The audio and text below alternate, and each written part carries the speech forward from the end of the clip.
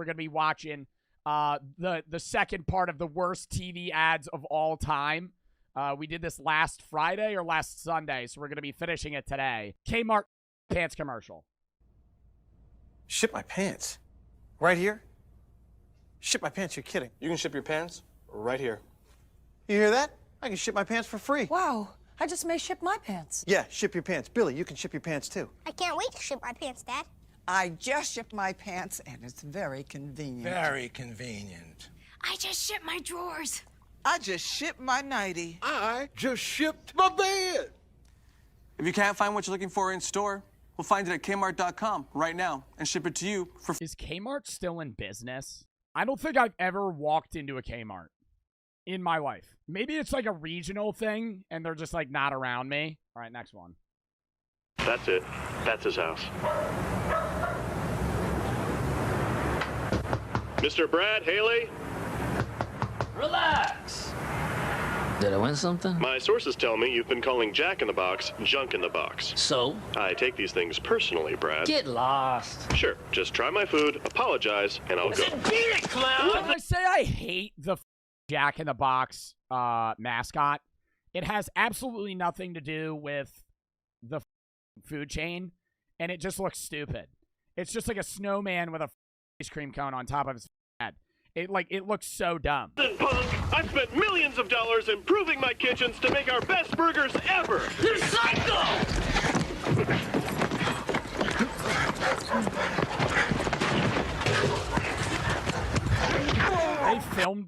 They had this ad on TV. Oh, yeah. Whoop 'em good, Jack. Brad, you get to try my best burger ever, and all I want is your honest opinion. Tasty. Really? You're not just saying that because I'm kneeling on your spine? No, I shouldn't have dissed your food, man. I'm sorry, Jack. Well, I'm sorry about the grass stains. Really? No. Dude, that didn't even really feel like an ad. Like that seemed just odd. Choco Bell? Oh no.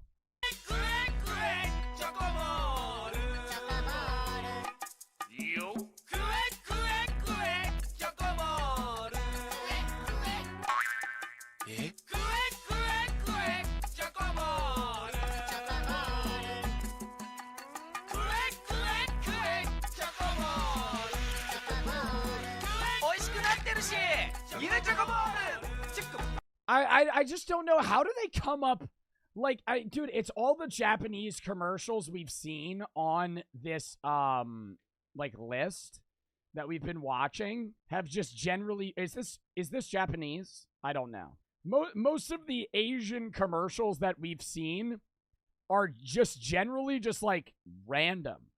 Like, they don't have to do with the product. It's just like, let's, like, copy a PNG of some dude's face onto a walking chocolate ball and then just call that the ad.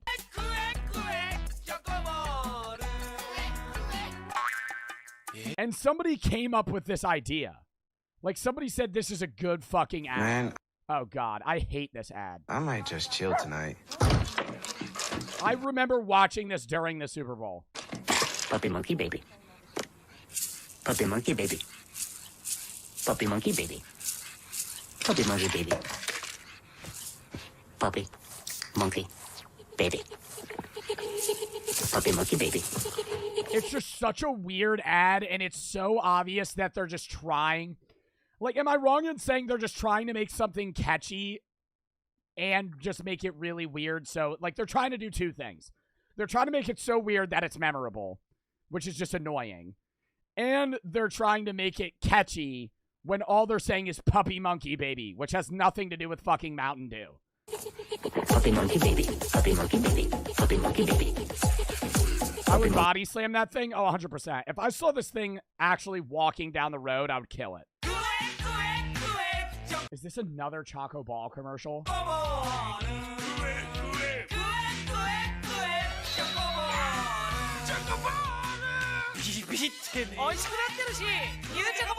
Yo, and you know damn well those things are trash. Like, you're about to eat Choco Ball. I'm about to eat that bitch. It's gonna make me throw up. It looks like a Whopper. It looks like a Whopper with different filling. Old Spice ad. Oh god. Pepperoni. So where are we dropping? I saw this ad the other day. Why did they get Cypher PK to promote Old Spice? Honestly, though, kind of a smart strategy. Get a really popular gaming creator to promote deodorant. Let's grab the audience that wears deodorant the least. Gamers. And so they now, you know, that's smart. Like, that's honestly smart. But I feel like Cypher PK, is he that famous? Like, I feel like the majority of the people that are going to see this ad don't know who Cypher PK is. Unless they targeted, like, Twitch and YouTube. I don't think this was, like, a TV ad. Actually, no, I think I saw it on TV. So where are we dropping? And, like, what the fuck is this thing in the back? Gonna take a rift? Hold up. Sorry, chat. I forgot to put on my Old Spice deodorant, and this body odor is driving me nuts. I just, like, smell like shit. Sorry, chat. It's just, like, every time I'm, like, I micro move, I just get a reek of my fucking BO and I want to vomit. Even your place stinks. Give odor the bird with the 24/7 lasting freshness of Old Spice Eagle Fangs deodorant. That shit probably smells fucking putrid. You know when it's a blue stick that shit is strong. Like, you could smell it. You could open that Old Spice little fucking tube. You'll be 30 feet away and you'll smell it. So what are we playing? Thanks.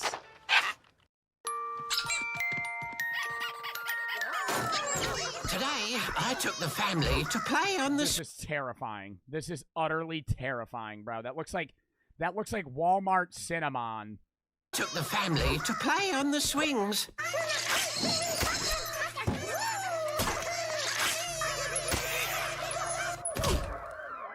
And I need more than one pair of hands at bedtime. Your behavior today was appalling! Oh, I'm so proud! New pepperami nibblers. They're little bits of an animal. This little piggy went to market. What a slogan. God, that makes it seem so fucked up that we eat other animals. That would make me never want to eat that shit. Pepperoni nibblers. They're pieces of animals. It's pieces of an animal. God, when you put it that way, it's like, fuck, man. Like, I don't want to buy that. Like, if you're like beef jerky, it's pieces of a dead animal. This little piggy stayed home. This little piggy... Oh. New pepperoni nibbler. Eating each other. This is literally like a cannibal ad. They're little bits of an animal. Pepperoni nibblers, little bits of an... Say no to No Nut November. We gotta get some hobbies, dude. This No Nut November thing is brutal. Wait! No Nut November? Why deny yourself the pleasure of a good nut? Like, dude, like, I see what they're doing, right? They're trying to capitalize on the trend with nuts, but it's like, realistically, your marketing is probably supposed to be geared towards, like, people that are going to buy the product. And the people that find, like, No Nut November funny are, like, 15, and they're not going to go out and buy whatever organic nuts this company is selling. Come on! How about you satisfy yourself with a nice nut right now? Together? Oh, my God. Oh, my God. What? This was an ad? Was this on TV? Orchard Valley Harvest. Holy shit. In front of you? Oh. Uh-huh. Oh, my God. Oh, I haven't had a nut like that in ages. Wait till you try the cranberries. Oh, the egg smells good! Oh my God, that's the worst. And no, it doesn't beat the one ad. Okay, the one ad that we watched last stream. They literally shoved a black guy in a fucking washing machine and he came out Asian. That was the most fucked up ad. And there's your beautiful baby. Any day now. You're eating Doritos? He's eating Doritos on my ultrasound. Do you see what I have to do? I know. Oh, he's trying to grab him. Dude, that's honestly a pretty good ad. Oh, oh my God. Oh my God. Oh my God, I remember this. She's going to give birth right here. Give me that.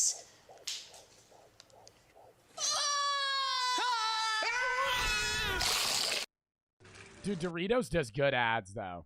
Doritos does... See, like, that's a weird ad, but it's memorable. What's the name of this? Banned commercial for condoms? Oh, God.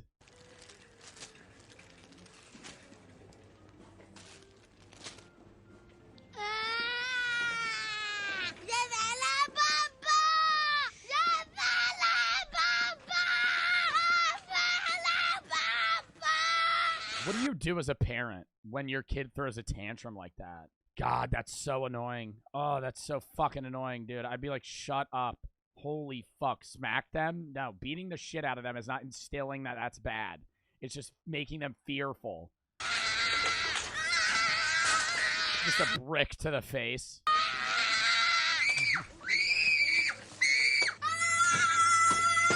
Oh, it's so over. Oh, it's so over. Use condoms. Bro, is it not even for a specific condom? It's just like literally just a broad use condoms.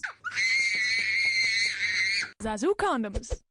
Dude, that's honestly a good ad. That's like honestly a good ad. I'm so serious. Super Mario World 2 Yoshi Island. Much too much? To find out, we crammed everything into Super Mario World 2 Yoshi's Island. 60 more levels, massive enemies, huge Yoshi tricks, all served up with the latest graphic technology, Morphmation. No more. Sure you don't have room for another little bonus level?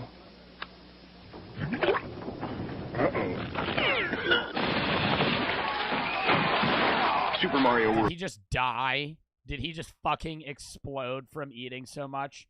And all of his intestines just got all over the other customers? 2 only on the Super NES. Still the big one. Another Doritos commercial. I feel like I haven't seen one Doritos commercial that I didn't like.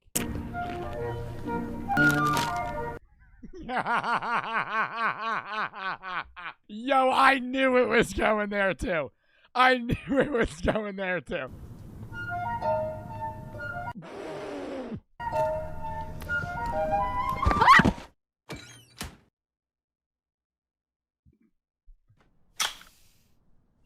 Oh, this is gonna be trash. Dude, it's a Mountain Dew commercial.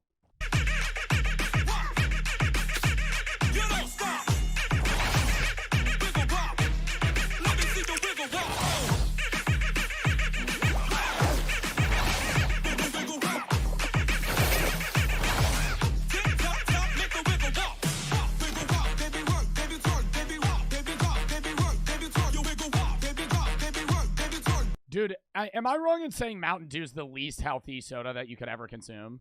No, I think it's Monster. Monster is like death fluid. Monster has like 90 grams of sugar and 300 milligrams of caffeine.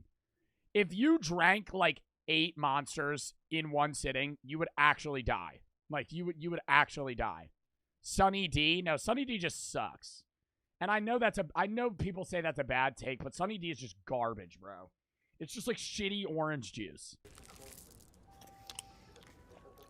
Oh, what is she from? Always Sunny in Philadelphia. Skittles umbilical cord Mother's Day TV commercial. Lemon. Orange. Oh, Mother. I love eating Skittles every time you eat Skittles. I love you eating Skittles every time I eat Skittles. I miss Dad. Cut the rainbow. Taste the rainbow. Happy Mother's Day. Har du sett Stig och de andra? De håller tydligen... Yo, when they cut the umbilical cord, where is the tube for the woman? Like, it's your stomach, your belly button.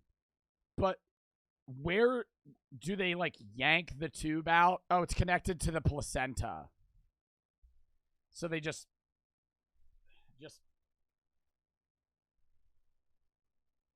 Like one of those? På förbereda något stort som ska inspirera till att äta hälsosamt. Bli fin! Mer protein. Nu kör vi!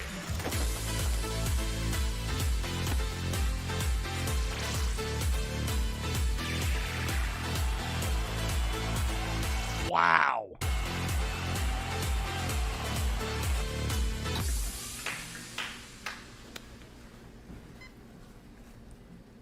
Ska vi gå nu? Yo, that guy's like actually too big. Like that is like, dude, his calves are as big as my quads. Like that's like scary. Like he could probably like, honestly, I believe that man could fucking squeeze a watermelon with his fucking toes. Hilariously bad Pakistan Sonic Heroes Happy Meal commercial. आओ चलकर happy मील खाए और McDonald से Sega games लाए tail soccer Sonic skateboard. God, dude, it looks like it was made on. This looks like some school project type shit. Like you would film this on like fucking PowerPoint. Rogue and Emmy tennis. Dream puff flower catch. Shadow basketball. Shadow basketball. Knuckles baseball. जी भरकर फिर खेलें, खूब हल्ला गुल्ला मचाएं और दोस्तों को भी बतलाएं। चलो चलकर हैप्पी मील खाएं। चलो चले मैकडॉनल्ड से सेगा गेम्स लाएं। I'm loving it. You're acting so funny. What's wrong, Billy? They ran this ad into the ground. This one sucks. I should probably tell you. I have Skittle pox. Skittles pox. Skittles pox? Ew. Ew. Ew. Are they contagious?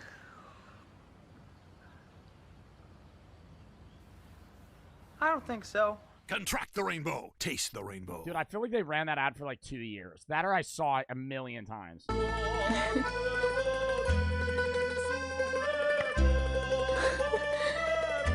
Wait. There's something I want to tell you. -2.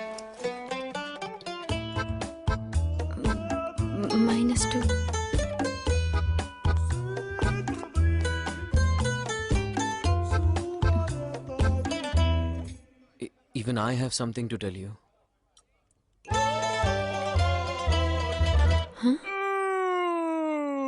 Lasting relationships are based on transparency, like what Geojit. Yo, I don't understand toupees. I don't understand toupees. Get it, dude, rock the bald or get a hair transplant. Or rock the baldness. Or like the balding, right? You can rock the Psychowitz haircut from Victorious and look fire, right? If you're an old 60-year-old guy, you got the fucking top. You got the top like bald. All right. Oh my God. Let me sniff your beard now. Hold up, chat. I gotta go pee real quick.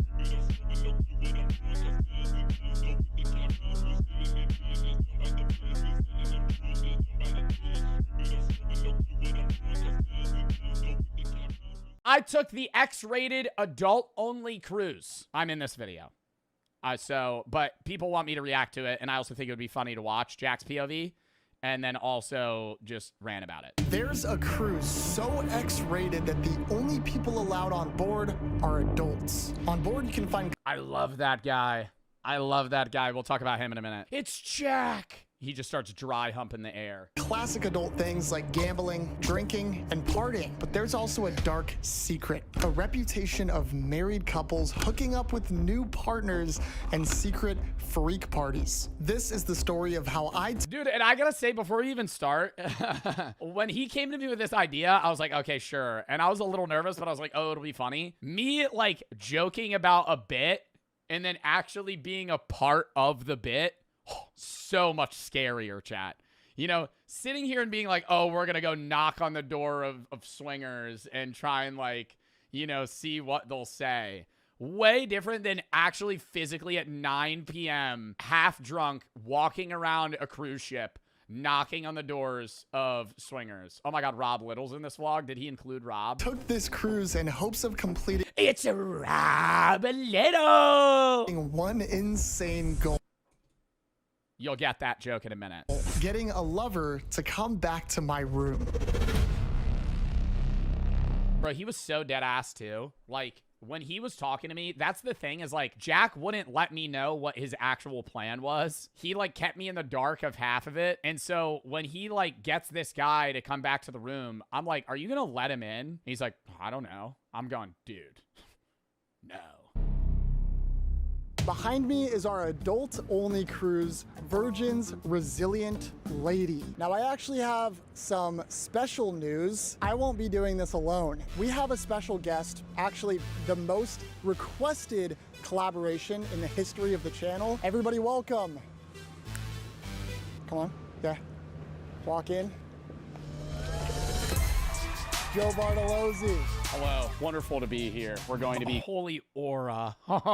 Holy Aura, who is this guy? Causing some mayhem. I'm very excited to be with Jack, drinking with him. For the people that don't know who you are, what makes you... Bro, what was funny is, okay, right at the time of this recording, it's probably like, maybe like 9 a.m.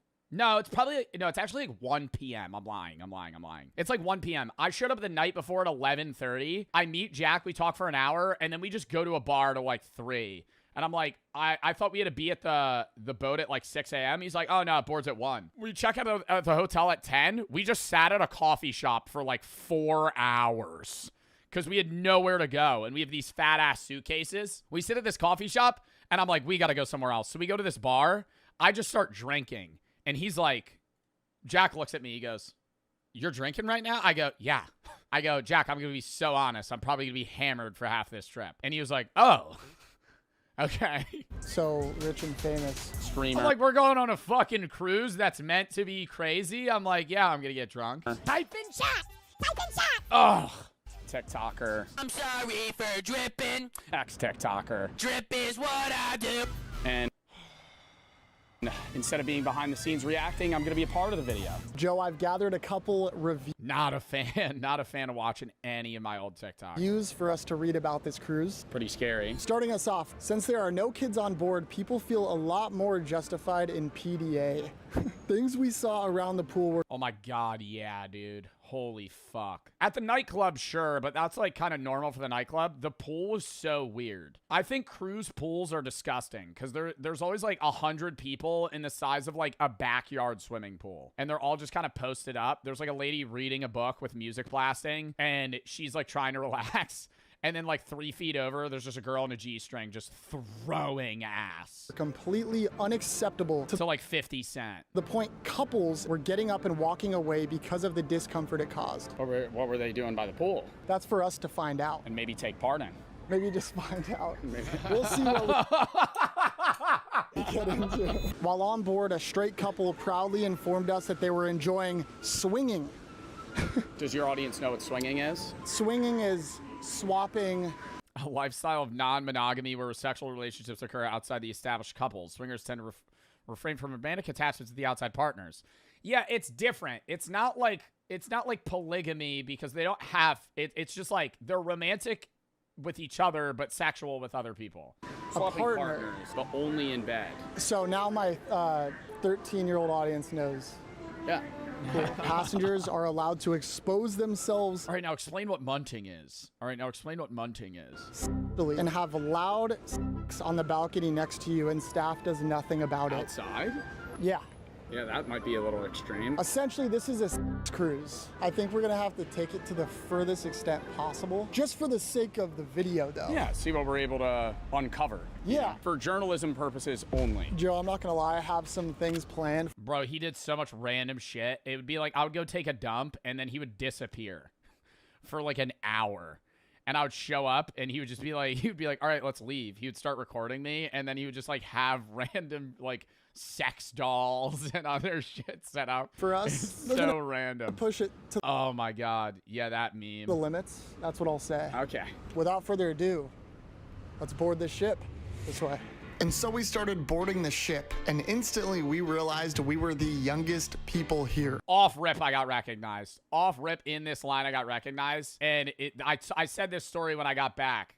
Instantly, we realized. I think it was like somebody back there. They're like, Javis? I went, no. Javis? I was like, head snapped. We were the youngest. You know the Iron Man meme? People here. And as we were looking around at our fellow cruisers, I noticed there would be some characters joining us. Kid-free zone. Adulting optional. You ready, Joe? Hell yeah. What have we gotten into? And finally, we have stepped foot on the adult-only X-rated. Bro, and I gotta say, walking onto a cruise ship is like the most confusing thing ever. You know where nothing is. And all the people around us are like cruise regulars and they've been on the boat. Me and Jack didn't even know there was like a fucking food court till like the second day we were there. Cruise. And let me just tell you, we were not the only ones excited. Oh my God, this guy was a fucking character. He had like a 15-foot pole. He just wore the squid hat and he would walk around and just mingle. Let's go. What's your first impressions? A lot different than what I thought it would look like. Yeah, me too. Instantly, this was different than any cruise I've previously been on. No big grand entrance or anything like that. It just kind of had a lot of lights and reminded me of a nightclub. And with the minimal amount of exploring that we did, we found some things that you probably wouldn't find on a normal cruise ship. What on earth? Oh, this is... Pole dancers or something? Oh my God. Dude, there's a strip pole. Look at all the cuck chairs. Imagine there's just a bunch of stains on the chair. There probably is, dude. Joe forced me to take these videos of him. Grown man, by the way. First order of business. Oh my God. Okay, Jack. Okay, fucker. We were talking about which dragon we would be or which unicorn or whatever we would be if we had to be one. Stop acting like you weren't a part of this fucking conversation. I said, are you brave, fearless, or daring? And we had a whole conversation about that. And now he's acting like I was like, oh, take my picture on this fucking like seahorse or whatever the fuck it is. Take these videos of him. Grown man, by the way. First order of business before the cruise sails. We are starving. This would be our first impression of what adult-only food. Oh my God, cold chicken wings. They were banging though. The sauce was so good. Tastes like. I hadn't eaten in like 7 hours. I got some chicken wings, a pretzel, and a beautiful crispy Coke Zero. What'd you get, Joseph? The same exact thing. You got the same thing. Let's try the food. I'll be honest. It's a 6 out of 10. Chicken wing. It's cold. Yeah, I'm good. After filling our bellies with some pretty mediocre cruise food, we headed up to the top deck because we heard whispers of a sail away party.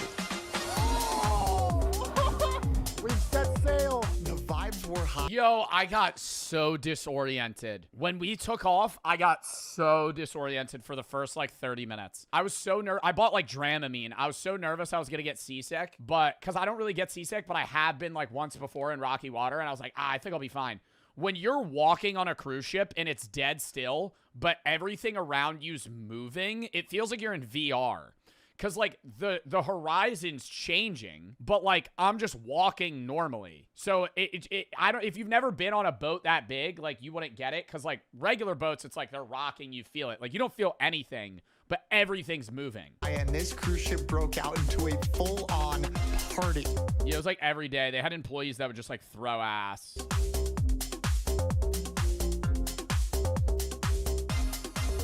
Like a dumbass. We were slowly drifting away from Miami, and the only thing that could make this experience better was a drink. If you like pina coladas, cheers. Bro, every drink we would have, Jack would go, this shit sucks. And he would just order a glass of champagne. And I go, that's the worst drink you could get. That is a pina colada with like extra rum or like a rum floater or some shit, and he's like, this sucks. And I'm like, how do you not this is like one of the most liked drinks of all time. Tastes like shit. It tastes like shit. It tastes good as hell. We sat here and enjoyed our first drink of many on this ship. Me and Joe had a lovely conversation. He's an awesome dude, and we were also talking about how the heck we were gonna get a swinger to come back to our room. But right now we couldn't worry too much about that because our room just so happened to be ready. Hopefully the room's nice. Hopefully 9274Z. Oof. It's clean. I remember that room for the rest of my life. Dude, we got lucky too. When we were walking around the cruise decks, we were on one of the only ones that wasn't scalding hot and didn't smell like poop. There was one, I think it was like floor 5. It was like the first floor of rooms. It was so hot and it smelled like poop, like everywhere. Wow, we did not just totally set up that shot. This is pretty nice. This is actually nicer than I... This is first impression. Jack tells me when we show up, he goes, there's going to be 2 beds. There's going to be 2 beds, Joe. We walk in, like, we just put our bag down, set up the camera, and then we got, like, an authentic reaction to the room. Didn't even, like, look outside. And I'm like, oh, there's 1 bed. Expected. Why are you laughing? Where's the second bed? This was supposed to be 2 beds, guys. That is what he booked. That's actually what he booked. Oh my God. This is the bathroom. Very nice. Very clean. Complimentary soap, makeup towels, and a sexy hot dude. Here's the shower, body washes and conditioners. Cock chair rating, we're gonna give this a good back support. Got a bit of an ass support as well. The problem is if I'm in the cock chair and I'm looking right, it's kind of a neck issue to see the action that's going on. So we would actually have to pivot to get a better view here. I think the view is actually the best selling point. Oh my God. Yeah, dude, one of the coolest things was just middle of the night. How dark it was. Like, you could see the stars really well, and it was just pitch black. Like, the epitome of pitch black. Oh, Cut. This is beautiful. There's a flat screen TV. We have a water station with comes with a rationing that water, bro. Oh my God. We ended up getting the beds separated. So like that bed is actually 2 like twin. It's not a twin. What is it called? 2 singles combined that we like separated, and so we just slept they like pivoted and our heads were like facing each other. We had to ration that water the second and third night because we got so drunk and I was waking up and it was just like we had both of those. I don't know if he talks about it. I've shared this story before. You'd probably see it in my YouTube video of it. But we were so drunk. There's no water. Like, that's all the water they give you. And we're already like halfway done it. And I'm like, we're going to run out of water, dude. Like, what are we going to do? Jack's hammered. He just goes and fills one up in the bathroom sink and hands it to me. And I'm like, bro, I am not drinking water out of a fucking cruise ship sink.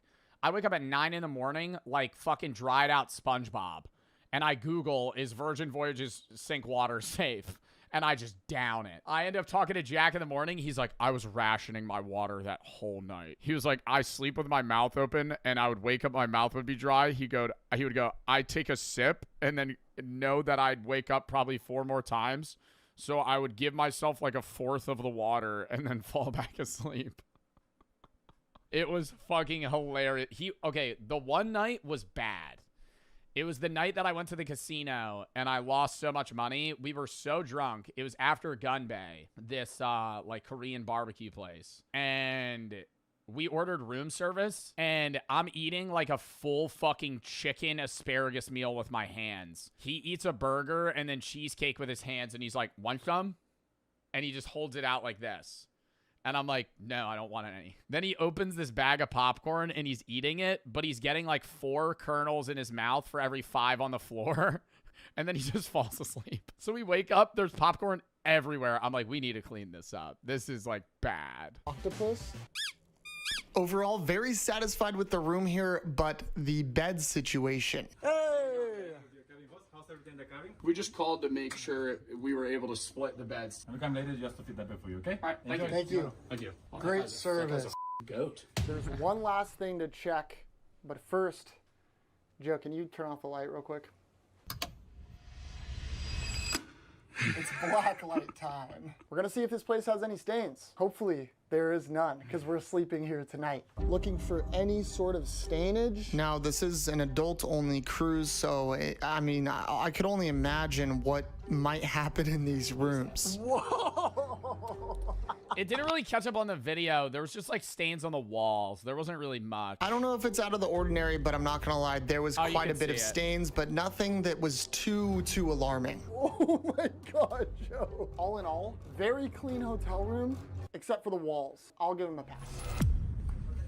Why don't you include any of this stuff? Because this is his video, bro. His video was the freak cruise. Mine was just trying every bar on a cruise. Dinner is upon us. Joe really just wants to drink as much as he can. So, yeah. Yeah, effectively. Yeah. This is not a profit video, but it may turn into one. After a short first day, the sun was setting, the smog was filling the air, and me and Joe were getting settled in for what we didn't yet know would be one of the freakiest situations we've ever been in. And speaking of freaky, on our way to go get a drink, we once again stumbled upon the Red Room from earlier. Yo, it's smoky, bro. Some of this may be blurred, but yes, this is our first glimpse of what we would be experiencing on this cruise, and things we're gonna get. Yeah, the freakiest casual shit was the shows. Like, all of the shows were like very risque, like borderline naked people. A lot freakier. Thank you. We've arrived to a place called the Sip Lounge. I will say this cruise feels like an adult cruise because everything is oddly fancy, or it just feels like a club. You guys are gonna be so proud of me. I got a glass of champagne. Let's give it a shot. Really good. We're gonna have at least 50 of those on this cruise. There's one clip, and I hope he includes it. Oh, should I say it now? No, I'll wait. We have a long trip ahead of us, and I have a feeling because there's no way he didn't include it. Things are gonna get pretty out of hand, so that's all I got for you. And to end off a calm first night, we went and got dinner. Dinner is acquired. Yeah, the pretty patties. Every day, all he ate was burgers. Bro, I'm so serious. He ate probably 3 burgers a day. 2-3 burgers a day. Like, that was, and they would change the color of the patty. And it was a red burger, then it would be like green or blue or purple. Like, oh my God. It's dry to the point of like, no amount of ketchup is gonna save this thing. Fries redeem it. I got some sushi here. We have a spicy tuna roll. We'll give it a try. Yeah, bro, my problem was like all the stuff that they had that was like good, like drunk food was beef. So every day I would get really drunk and then I'm eating like sushi or eggs. Like that, like vat eggs. Like I'm eating fucking like just breakfast. It's in between a normal sushi place and grocery store sushi. I'd give it a 7. I think it's safe to say so far we are not sold on the food.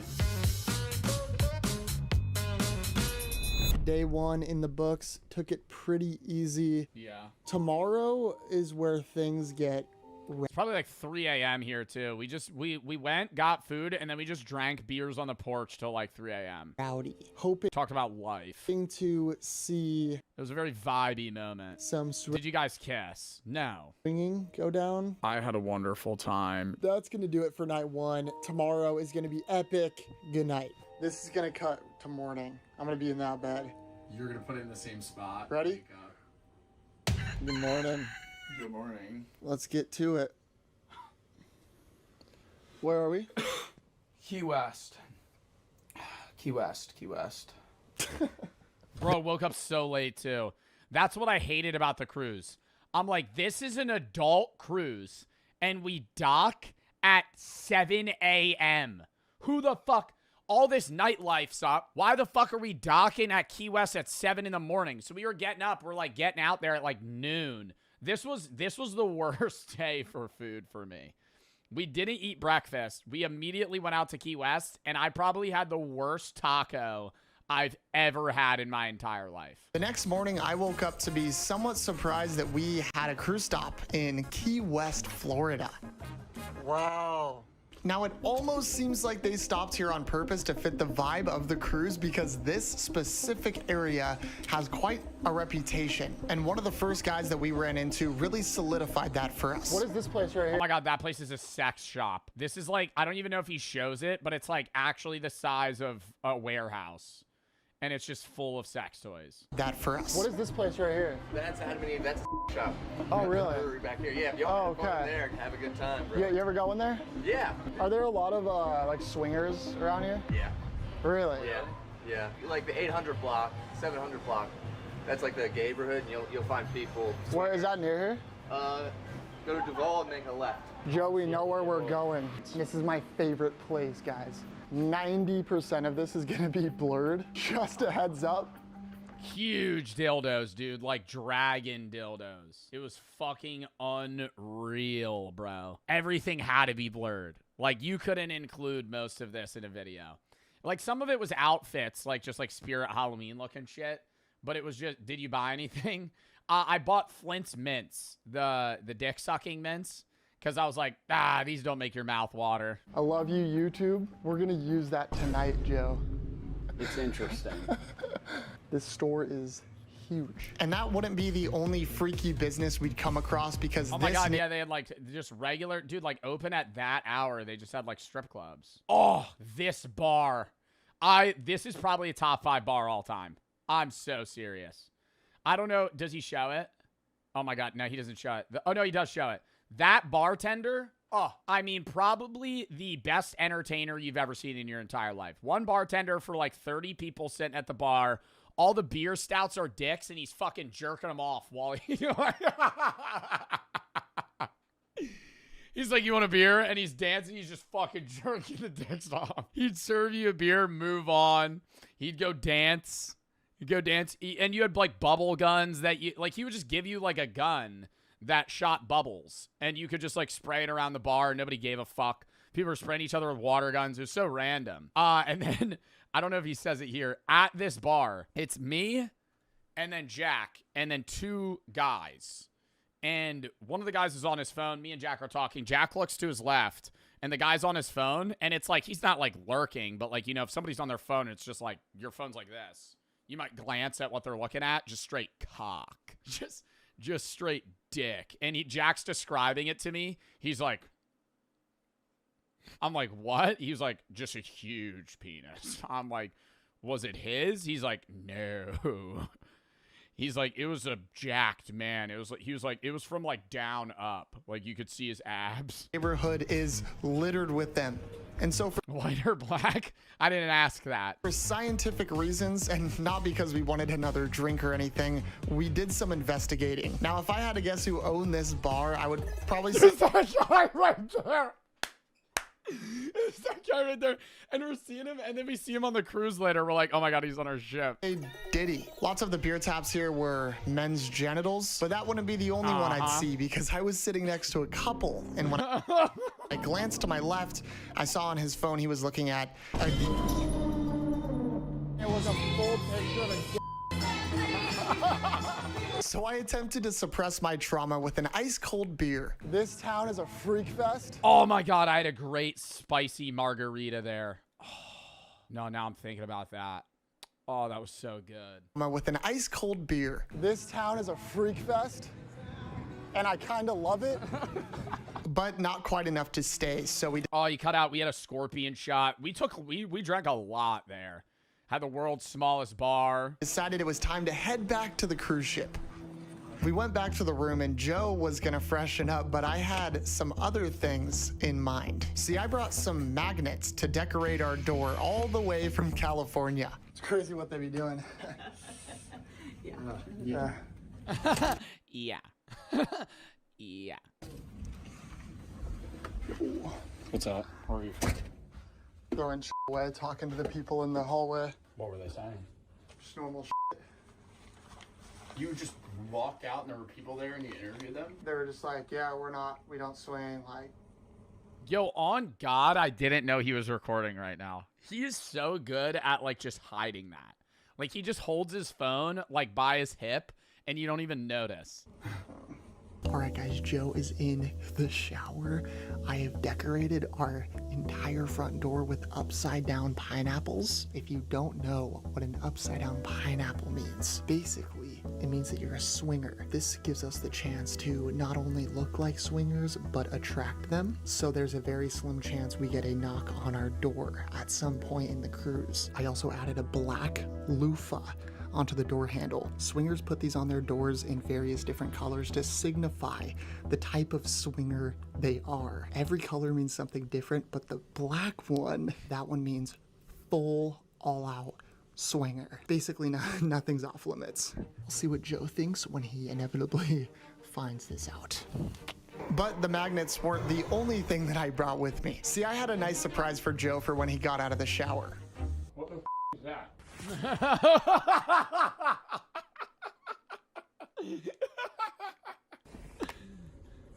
Got out of the shower. What the is that? Wait, what is that? What is that, bro? No, you put that in there. Yes, you did, bro. Yes, you did. Hey, I brought it. Off to lunch. That's. Bro, stop with this shit. Loofahs on. Look at our door, bro. Look at our door. Will swing if pushed. What does that loofah mean? Black is all out. Wow. I'd say that worked out pretty well, and hopefully that gets us one step closer to our goal of getting a... Oh my God. And there was these women. There was like a group of like 4 women in their 40s that were so hard trying to get us to swing with other people. Not them. They were like, Jack interviews them, and they would like find us on the boat, and they're like, you got to go to this floor. Like, we're trying to help you guys out. And they would ask us. And then it was like after the guy actually showed up, it was like the next day, they're like, you find anybody? And Jack went, oh yeah. Oh yeah. And they were like, okay. Swinger to come back to our room. I've gotten a Red Bull, sugar-free of course, and a cheese pizza. Not gonna lie, this actually looks... Oh my God, the pizza was the best thing on the boat. Genuinely. Outside of like the fancier stuff, like just everyday food. Half decent. Hopefully, this is the best food we've had. Looks nasty, bro. Some of the food there was so shit. So far, because it's been mediocre at best.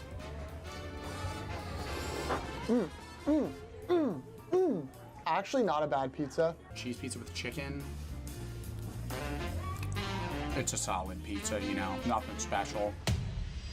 First drink of the night is absolutely incredible. The plan for tonight is to have as many drinks as humanly possible and meet as many swingers. Yeah, I think this was the day I got really fucked up, because this was like heavily my part of the vlog.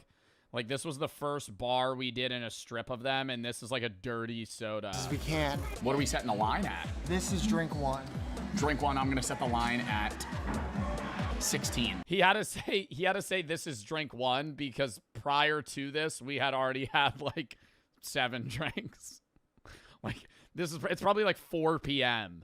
when we started this. I think 17, and we're gonna be feeling good. Let the night begin.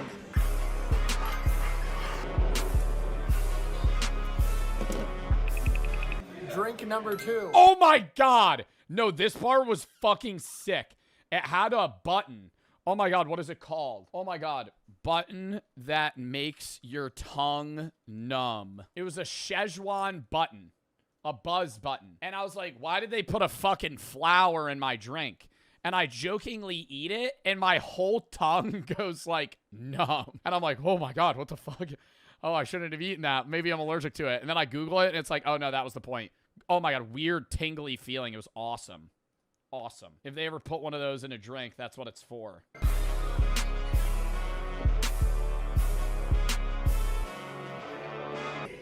Oh, best one yet. Where are the swingers at, bro? Drink number 3. Joe's laughing because he knows what I'm about to do.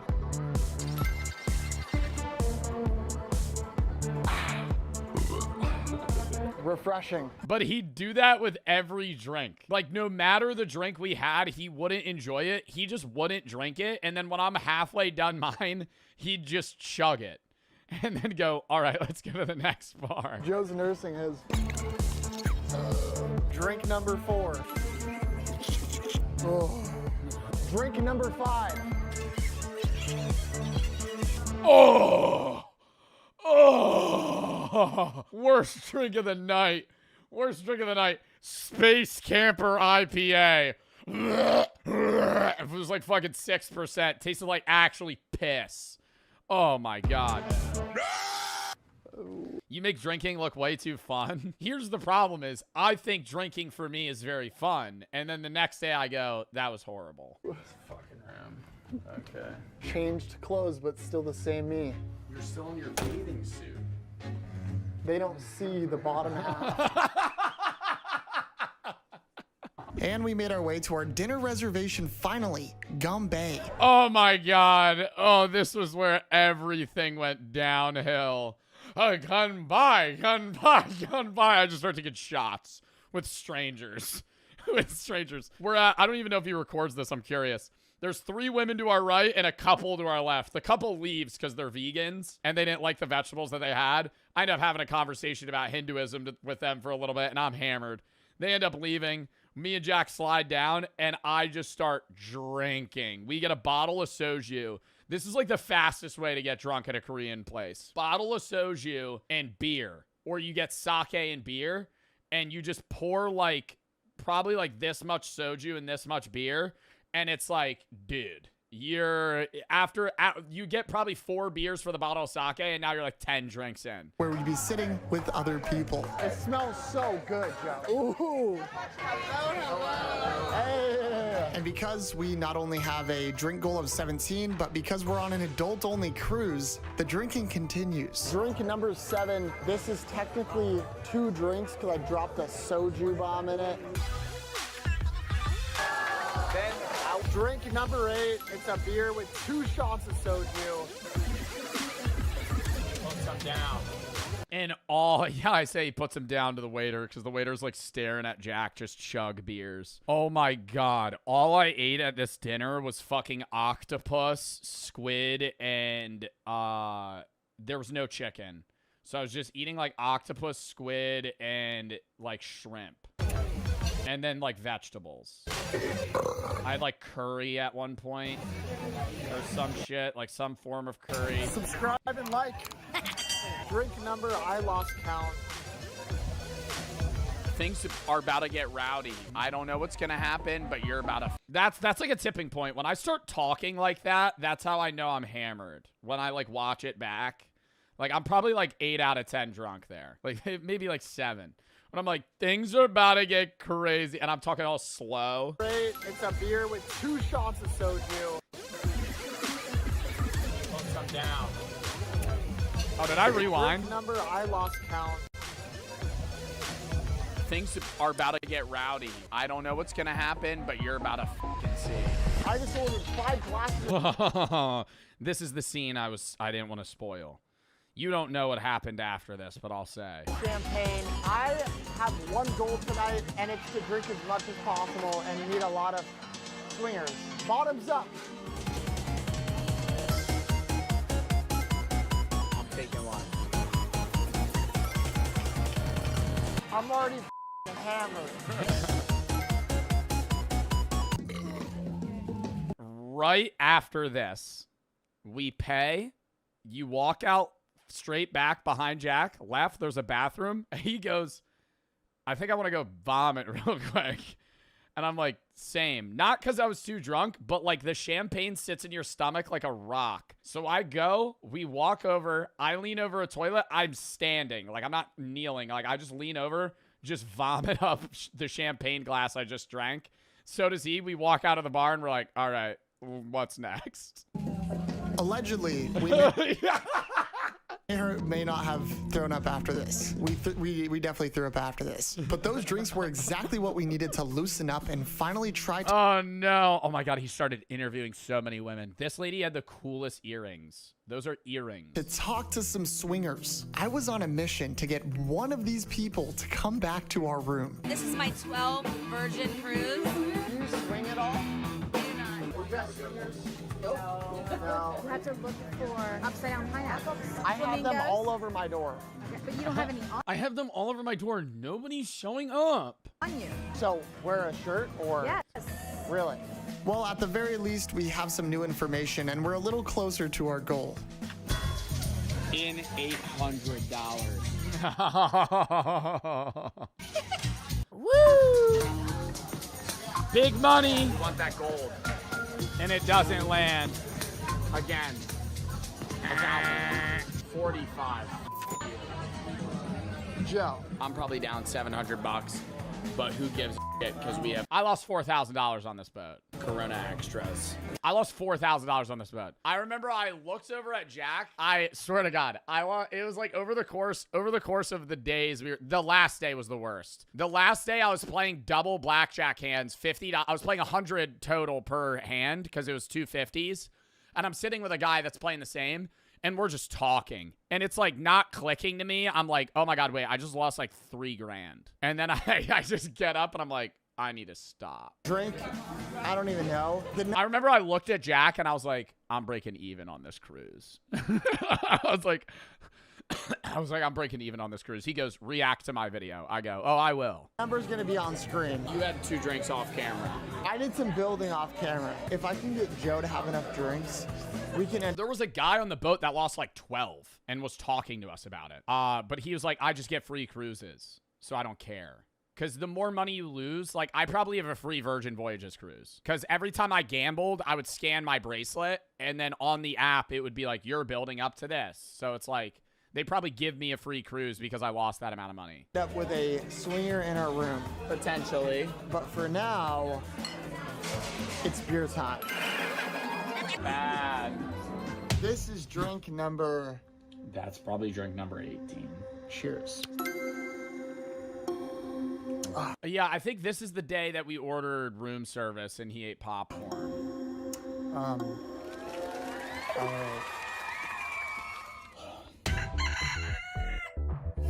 so hungover.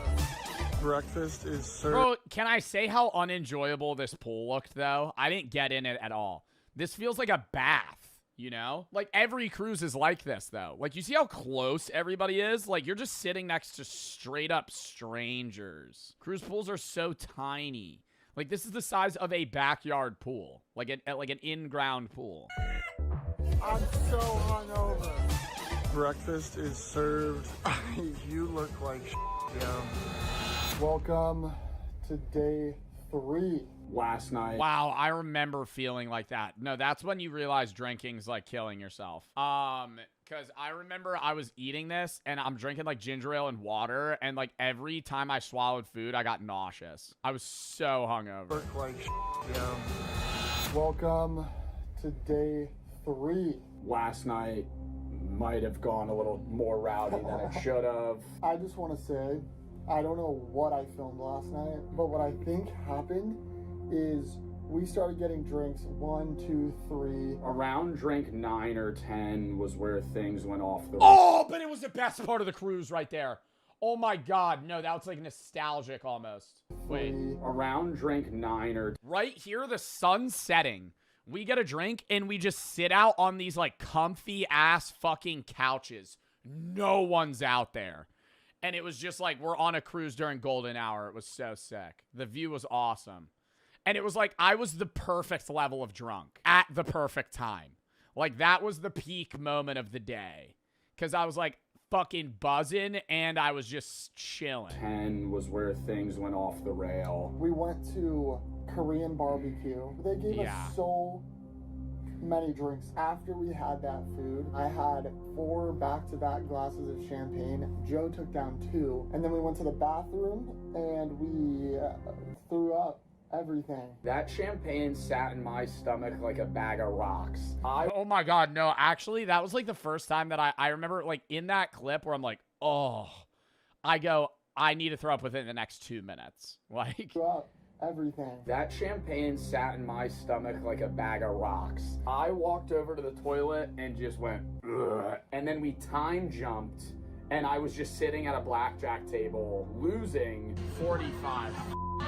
Joe lost $1,000. Nah, probably like 1,400. That's so bad. Joe got like $100. Oh my God, no. I was so drunk. I'm gambling at the roulette table and I hit twice and I look at Jack and I go, I'm up. I was not up at all. I was up. I was probably like down total like $600. I made like 700 back. I just start putting it all. I lose it all. And then I think about it. I'm like, wait, no, I wasn't up nearly what I thought I was. And he looked at me like he just struck gold. And bro was down like a grand. Then we got back to the room, ordered room service. I walk out of the bathroom. He's eating a cheesecake with his hands like it's like a snowball. He's like, "You want some?" Hands it out to me. Also, he ordered a bucket of beers and was like, Wait, what? Wait, where are those? Do we have those? "Yeah." Oh my god. Heineken's. He ordered a bucket of beers and he goes, "Let's drink them." I go, "I'd rather die." And now we're here. Now, there's been some freaky things on this cruise so far, but what it seems like to me is the swingers don't really come to you. You need to seek them out. Let's go find some swingers. And so we were right back to our goal. This time our strategy was to look for other people's doors that also had upside down pineapples on them, if there were any. I'm really hoping we can find a couple. Not what we're looking for. Okay, no pineapples, but whoa. We started looking and immediately... Yeah, that was fun. That person, because the doors are metal, so they brought like these Scrabble magnets and people would just like write out their own words on these people's doors. No pineapples, but whoa. We started looking and immediately there was lots and lots and lots of doors that had... Oh my god, AI! AI! AI! Every old person's door was like lifelong cruisers, and it was just like fucking AI stickers. And I'm like, wow, this is all old people. Like, you could tell whose room was like people that were 75 and people that were like 40. Stuff on them, but none of them upside down. That's all AI. That has to be all AI. Happy anniversary. I love it when we're cruising together. Pineapples. I did start to get a little bit worried here because not only have we not even met a swinger, but we can't find a door with the upside down pineapple on it. There you go. I mean, I see photos of it online all the time, but we were searching far and wide to no avail. Did you see any upside down pineapples? No, not this time. Do you see them a lot or no? Bro, I feel like he actually framed this as like we were struggling. We found upside down pineapples in probably the first like 10 minutes of looking. Like, we had to go to the second, we had to go through a whole floor and we didn't find anything. But it's like, we found them pretty quick. Oh. Yeah, a lot. Really? Not this cruise. That is intel. Floor 6. No, no, no! Oh my god. It's real. It's real. Ah, dude, and I just want to know who these people were. Like, we knocked on their doors and they didn't fucking answer. Later tonight, we come through and we knock. And see if they're here. And after that first door, we started realizing there was a lot more of them on this ship. Holy. Oh my. Yeah, this one was crazy. This is as in-depth as Jax, and Jax is a joke. Life is better upside down for shenanigans. Plays well with others. God, bro. Plays well with others. Certified. And in my head, I'm going, whoever you think's in this room, it's the exact opposite. Like, the person you'd least expect is the person that's in this room. Swinger down. Actually, no. It's probably the dude with the squid hat in the beginning. Like, if this guy opened the door, I would be totally unsurprised. You the little squid dude, where is he? Excited. That guy. If that guy opened the door, I'd be like, you know, hey, what's up? Oh my god, bro. Plays well with caring. It's real. This boat is freaky. This was exactly the type of hope that I needed, because tonight was the very last night that it was going to be a party on board, which means we had one opportunity and tonight had to be our night. So as the sun was setting, we took this opportunity to sit there and have a long thought out conversation of the game plan for tonight. You're uncomfortable with the swinger stuff. Yes. You're like, yeah, man, we'll just like walk on this, say we're gay lovers and they're swingers. We want to have No, because I kept saying that to Jack. He's like, we're going to just knock on their door. I'm like, what are we going to say? And he's like, we're going to say we're swingers. And I'm like, okay, they open the door and we're going to say, hey, we want to fuck? Like, what are we telling these people? I know how to make you more confident. Close your eyes, Joe. Don't open them. Don't open them. You going to blow up the all again? No. Keep them closed. Open your eyes. The f***ing pineapple shirt, bro. Oh my god. Do you have one as well? You ready? Yeah. How do you feel? A little more. Dude, I feel like that shirt's tough. I think I still have it. Confident now. Tonight, we're hitting the club. We are knocking on swingers' doors, and we are gonna get hammered. Like, I'd wear that out. It's just a cool shirt. It's like they're like very colorful pineapples. Once again, we'll see what happens. Let's hit the town. So this was it, our last night to pull this off. And I'm not gonna lie, with these shirts on, I was more confident than ever. Thank you. Joe, on the other hand, he was gonna need some liquid courage. Yeah, in my head, I was like, okay, if I'm drunk, I'm not gonna care. That was the worst one yet. Me and Joe. And we're talking about it. He didn't bring this up. He has like, that's a camera in his hand too. And he's like, okay, I'll hold that on my side. He's like, I have these meta glasses. And he's like, would this work? Bink, bink, bink. It's literally like, wait, I have these meta glasses. I'm like, yeah, wear those. Yeah, let's wear those. Are on our way to the pineapple rooms that we scouted earlier. I am hoping they answer. Joe, you're gonna be next to me, and we have to sell to them that we're swingers. We're doing this. Yeah. Dude, I've never done this. Ready? Yeah. No. Hold this. No answer. Next one. Either they're not home. Dude, I'm just like getting flashbacks to the anxiety this gave me. Looked through the peephole. Like, holy fuck, I was so nervous because I was like, what are we gonna say? And decided we're not hot enough. Maybe they're swinging right now. I hear people.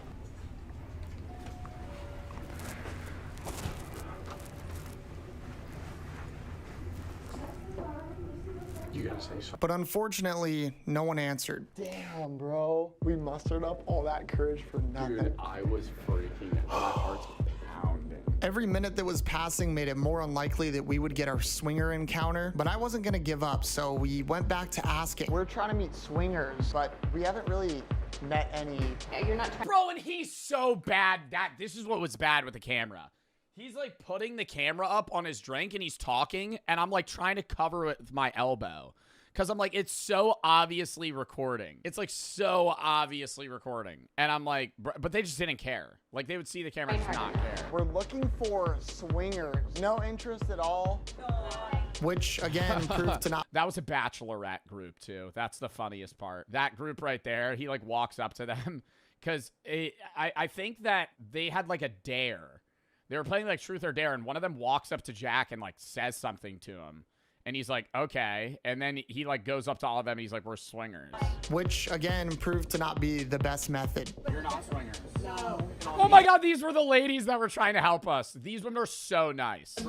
That's not a problem. That's what we're looking for. But I've heard online through Reddit forums that the one place the swingers like to hang out is the nightclub. And with it being completely dark and empty everywhere on the cruise, I knew that would be the one place I could actually count on. Behind us is the Manor. It's the only nightclub on ship, and apparently lots of swingers and freaky people are in there right now. We're gonna basically be hunting for swingers.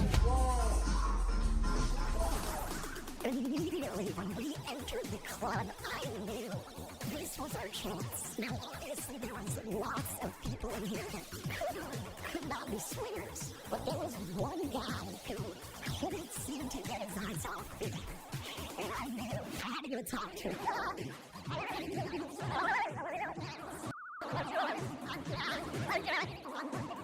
Oh my God. Oh my God. Oh my God. And this part was so awkward. In the moment, like, I had no clue because the music's so loud and he's like, record me. So I'm just drinking and I'm recording the club. So like in the camera, I'm just kind of panning because I'm like, I'm not obviously just recording him. I'm like recording everything, but I don't even know what he's saying. And so through this whole conversation, I'm just kind of like, what are they talking about?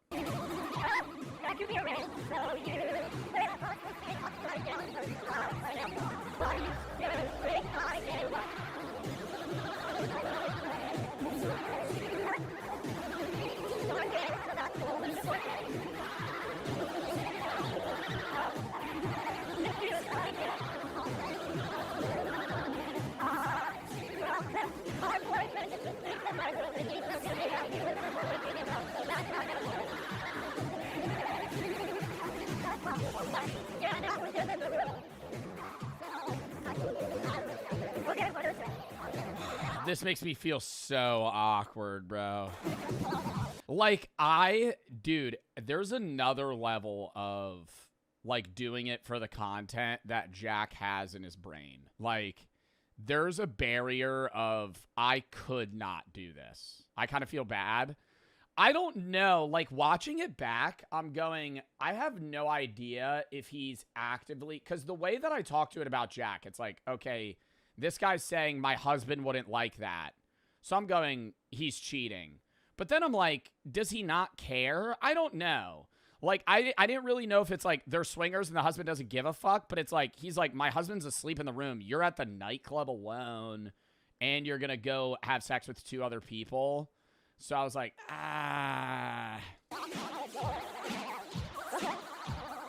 Or you said my boyfriend? Yeah, my boyfriend. Yeah, it could be an open relationship, but I just feel like that's so odd at a cruise for like the partner to just be asleep. It was like not that late here at this point. Easily the most uncomfortable conversation of my life.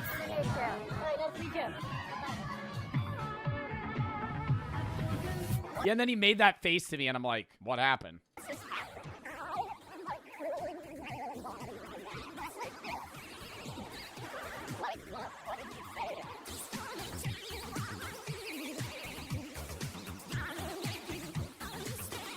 I gave him our room number. He's gonna knock. Joe, he's gonna knock on our door at 1 a.m. You told him to come at 1? I said 1 a.m. I was filming you, and I'm just going, I'm just filming the club, man. And I see him wrap his arm around you, and I go, oh, God. He tried to kiss me, dude. He's surefire knocking on our door at 1 a.m. Yeah, and who's filming? You'll see. I think he shouts him out. Not opening that bit. Because right after this, he shouts I'm opening it for sure. You're opening it? Yeah. This is Armando. The GOAT, Armando. Armando, we met the night before at the blackjack table because the club's right by the casino. And Armando was like one of the 5 people on this cruise that was our age. Everyone, the average age of the people on this cruise was like 40. Like, that nightclub was genuinely 40-year-olds. Like, 40-year-olds, late 30s, maybe.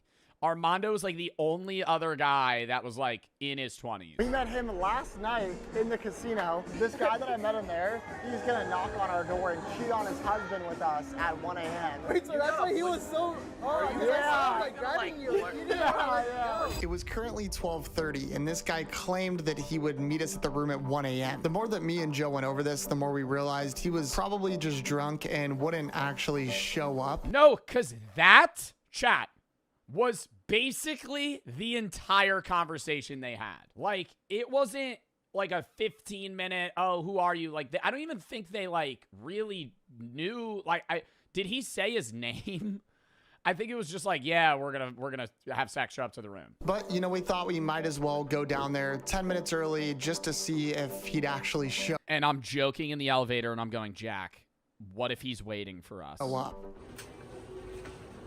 Heart drops right here. And as we came out of the elevator, heart drops right there. He was sitting right there.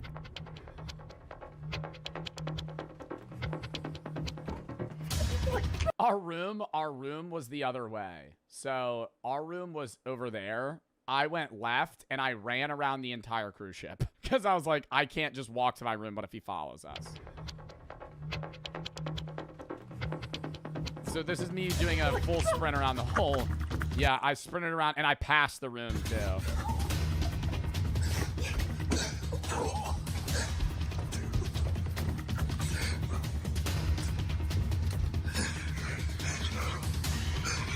I'm like, hurry the fuck up. Oh my god. Holy shit, Joe. He was there. He was there waiting. Holy shit. Oh my god. Yeah, I saw his face. I went, oh my god, that's him. Holy he wants to have so bad. His husband's asleep. Me and Joe exit the elevator and he is sitting there. Waiting. You had a 2-minute conversation with him and he's just ready to His husband's asleep. Yeah, he's gonna cheat on his wife. This cruise is so freaky. How did you even pick that guy out of the crowd? He just like looked at me first. And I was like, he wants it.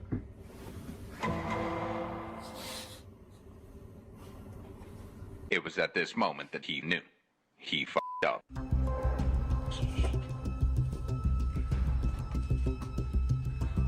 My like heart dropped. I ran outside. I sat on the balcony. I said, and he cut this part out. I said, don't let him in the room. I was like, do not let him in the room.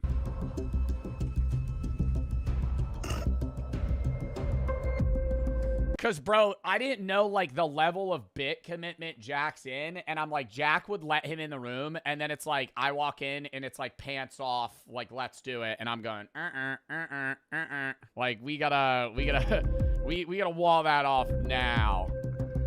He was gonna open it? I don't know. I just said, Jack, don't open the door.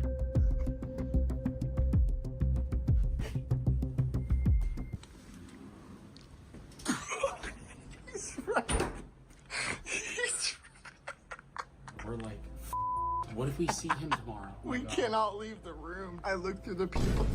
He's standing there. He's like waiting for like a DoorDash. He's ready.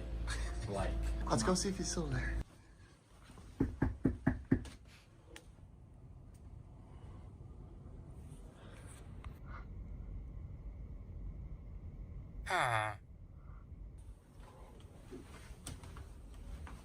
He's still there. No, he's not.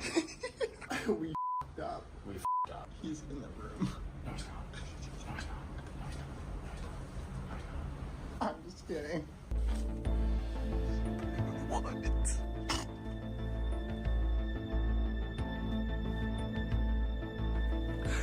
Yeah, it was probably like 15. It was probably like 15 minutes. He walked away for like a few minutes and then came back and knocked again. And then stood there for like another 5. I look through the people. He's just waiting. No, because I sat out on... He knocks. Jack goes and looks for a minute. Then me and him talk for like 5. He looks again. He's still there. We talk for another 5. Then I look. He's there. And then I saw him walk away. For like 15 minutes. No party thought we'd actually get a swinger. That's not even swinging. He's like cheating. See, I don't know, though. Like, I don't know, though. That's what it seems like, but I'm like, their conversation was so short. I'm like, he just said, my boyfriend's asleep. He wouldn't like that. I'm like, are you insinuating that he wouldn't like you cheating? Or, like, that he's just tired and doesn't want to have people having sex right next to him? I'm like, I don't understand. Peek your head out. You peek your head out. No. I'll film you. I can't. I love seeing you like this. The loofah. Take this Yo, right after, I was like, nah, we're done. I said, Jack, you got the bit. It's over. Joe is geeked. He's so... Let's say today was a success. And off in a weird way. Off camera, we may or may not have let that guy in. It's 4:30 in the morning. Yeah, it's I forgot I said that. We did not let the guy in. 4:30. Good night. Oh, I almost just killed myself. Signing out. Subscribe. Good morning. We're in. Oh my God. Wait, I gotta like the. Oh, no, I already liked the video. Bimini Beach. Hopefully. Bro, Jack was like anxiety today. Oh my God. This whole day, Jack's like, what if we see him? When we leave the door, our boy isn't sitting there waiting for us still.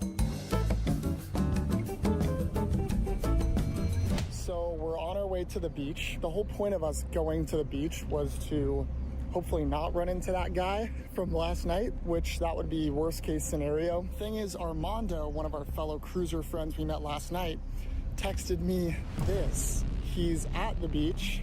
Armando made a cheeky little joke there that he's looking for me. I really hope that that was a joke. Unfortunately, the likelihood of us bumping into him again is actually quite high, considering tonight we're going to some of the freak shows. I'm just gonna go incognito.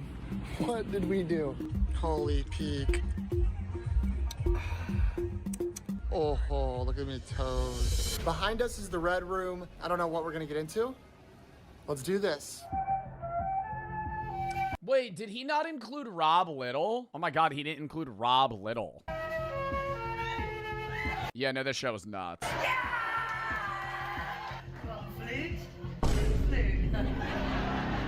If you've been laid in the last 24 hours, sit down. If you someone in the last 48 hours, sit down. If you've had... Yeah, it was like she kept getting people to sit down like wave by wave until there was somebody that was like a virgin in the crowd or something, and then would just be like asking them crazy questions. In the last 72 hours, sit down. If you've made the love in the last week, sit down. Freaky ass audience, bruh.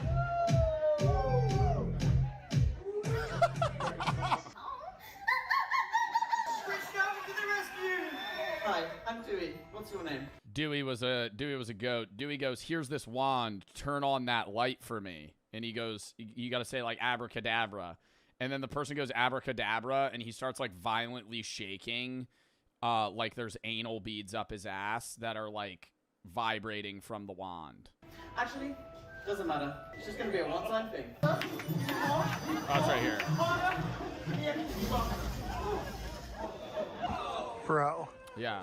Joe's drinking, can't handle it. Oh, Jack, dude. Oh my god. This guy was fucking badass. They go, "You're not a vampire." They would do scenes. So it'd be like 5-minute scenes. They would do like a play, but they would change the scene every time. And there would be like somebody in like a cloak dressed as a vampire. And they'd go, "Wait, you're not a vampire? You're Jack." And then he would rip his shirt off and it would go down, now, now. And he would do a backflip and start twerking.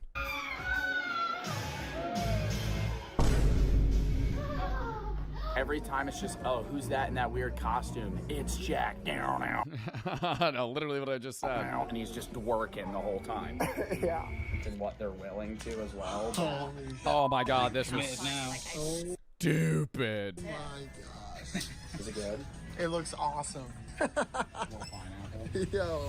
Bro, and Jack was gonna get it. I was gonna get it right side up, and the fucking tattoo artist, Cam, is like, "Get it upside down." And I'm like, "Oh, what a fucking great idea. I'll show it in a second." I'm like, "What a great idea." So I get it, and Jack's supposed to get it with me. He's a fear of needles. He's about to faint while he's watching me get it. And he's like, "I need to get a couple more drinks to get it." And they're like, "Oh, we can't give you a tattoo if you're drunk." And he's like, "Oh, fuck." And then they closed like right after. And so now I just have a pineapple on my ankle. Oh my god, wait, this night, he didn't include that. We watched No Country for Old Men for the first time. That was cinema. It's like 2 a.m, and we're watching No Country for Old Men, fire fucking film. And it was like one of the 10 movies they had on this boat.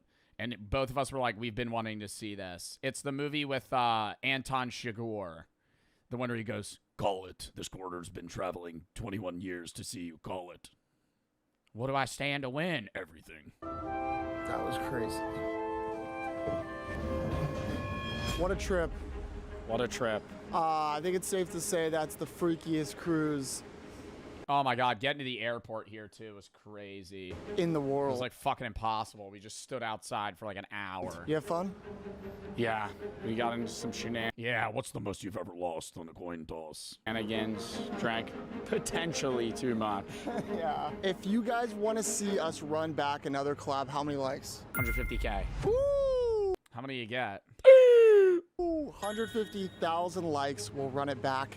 I freaking love you guys. You're gonna transition it. I don't know what we would do. Me and him said, like, he's not, like, he's done so many for-profit videos, but something like that would just be so much easier to just be like, all right, let's get fucking blitzed, or like, let's do some weird, like, dumb shit. How am I transitioning? Figure it out. Can you profit from luxury buffets? There it is. Jack's just an alcoholic documenting his life. Some kid sitting at home with an upside-down pineapple around his house just found out his parents are swingers. Completely different vibe from each other. I mean, yeah, mine's more like a vlog. His is like, I mean, his shit's just way better edited, bro. And he's just a better, like, cinematography, like, guy. Jack is a freak. He was so into the whole pineapple swinger stuff. Ew. I got that after the cruise. Married dude bringing back you guys a special cocktail. Watching Joe's POV felt like chaotic raw footage of bar reviews and shenanigans. Jack is much more cinematic. Yeah, it is like two different, like polar opposite, like experiences. Like you get like the raw, like his is more like I'm watching a movie. Mine's like I'm watching a vlog. Where's Rob Little? I gotta pull up Rob Little real quick. Where is it? Right there. $15. Kettle One vodka. Not oh, that was the deck sucking men's. 5 minutes after, that's all it is. No, but it has like chemicals in it. Yeah, mine was just a vlog, dude. Really. Like his was so much more like film. Oh, that was the button. The little buzz button.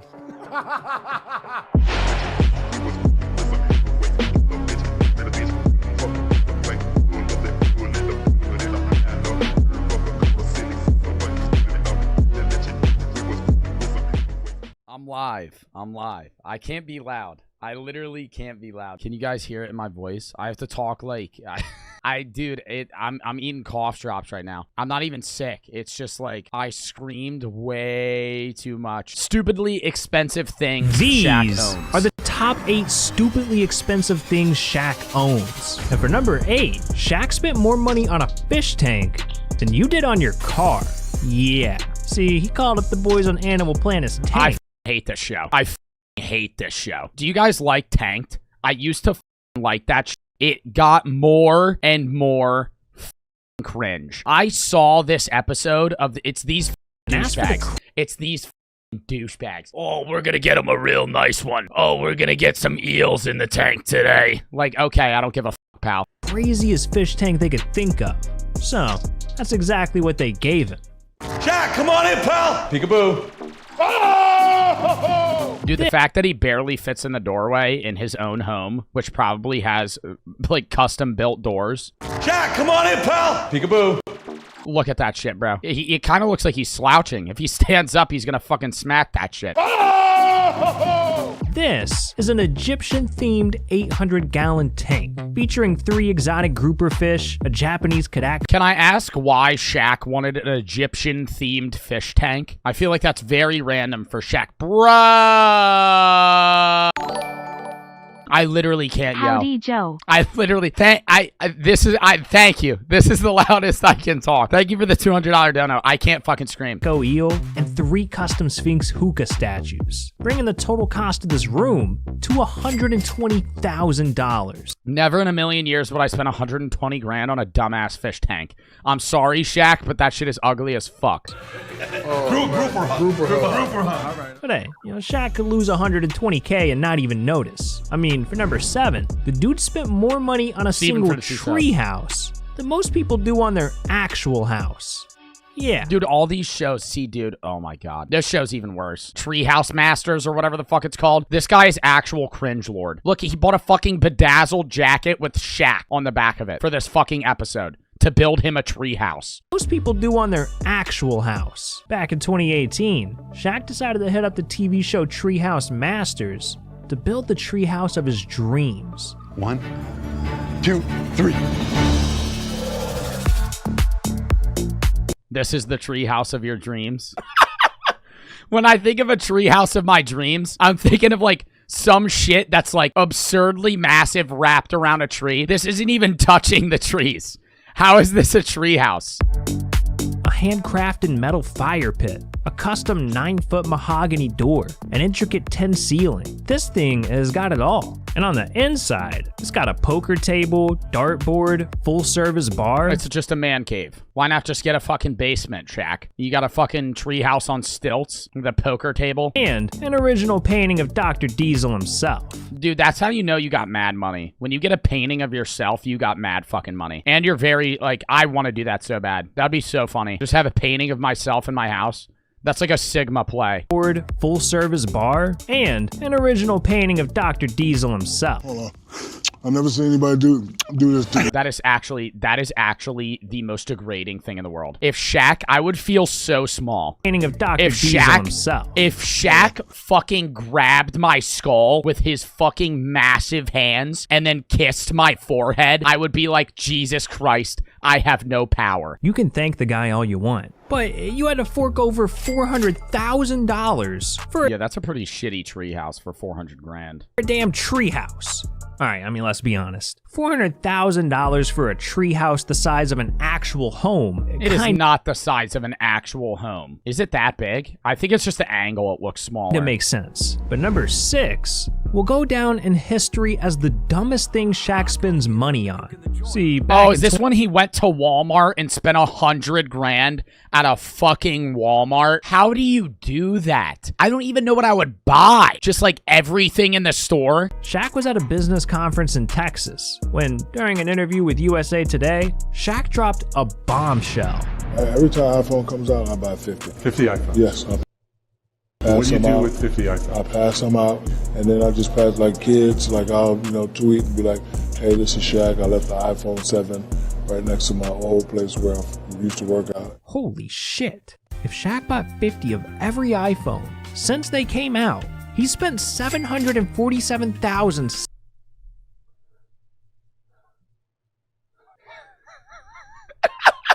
Yo, the average American has a net worth of $1.9 million when they die. The fact that Shaq has spent basically half of that on iPhones alone is fucking absurd.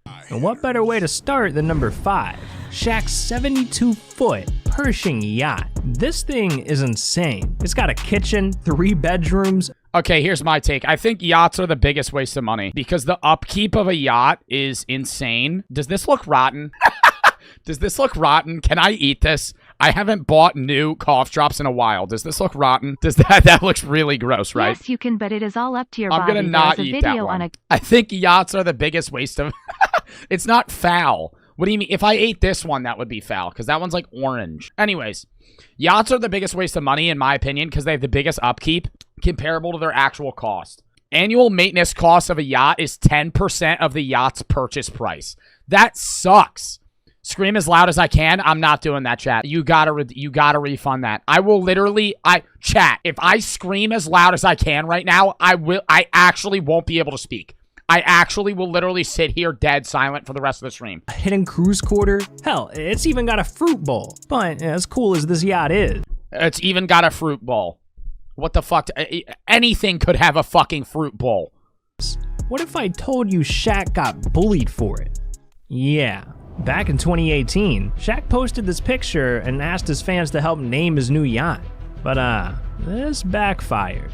Because one guy hit Shaq with the roast of all roast, saying, "Call it free throw, so you won't ever sink it." Oh, burned. Oh, sick burn, man. Oh, Andy really fucking got him there. Who the fuck cares? That is not the sickest burn. Free throw, so you won't ever sink it. Damn, Andy, what the hell? It was cold, dog. But hey, at the end of the day, Shaq's the one riding around in a yacht worth $1.7 million.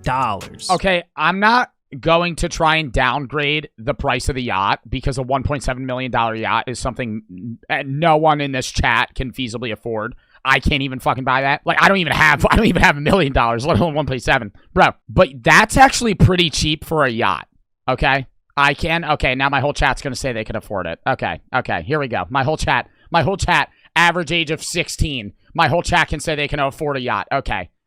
Level of flex, making it number 4 on our list. See, back in 1992, Shaq spent his first NBA Bro, check. young Shaq doesn't look like a real person. 4 on our list. See, back in It's like really creepy seeing him that young. I don't know why, he just doesn't look real. 92. Shaq spent his first NBA check on 3 different Mercedes-Benzes. Yeah, I've heard this story. He started a car buying addiction because Shaq went out and built one of the most expensive garages in NBA history. I'm talking classics like his vintage 1963 Cadillac Eldorado, the actual ugliest fucking car in the world. And how much are you gonna bet he spent like $3 million on that fucking shit box? What the fuck is this? Actual car used in the movie Scarface. And his 1964 Chevy Impala that he bought from Snoop Dogg. But his addiction was just... That's what Snoop Dogg looked like? Getting started. Because when it comes to Shaq's custom cars, this man went all out. Like, Shaq literally took an Infiniti G35, which looks like this, and used a custom Vader body kit to turn it into a completely new car. Or let's look at his Dodge Charger SRT Hellcat that he added custom butterfly wing doors to. Ridiculous. But these are nothing compared to Shaq's collection of ultra luxury cars. Because Shaq not only owns a Mercedes S550, a Porsche Panamera, a Lamborghini Gallardo, but he also... That is the ugliest Lamborghini ever. I hate those Lamborghinis. Bro, like Shaq, yeah, I'm not trying to be a dick here, but Shaq's got some L cars. For how much money he has, he's got some shitty ass cars. Like, I wouldn't want to buy classic cars. I don't understand the value of that. You can say that's an L take, but vintage cars are not appealing to me in any way. The only vintage car that is appealing to me is old Corvettes because I think they look dope. But like every other old car, people are spending $400,000 on them to never drive them, and they just look like fucking boxes. Owns 2 Ferraris, 3 Bentleys, and 3 Rolls Royces. Damn. If you add up all 40 of Shaq's cars... I was gonna say he should buy a Lamborghini, but he wouldn't fit in one. I don't think he would fit in a Lamborghini because they don't really have custom. They don't have like seat lowers. Like in those types of sports cars, they don't usually have like seat changes, like to accompany somebody who's like basically 7 feet tall. So I actually don't think he would fit. I don't think he would fit in a Lamborghini. His entire garage is worth over $5 million. Clearly, Shaq's got a problem. But believe it or not, this isn't even Shaq's most expensive addiction. Because for number 3, Shaq can't stop... No shot that holds his weight. Most expensive No addiction. shot that hoverboard holds his weight. He has to be fucking 350 at least, bro. A hoverboard at Target holds like 130 pounds. How the fuck is he standing on that? 3. Blind for the sub. Shaq Deter for the sub. We're back for the sub. Can't stop buying multi-million-dollar mega mansions. And it all started in 1992 when, as a member of the Magic, Shaq got his first fix. Buying a 36,000 square... How do people sweat that much? Shaq? When you guys work out, do you sweat that much? I don't. Like, I'll sweat in my armpits and shit, but I've never gotten so overheated that I have like a full body sweat. I have never been like, he's actually drenched in sweat. Like, I've never, like, my shoulders don't sweat. I don't know how that happens. First fix. Buying a 36,000 square foot lakefront mansion in Orlando, Florida. And this place is insane. It has 12 That looks like he bought 5 properties and just conjoined the houses. Bedrooms, 11 bathrooms, a 17 car. Dude, why does he have so many Superman logos that he like changed into his own Shaq thing? I actually don't like that. Our garage and an NBA-sized basketball court with the Rebound logo right in the middle. Yeah, that's right. Even Shaq's out here subscribed to the channel. So that's so cap. That is so cap. There was no shot. Is that edited? Why the fuck would that be in the middle? That's right. Nah, that has to be edited. He really has the fucking, that logo. Even Shaq's out here subscribed to the channel. So if you're not, then what the hell are you doing? But anyways, this entire mansion is worth $16.5 million.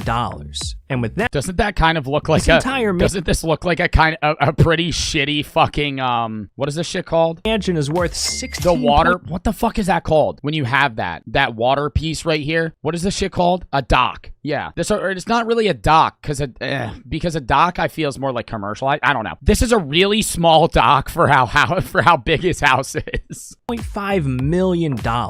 And with that, Shaq was hooked. Because over the next 17 years, he went on to buy 6 more mega mansions. 1 in Vegas, 2 in LA, 1 in Phoenix, an $18.8 million property in Miami. Miami, dude. The last place I would move is Miami. But this last one is special.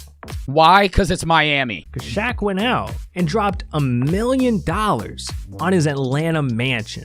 Wait, what? $1 million? Why the hell is this dude living here when he's got an $18 million mansion? Man, I don't know. But what I do know is that his entire mansion collection is worth over $48 million. Dude, and half of the houses that he owns, he probably stays in for like 1 week out of the year. Like, that shit is whack. Just to pay for the upkeep of a house to never use it. That's why I don't like yachts. Because every rich person that owns a yacht never fucking uses it. Oh, clear. Oh, shit. I almost died from feeling poor. But hey, There's a reason Shaq Dude, this guy has the worst jokes ever. bought all these mansions. He needs some space to fit what he's buying in number 2. Oh, somebody redeemed Flex really hard. A fucking channel point redemption I can actually do today. Dead people. What? Yeah. What? Some space to fit what he's buying in number 2. Dead people. It's not dead people, it's dead animals. Yeah. See, over the years, Shaq bought all kinds of investments, like Five Guys, Papa John's, even Krispy Kreme. But in 2018, Shaq was looking for a killer investment, something that would bury the competition. So he hit up Authentic Brands Group, a $10 billion brand management company, to strike the deal of a lifetime. And Shaq ended up selling the rights to his own name for over $270 million. But it's what he bought with that money that will keep you up at night.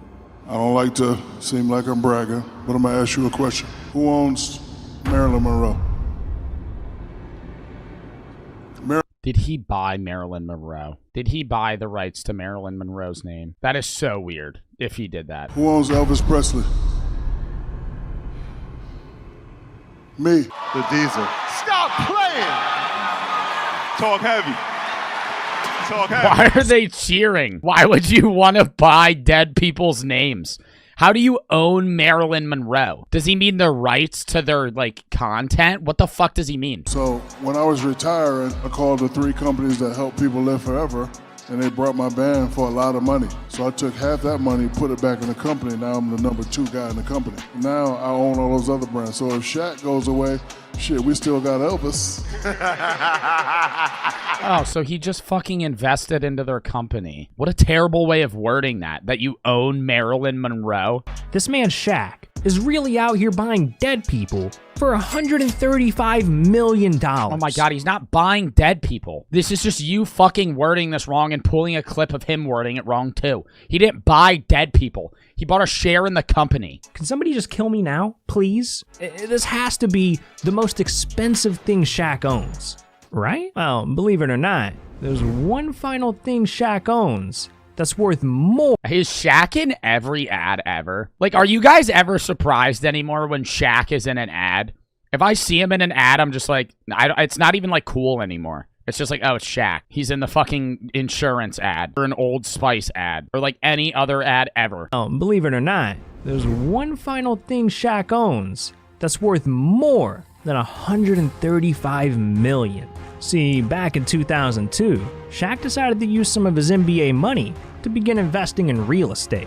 And his first move was buying 21 housing communities. If I got big enough, if I got like mega rich, I would individually start buying out a state. That would be my life's goal. If I was as rich as like Shaq, not even as rich as Shaq, you would have to be more rich. If I was as rich as Jeff Bezos, I would pick a state and just start buying property. Massive amounts of property. Like, I would own half of California.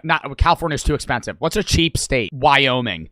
I would start buying out property in Wyoming, and then by the time I died, I would just own like 35% of the state. I would own a percentage of the United States. Now, this one deal was worth a whopping $100 million. But Shaq's real estate career had only just begun, because in 2019, he partnered with Beret Development to build the biggest flex. Oh, that was Governor Murphy. That's my governor. He partnered with Beret Development. Oh, don't tell me he started buying out New Jersey. Don't tell me he started buying out New Jersey. That's my governor. To build the biggest flex you could imagine. A 22-story skyscraper with 168 luxury apartments called Shaq Tower. And the value of this one building comes out to $80 million. Dude, how much is he worth? Shaq net worth. I hate net. Okay, a little thing for my chat here. He's worth net worth is $400 million. His salary is 60, or that's what it says. I mean, it's always skewed a little bit because it's not always right. But here's what a lot of people don't understand about net worth. When it's usually when people are young and stupid, they don't understand net worth. Net worth doesn't mean you have that much money, right? If a really famous person's net worth is $400 million, they don't have $400 million. They have $400 million in assets plus cash, plus like everything of that they own cumulative is that much. Like, that doesn't mean they have that much cash on hand. Complete with restaurants, a roof deck plaza, and private lounges. Yeah, for no one to go there, because Newark sucks. House that Shaq built. Now, it turns out that this building is worth $150 million. Bro. So, when you combine all three of Shaq's real estate investments, his entire You're just jealous New York solos? How the hell am I jealous? I just said that New Jersey sucks.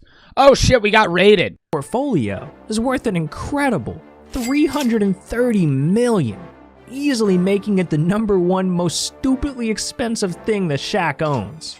But you know what's not expensive at all? Watching Time's Charles Barkley. You're not getting me on that one. You're not getting me on that one. You know what else is absurd? NordVPN. And then they're gonna go into some stupid ass ad or some promo to themselves. Nope, not dealing with that. Next video.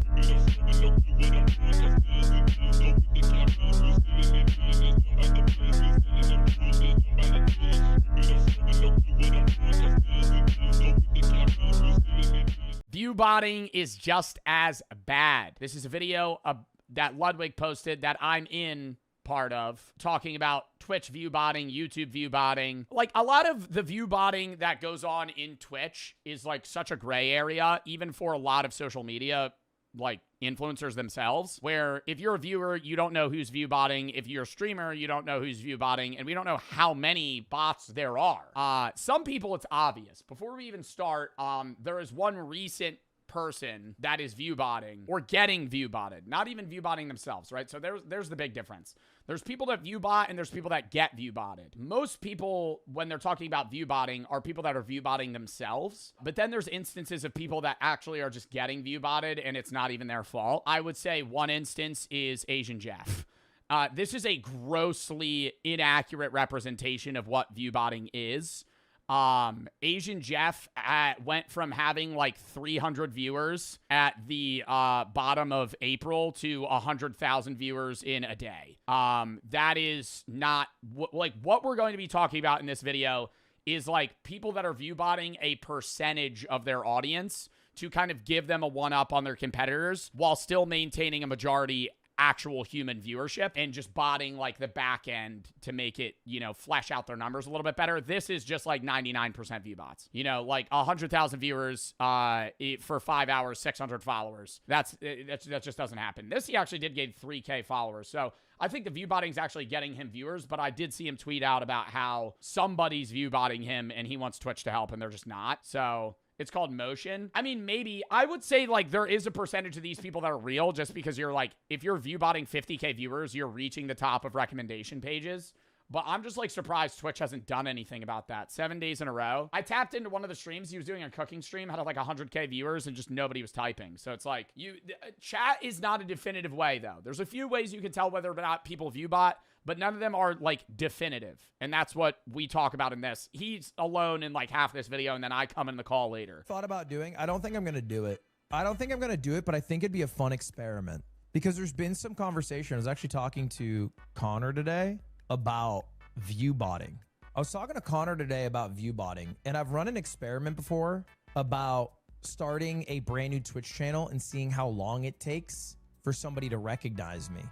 Yeah, he already did that, but if he did a view botting channel, like if you were going to do an experiment as a Twitch streamer that already has popularity where you make an alt account and you view bot yourself and see how long it takes to get popular, you would have to do like no face cam voice changer. Like if I did that, I would have to be like Burnt Peanut.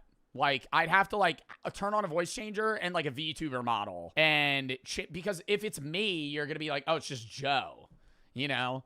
Like once you see it, it's not like, oh, this is some new person I like to watch. It's like, oh no, this is just Joe Bart under another fucking username. The Burnt Penis. Yeah, I would be an uncircumcised penis VTuber. That's what I would be. The Burnt Penis. No. Somebody asked right before though when I started the video if I've ever been view botted. I have been view botted in the chat bot sense. There are people that chat bot view bot, which is where they like spam you with 200 view bots that just spam the same message over and over again and it like ruins your chat. But I have never been, actually no, that is true. I have been view botted before, but not in an extreme sense like Asian Jeff is. Thought about doing it on a brand new channel and just view botting that new channel to see if it gives you a leg up. But I think even view botting from an experiment's perspective labels you a view botter in a way that's probably not good. Even if you're doing It's fucking lame. it fully for that experiment, you actually just did the act of view botting, which I think wouldn't come across. But I am curious, could you get banned on May? Oh my God, there's me. That's why I wanted to watch this, because I wasn't live and I hopped in call and I was like, I want to talk about this on stream. There's me. I'm like, yo, and I start bitching at him. I'm like, yo, get me in the call. Maybe. Get me in the call. I'm talking about this. But like, who gives a fuck about getting banned on Twitch? I mean, candidly, right? You lose the income of being able to stream on Twitch for the period that you are banned, but like, Twitch has shown like very little fucking willingness to ban creators, even who do heinous shit for a... Yeah, it is weird. Twitch will ban people, but like most bans are actually just like 3-week timeouts. Like if you get banned on Twitch, you usually end up getting unbanned in like 5 days, just through like some sort of finagling. Because it's like, unless you did something that like, unless you actually murdered someone, Twitch isn't going to ban you because they're losing out on your revenue. Because if you get banned, you're just going to go to another fucking streaming platform. Like creators that actually get full turbo banned on Twitch just go to Kick or Rumble or YouTube. And then they just end up, Twitch just loses revenue from that. So it's like, why would they want to ban you? So unless you're actually not providing anything to the platform, they want to keep you on. Period longer than a month. So it's like, who actually fucking cares about getting banned on Twitch? Like cheating on a different Rainbow Six Siege account. Yeah, I guess it is like cheating on an alt account. I don't cheat on my main, guys, just my alt. But I don't know, but we basically were having the conversation. How many streamers do you think viewbot? Because I end up saying it later, but I'll say it again right now. I think it's a lot less than people think. Some people think nobody viewbots, but a lot of people think everyone viewbots. And I think they don't understand the grasp of how much those people are viewbotting. Like the average person that's viewbotting on Twitch isn't viewbotting 90% of their viewers. Like when people think about viewbotting, they're going, oh, this person that has 15K viewers is fucking viewbotting. They have nobody real in their chat. That's just not possible, right? Like to have an active, interactable chat with no one in it that's real is highly unlikely. The realistic response or the realistic answer is that 30 to 40% of their viewers are fake, right? You need 1,000 real people typing in your chat if you're a 15K viewer streamer to have it feel real, right? Because then you have unique chats of like real people typing rather than just spamming emotes or messages that are just like brainless, you know? You need people that are actually typing things of substance that make the point of streaming the point of streaming. Otherwise, it's just like word vomit in chat that means nothing. That's why I throw it in sub only on fucking React days, because I don't want to deal with that shit. I would say that the realistic sense is if somebody has 15K viewers and they're viewbotting, they're not viewbotting 12K. They're viewbotting 6, you know? They have 9K real raw viewers and they're viewbotting 6 of them because that puts them from a top 500 streamer to a top 100 streamer, you know? They're moving the goalpost very far with a 30 to 40% view bot that they're doing. You know, it puts them in another league of streamers, you know, because the average big streamer on Twitch is 3 to 8K viewers. Like you hover that 3 to 5K Andy range most of your streaming career if you're bigger, right? Most streamers in that sense, even then, average like 400 viewers. Like the average full-time streamer probably averages like 300 viewers, 200 viewers. And of that group, I would say a higher percentage could be viewbotted. Like, I would say if you're looking at the top, the people that viewbot are viewbotting 20 to 30% if they're viewbotting. The people that are lower, like 500 viewers or less, if they're viewbotting, yeah, they're viewbotting 90% of their viewers, but it's so fucking obvious. 500, because here's the thing. People always go, well, you know, not everybody's a chatter. You know, not everybody's a chatter. That's true. You know, a large majority of the people that are watching right now, you guys are eating a snack. You're not typing. You're watching on your TV. You don't even have a computer, a laptop in front of you. You know, you're just watching. But the smaller the streamer, the more interactive the chat.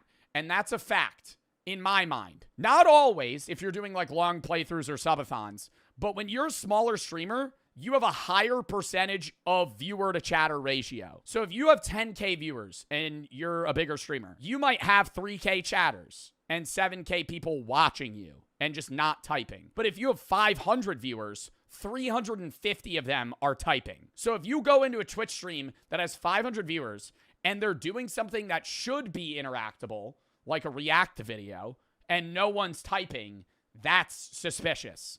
Now, if they're doing RuneScape with 500 viewers and it's 1 a.m. and they have Vibe music playing and nobody's typing, they might not be viewbotting. They might just not have an interactive chat. You have to think of what game are they playing? How many viewers do they have? And how interactive are they trying to be with their chat? Like it's not as simple as just like, oh, dead chat, they're viewbotting.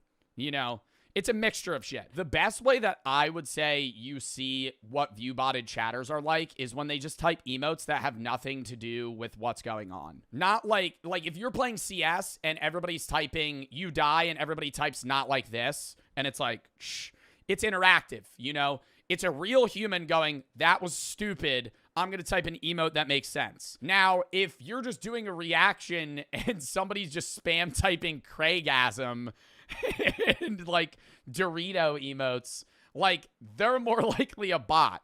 Now, they might just be an idiot, right? Like that might actually just be a dumbass. Like there are people that just type like that. But few bots usually type stuff that has no purpose being there. And it's not a complex chat. I think a lot of people are slowly recognizing that more people view bot, and I think it's swung too far. Okay, stop typing Doritos. Throw it in some. I swear to God, chat. This is why I can't do this shit. Throw it in some only again. People think like stop. 70% of streamers or some like crazy high number of people view bot, but I feel like it's actually quite low compared to the average person. Out of the top 100 streamers that like personality streamers, not just top, because a lot of the top streamers are like CS, esports channels and shit. Out of the top 100 people streamers, I would say 15 to 20 of them viewbot. I think of themselves. I think 30 of them get viewbotted, but I think 10 of them aren't trying to viewbot. I said 10%. I would say a little higher. Of the top 100 streamers. Going back to it. Yeah, I think Ludwig's chat's right. I think Joe's number's closest. I think of the top 100 streamers, top 200, maybe 10% viewbot. And I'm sure there's a lot of smaller creators who viewbot who it's harder to detect because most people just aren't aware of the channel. But I think most people don't viewbot. But I think now it like NMP said some crazy shit on Twitter that 75% of the top streamers viewbot. Yeah, that's just not true. 65% of the top at least, if not higher. I've talked to Twitch staff and executives about it. TLDR was get over it, so it's GG's. My personal info on this matter through the people that I know is that I've been told by more reputable sources specific streamer names that viewbot 20 to 30% of their audience. I'm not going to say those people, and because I'm also not sure if that's true, right? I'm not going to air that out off of what I've been told from somebody. You know, I'm not leaning into this like, oh, I'm just going to believe this shit. I've been told that like, you know, 4 or 5 names at the top that viewbot, and they viewbot like 20 to 40% of their audience. They have real viewers, but they're actually like a 5K Andy, and they're botting to be 12K. Which just seems pulled out of his ass. Extra Emily Defo does it because who's watching her? Okay. I don't like that logic. I don't like that logic. You could say that about anybody. Like, you can say that about anybody. People always go, this person's botting because who the fuck would watch them? It's like, people, you don't understand the amount of content that anyone would watch, right? Like, you could say that about me. You could say that about XQC. You could say that about fucking Jinxie or Rakai. Like, any stream, if you don't like their content, you could be like, why would anybody watch them? It's kind of circular logic, right? You're using your own subjective taste to dictate who viewbots because you're saying someone you don't like has views. But that doesn't make any sense. You obviously know that there are creators who you don't fuck with who get views. So you can't just use the logic of I don't like. Everybody's saying Rakai. I don't think Rakai viewbots. I think Rakai's audience is mainly Gen Alpha. Like I would say Rakai's audience is younger than the average Twitch viewer. So from the perspective of somebody that's like 17 to like 25, you're going, why does Rakai have 15,000 viewers?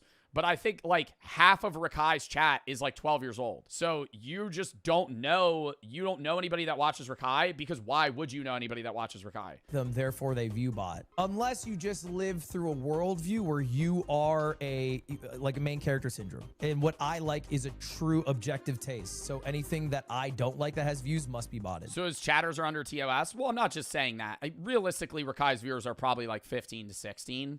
But, like, the average Twitch audience member is probably older than... Like, I would bet Rakai has a younger audience than, like, Queso. Like, even though Queso's more family-friendly, I would say Queso's audience is probably older. Like, people that watch Queso are, like, a lot of the times late teens, early 20s, maybe even 30s, you know? Dude, Emily got hoed by Mr. Beast. I will say that. She got hoed by Mr. Beast on that video. Oh, well, she leaked the streamer tourney. I'm going to fast forward a little bit. Real quick. What up? Bro, I want to have the... Keep in mind, this is after we sat in a Discord call for an hour waiting to start a rainbow tourney just to get 7-0'd by Spoit. We sat in a call for an hour to play 15 minutes of rainbow, and then I got off. Sorry. I love talking about this. Have the take. I think that I would say like 10 to 20% of the top streamers view bot. But I think they view bot like 30 to 40% of their viewers.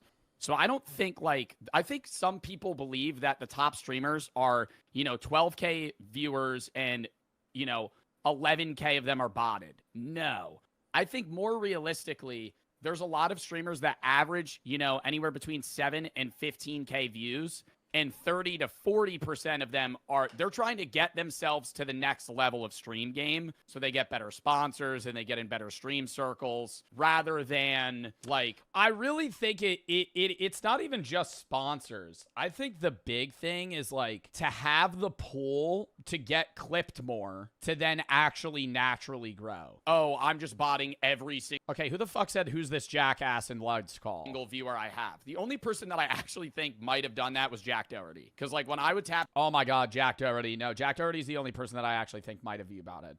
Definitively. I obviously we're talking about there are people that view bot, but no, when he was on Twitch and he had 3K viewers, I was like, bro, there's no way. Into that guy's Twitch stream, chat was dead, no one was typing, and he'd have 3,000 people in stream. Yeah. And I was like, there's no way. I think it's more realistic that if you they're doing average a marginal 12K number. viewers, somebody's botting 4. They're doing 4 to 5. They're doing a marginal number that it's realistic and easy enough to hide. I'll go as far as to say I think even if you could okay, I'm going to say this.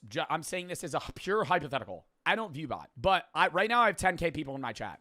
If I view botted 4K, no one would know. No one would know.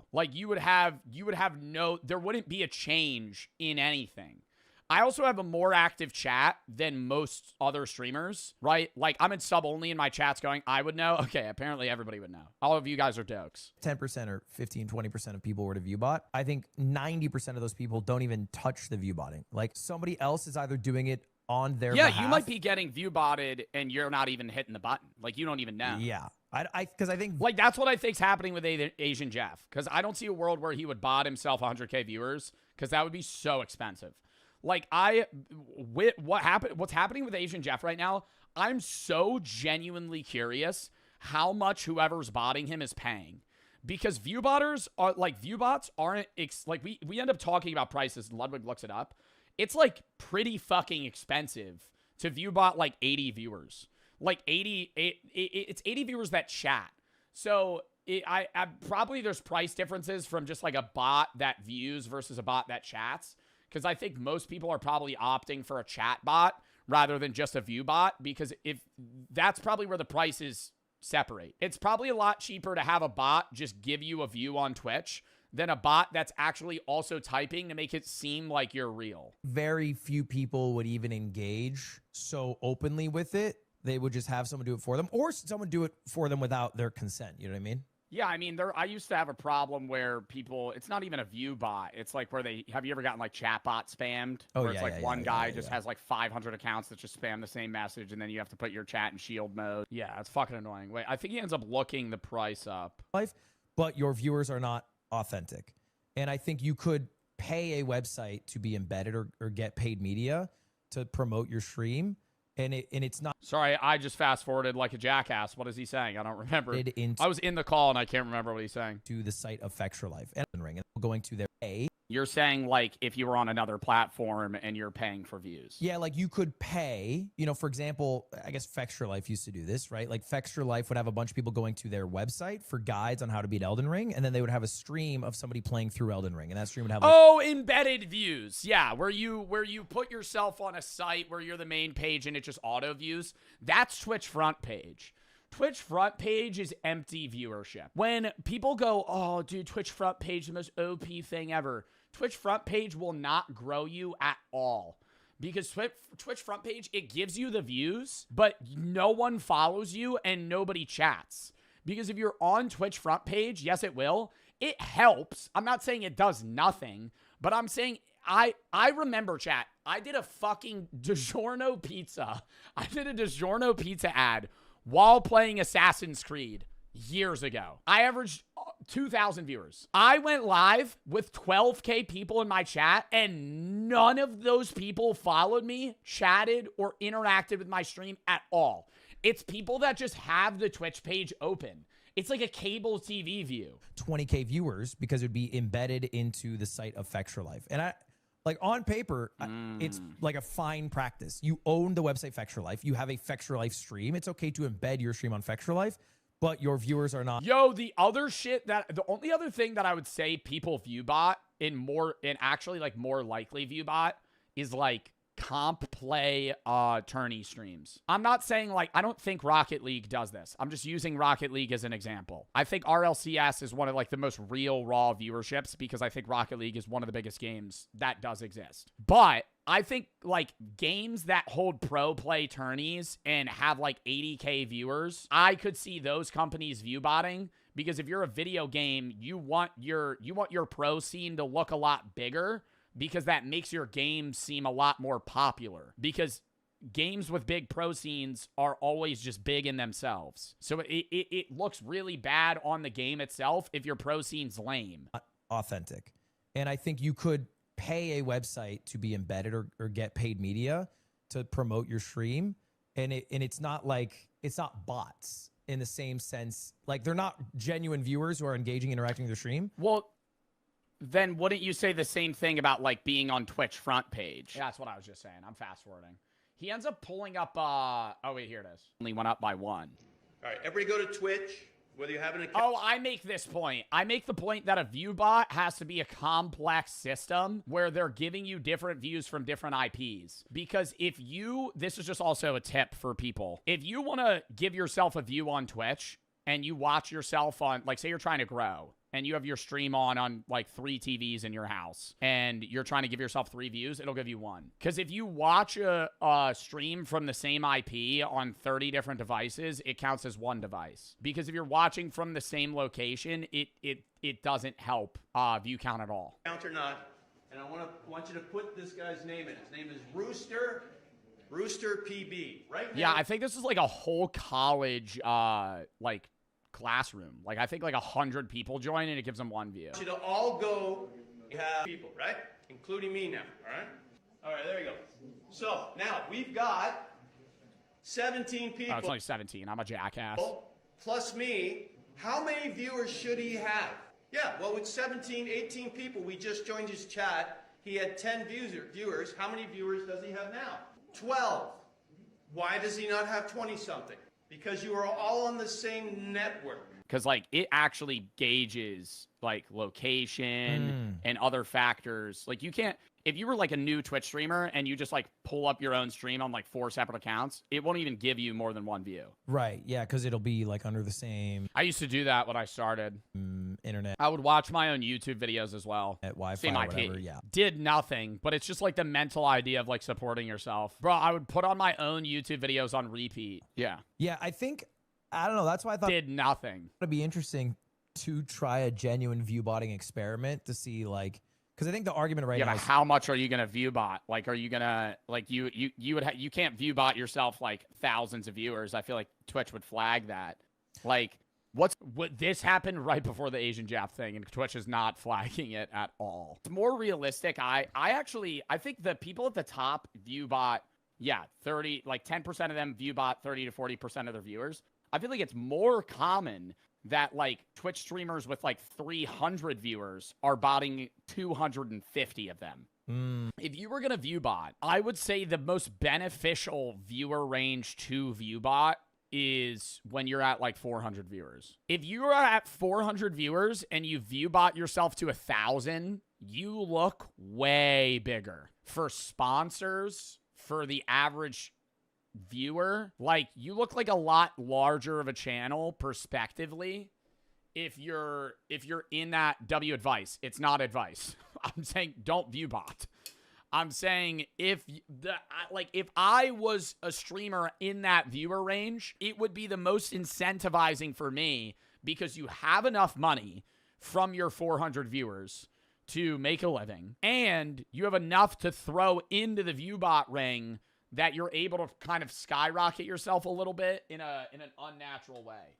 Now, my side conversation is those Twitch streamers that do that are stupid instead of just investing into like clipping yourself or editing your shit down and trying to grow naturally on YouTube, because the amount of Twitch streamers that only stream on Twitch and never promote themselves anywhere else is astronomical. Like, it is 2026. How are you still streaming and going, why am I not growing, when you're literally only going live and that's it? Like, almost the majority of their views are botted, and they're just trying to push themselves up to like a more recognizable. How is 400 viewers going to make a living? Sneak snag. And you realize like an average 400 viewer streamer could probably make like anywhere between like 50 and 70K a year. Twitch pay. If they're running ads, like if you're running ads, you could make, like, I don't run ads on my Twitch, so I make as much as like a 4K viewer streamer. Like Lacey and Ron and them make way more than me because they spam run ads. I don't. I have a higher sub count.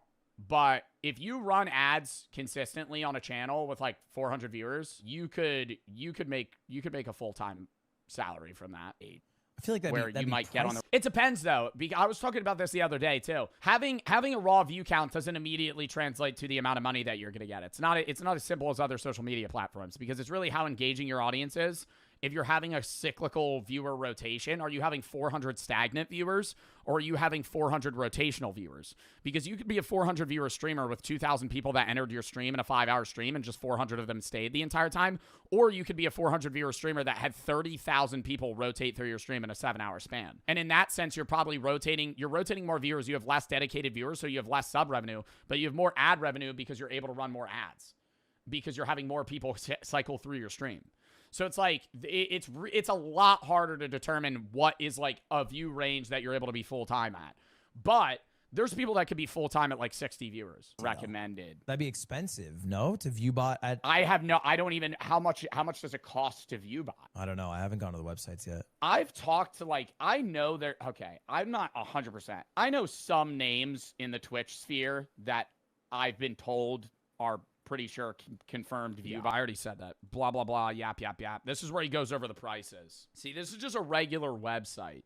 $40 a month gets you 25 live viewers, 25 realistic chatters, 50 permanent followers, custom chat list, and 500 VOD/clip views. And if you get $650, if you pay $650 a month, which works out to be what? 10 months would be $6,500. 1,200 would be $1,300. $7,800 a year gets you 750 live viewers. I don't see a world where that's worth it. Like, unless you're somebody already with 1,000 viewers, I don't see why that would be like lucrative. That are going to tap into your stream, like they'll be in your stream. Say you want us to view bot you? No, I would actually say that there's been like, dude, you see how we're in sub only right now?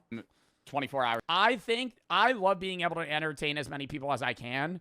Being real though, the prime chat range is 6K viewers. Once you surpass 8K viewers, there's just like goblins that enter the space. And like, they've never been here, but now they're here, and they're just like really rude and spammy. There's a day if you need them to. Apparently they're chatters. Yeah. What do you mean they're chatters? I don't know. Realistic chatters, like AI. Yeah, like realistic chatters. What does that mean? I feel like that's a lie. Like, a realistic chat from a view bot is not interacting with your stream. It's got to be like it's got to be a realistic chat bot just typing like random sentence, maybe not a sentence even, like emotes, and then just like LMAO. Oh, that's so funny. Some shit like that. A chat bots? Yeah, I guess. It says realistic chatters. I actually understand the logic. If you were to play Super Mario 64, you need 75 viewers in your top 3 in the category. Yeah. If you were to start a brand new Twitch channel and your top 3 in the category, like people might click that category bouncing from another streamer who just ended or, you know, who are just curious about it. And they'll be more likely to click you top 3 than if you're, you know, you have to scroll down for you. So like, I wonder how much that works. If that, cause that's the. Yeah, but you're not making your money back, bro. Like if you're a view botter on Mario fucking 64, and you average 10 viewers, and you view bot 75, and now you're at the top, and you have like one chatter come in to watch, it's like some random guy that's like, oh, I really want to watch Mario 64. You know, I've been really craving Mario 64 content. And they Google that, and they click on you, and now they're watching your stream. Like, are you really going to turn them into a dedicated viewer? Your chat's dead because all of your views are view botted.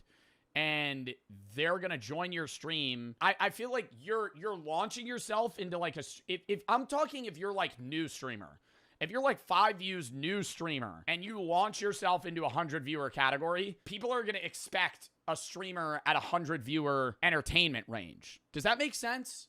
Like if you join a 5 view stream, most of the time the vibe is a lot different than a 100 viewer stream, even if it's the same person. Like, you're joining, they're a lot quieter. They're a lot shyer. They're not interacting with chat very much. So now if they're launching themselves into this different hemisphere, right, it's like, I feel like it would just come off like, what is happening? That's the layman's logic. Yeah, you could tell if somebody's an experienced streamer. And there are people that are experienced streamers at like the 10 viewer range. Like, I've rated guys that like hold fucking 8K viewers raw naturally. 10K or 10 average viewers. You know, they're just entertaining as fuck. And those guys are the guys that are going to grow, you know? But I'm just saying, like, the average person that's literally going, I'm going to view bot. I don't think that's causing enough growth, though, to I feel like when you resort to view botting, you're, like, refusing to go down these other avenues that, like, are able to grow you better, you know? And I think there would be some people that are like, Jay, you're just a jackass. Maybe they already tried all those things. And I'm like, yeah, but if you're resorting to view botting, I'm like, is that... Like, I feel like if you're at the point where you're view botting, it's like, is streaming for you? But the cost of $650 a month to put you... Bro's reacting to himself. Actually, I'm reacting to Ludwig and myself in that category. The 75 viewers, it's $20 a week or $60 a month. $60 a month for that to end up top 3. Well, and then here's another top 3 on Mario 64. That's the thing, though. It's not like, it's like you're spending $20 a week to launch yourself in the top category of a category that averages 500 viewers unless Squeaks is playing it. Like, if you go on Twitch, like, this is Twitch. If you go on Twitch and you scroll, where is Mario 64?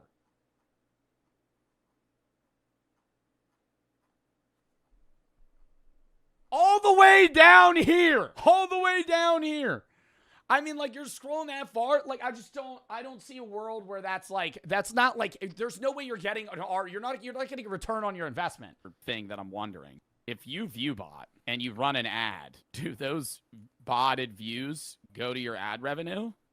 See, that's what I think the answer is no. And I think Twitch has the ability to differentiate between. They can tell, but they're not doing anything about the numbers. No, they're not. Because YouTube, it does the same thing where YouTube can tell when something... The reason I made that point was because I was like, if you do bot 75 viewers, just fucking rip 5-minute mid-rolls. You know, churn your money back. Then I get it. Because if you have 75 viewers, I'm just ripping ads, you know? But I guess it just doesn't count. It's botted, but they're more likely to just not pay out the money for the views than remove the views. Because they're not trying to fucking hurt their bottom line. Yeah, it makes their platform look better if certain people have, you know, a view bump. You know what I was thinking about? And I think this is happening more and more. You know about paid clippers, right? Paid clippers is like, whatever, a meta that people participate in. Dude, I get hit up all the time by other creators going, yo, who do you pay to clip? And I go, dude, you pay people to clip? I mean, yeah, No, actually, I get hit up all the time because I get clipped on TikTok a lot. But I think I get clipped on TikTok a lot by people that are making minute-long videos and then making ad revenue off of me. And the average Twitch streamer's paying clippers to clip them. Everybody pays to clip. I don't. Like, I don't pay clippers. I used to pay an editor, and I would post clips on my own channel. But, like, when people say they're paying clippers, they're paying, like, individual companies of guys to make 10 different accounts and spam post clips of you. And I'll get hit up by those guys too, and they'll be like, we could really launch your... They always do the same copy and paste fucking bullshit. It's some guy on Twitter. He's always like 23. Some dude that's 23. So I've done some deep dives into your analytics, and I've realized that you have a high cap potential. Looking at your content, I could see we could really transform your channel. My team of me and 8 other guys are going to be able to really boost you to the next level. We have a payment plan that we could introduce to you. Do you have any time to hop on a call in the next week or two? Block. Yeah, thanks for the email, big dog. Spam. Throw that into spam. That's dog shit. Yo, that or they'll be like, your thumbnails are really lacking. Here's what I could do. They link literal AI. They link AI thumbnails. Your shit's terrible, pal. Your fucking thumbnails are dog shit. I'm not paying you, right? What the fuck? You're one of the few people, though, who, like, authentically just has people engage. Kangro's better? Yeah, he just can't spell. Kangro is the best thumbnail guy I've ever had. He just can't spell. He'll send me thumbnails. He'll send me thumbnails, and they'll be the text in it spelled wrong like 9 times. I just have to tell him to change it. Aging and clipping. Yeah, but I'm not paying them to clip, but they're making money by clipping me. Sure, like but they're that's making old school. they're That's making minute clips. That's like an old school way to do it. The new way is where you pay people, then you're creating an inauthentic amount of content, inorganic content that gets shoved in the timelines. Well, I just think if you got to pay people to clip, your content sucks. I feel like the most paid clippers, it's Twitter. Because Twitter's like full of engagement bait already. We were already talking about how I think Twitter's the worst platform ever. But I think like where you see the most paid clips is Twitter of kick streamers. I think it's not even paid clippers. It'll be like clips, and we end up talking about it. It'll be clips, but of like a streamer, and then in the bottom is like a rain bet ad. And so it's like a clip that's getting views, but somebody in the sphere, whether it be the guy posting the clip itself or like someone else. Yes, Steak. Like Steak it'll be a clip of like someone like Neon. And in the bottom of the clip's an ad for like rain bet or something else, like just some offshore gambling company. And I'm like, who's getting the money there? Is it the clipper? Is it the streamer? Is it some middleman that's running this account? Like, yeah, but it like works. It does. I know that clavicular. And that's what you see. Isn't engagement bait literally not allowed on Twitter? Yeah, find me one instance where somebody gets fucking TOS banned for engagement bait. I had his girlfriend's pregnant. Literally every day you see Vague posting engagement bait on Twitter. Today. I've never watched a clavicular stream. I have no reason to know about that. I know about that because a paid clipper. But do you think that every clipper in that sphere is paid, or it's just like some of them are paid and then some of them are like, oh, maybe I could actually make money clipping these? I think some are. I think there's like a paid cohort, and then there's like a shoot off of people who are trying to get that to do it full time, and they're not paid. But I think a good amount are paid, especially the bigger ones.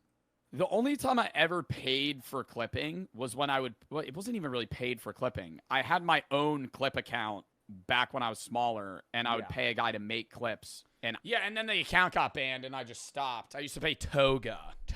Don't know where he's been, dude. That was years ago. Used to pay a guy to clip me. I would post them on my official Joe Bart Clips account. Yeah, but that's not even. But I never. That's different. Yeah. I feel like that's paying an editor. Yeah, that's just paying an editor. Yeah. Yeah, some people, I mean, like, some people do it, and it, like, I think it's, like... Where's Ramsey at? Squeaks does it. Squeaks pays clippers? Yeah, like, he doesn't want to operate his own clip channel, but he'll, like, pay... Where's 2-inch? People to make clips of his streams and stuff. And it's, that's wild to me that I feel like he would get more authentically clipped. Like, I watch fucking flashbacks on that one. My chat asks me about this. I genuinely watch Squeaks VODs. I love Squeaks. I will glaze Squeaks till the day I die. I think that motherfucker's so funny. He pays clippers, but, like, I get it. Because here's how I would explain Squeaks' content. I think my stream's like this. You know, unfunny moments, funny clip. Unfunny moments, funny clip. I think if you're at like Ron, it's like boom, boom, boom, boom, boom, boom, boom, boom, boom. Clip, clip, clip, clip, clip. Squeaks is just like 8 out of 10 enjoyment for 5 hours straight. Like if you're watching Squeaks, there's nothing that I'm like, oh wow, that's a clip. But I'm like, he's just funny. Like he's just a wholesome guy. The vibes are great. It's like somebody's just shooting dopamine into your head versus you getting like a funny moment and then just it going back to normal. Like, so it's hard for him to gain viewers. Yeah, I will watch unedited Squeaks VODs. Okay, Like I think you're just high to be doing that. Well, I mean, I do get high and I watch Squeaks. I watch him play Super Mario Maker, but then sometimes he gets stuck on this. Bro, he'll skip the same shit. I was watching Squeaks the other day, and it was a Squeaks VOD, and he was playing fucking Super Mario Maker, and he's like, all right, no skips. I'm playing on expert mode. He skipped 20 levels in a row. He skipped 20 levels in a row. He gives it like 2 tries, and then he'll go, this is just bullshit, and he'll skip it. He'll be like, I'm not skipping any level, but bait doors, but this coin collection. I'm like, okay, you're skipping like 99% of levels. Same level for 30 minutes, and I go, okay, Yeah, that's a click out. That's a click out. Let's lock it in. Let's lock it in. I think you can also pay. You get the ball rolling, and then you can not pay. You know. Like you pay, and then you get. Yeah, you pay to get some sort of traction going, and then other people. Like, I think how Clipper channels work is they see a clip of somebody and they go, I could do that. Literally.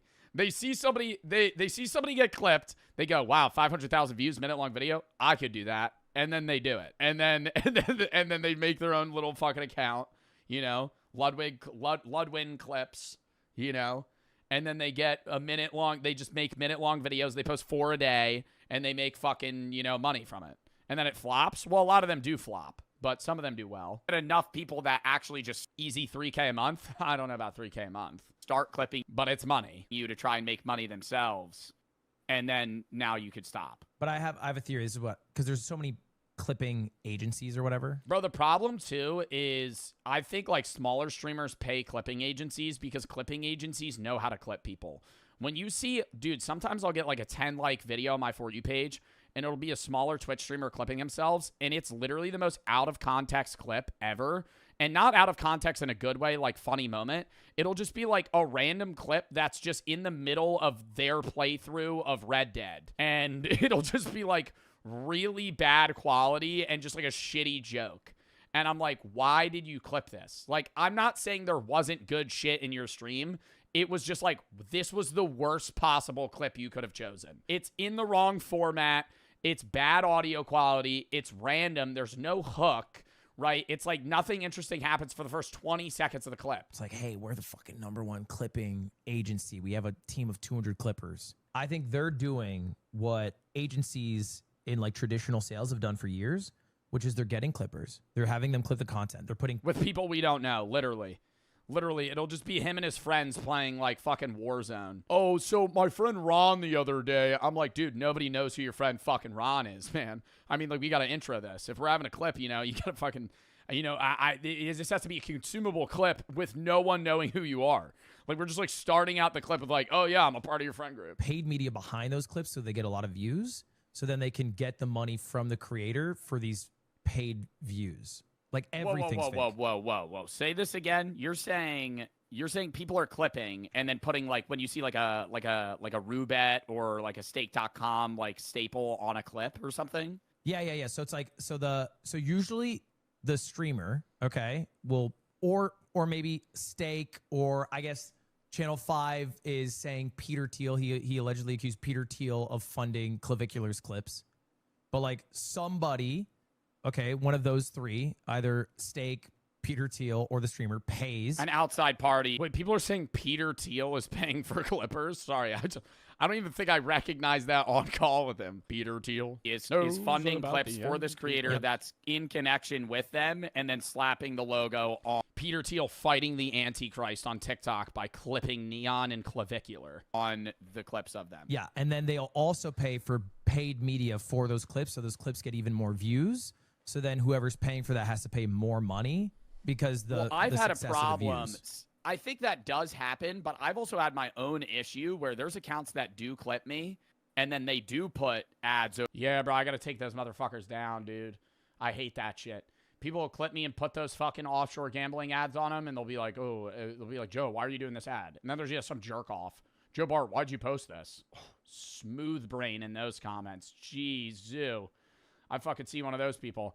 That shit never makes sense, bro. Over those views, and I have to, like, copyright ban them because they start promoting, like, offshore gambling sites. Oh. Yeah, it's the worst, dude. It'll be ones you've never even heard of. Elephant Bet 43. There'll be a clip under there. Elephant Bet.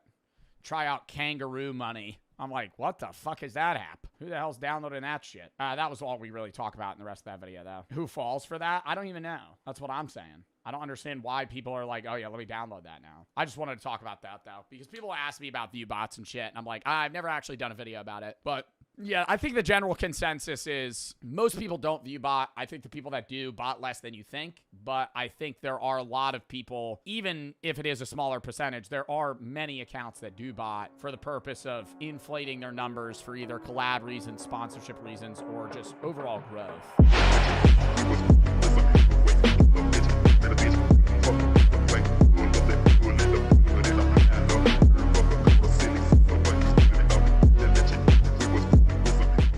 All right, radio host realizes he's talking to a serial killer. Dude, you're a serial killer. Yeah. Yeah. Wow. And you get away with it, I guess, because they're hookers, and so far nobody's... What? Is this Howard? Yeah. Hello? Hello? This was the live call made to the infamous Howard Stern show by a serial killer who had a lot to brag about. The show was famous for having an indecent and raw taste, which made it the perfect place for a man named Clay to talk about the kills that remained unsolved to this day. In this video... Unsolved to this day? Didn't Howard Stern do these interviews like 10 years ago? You through the live call on the Howard Stern show and the story of the notorious Storyville Slayer. From July of 1991 to April of 1996, there was a string of killings that took place in New Orleans. There were 24-plus victims found, some that were ID'd, and some that were so decomposed that they couldn't be ID'd. That's so freaky that you could theoretically know a serial killer, and if they never get caught, you would never know. Like, that's so freaky. Or, like, you could have met one, right? Like, you could meet someone in public that's literally killed people, and you have no idea. Like, because they're like, a lot of serial killers just act normal. The police were getting nowhere, not even with a task force dedicated to taking down the Storyville Slayer. At the time, there wasn't much technological advancement, so there was very little DNA to act on, and even less evidence to go on about. But on the 13th of August... Dude, like, that's crazy to me. Before forensics, it was probably so easy to get away with murder. Like, before the, like, invention of cameras and, like, fingerprints, you could just walk up to somebody, shoot him in the head in the back of an alley, and walk away. And, like, and they would never know who did it. Like, they would actually never know. 1997, the infamous Howard Stern show received a live call from someone who claimed to have killed 12 streetwalkers. Because Howard's show had a theme of discussing controversies, they decided to continue the discussion with the live caller. All right, I got a guy on the phone who claims he's been killing prostitutes and he's wondering why he's doing it. Oh, God. So maybe he thinks I have an answer. Is this Ed? Ed? No, this isn't Ed. Oh. You haven't killed any prostitutes? No, I never said my name was Ed. Oh, sorry. Oh, my God. Why am I laughing at that? Why am I laughing at that? And it's just that's just such a... Like, I would not assume that that's what he would say. Oh, no, I never said my name was Ed. Like what the fuck? Like, you would be like, oh, no, my name is Ed. I wanted some advice on my fucking car. That's okay. What name do you use? You can call me Clay. Clay? Notice his aggravated tone of voice the minute Howard gets his name wrong. When he said, no, I never said my name was Ed, it sounded like it annoyed him a bit, but he kept his cool. Also, notice how he said, you can call me Clay, instead of my name is Clay. This leads us to believe that this is quite possibly an alias. This leads us to believe that he is lying about his name being Clay. Brilliant work, commentator. Brilliant work. Brilliant. Bravo. You cracked the case. His name, not his real name. Okay, Clay, so what happened? How many prostitutes have you killed? 12. And you're wondering why you do it? I have a pretty good idea. Why? Did your mom beat you? Did your mom spank you? Was your mom a prostitute? No. Actually, nothing like that. What is it then? I think I just do it for the sense of the power. Right. This is when you know you're dealing with a real psychopath. Is that him?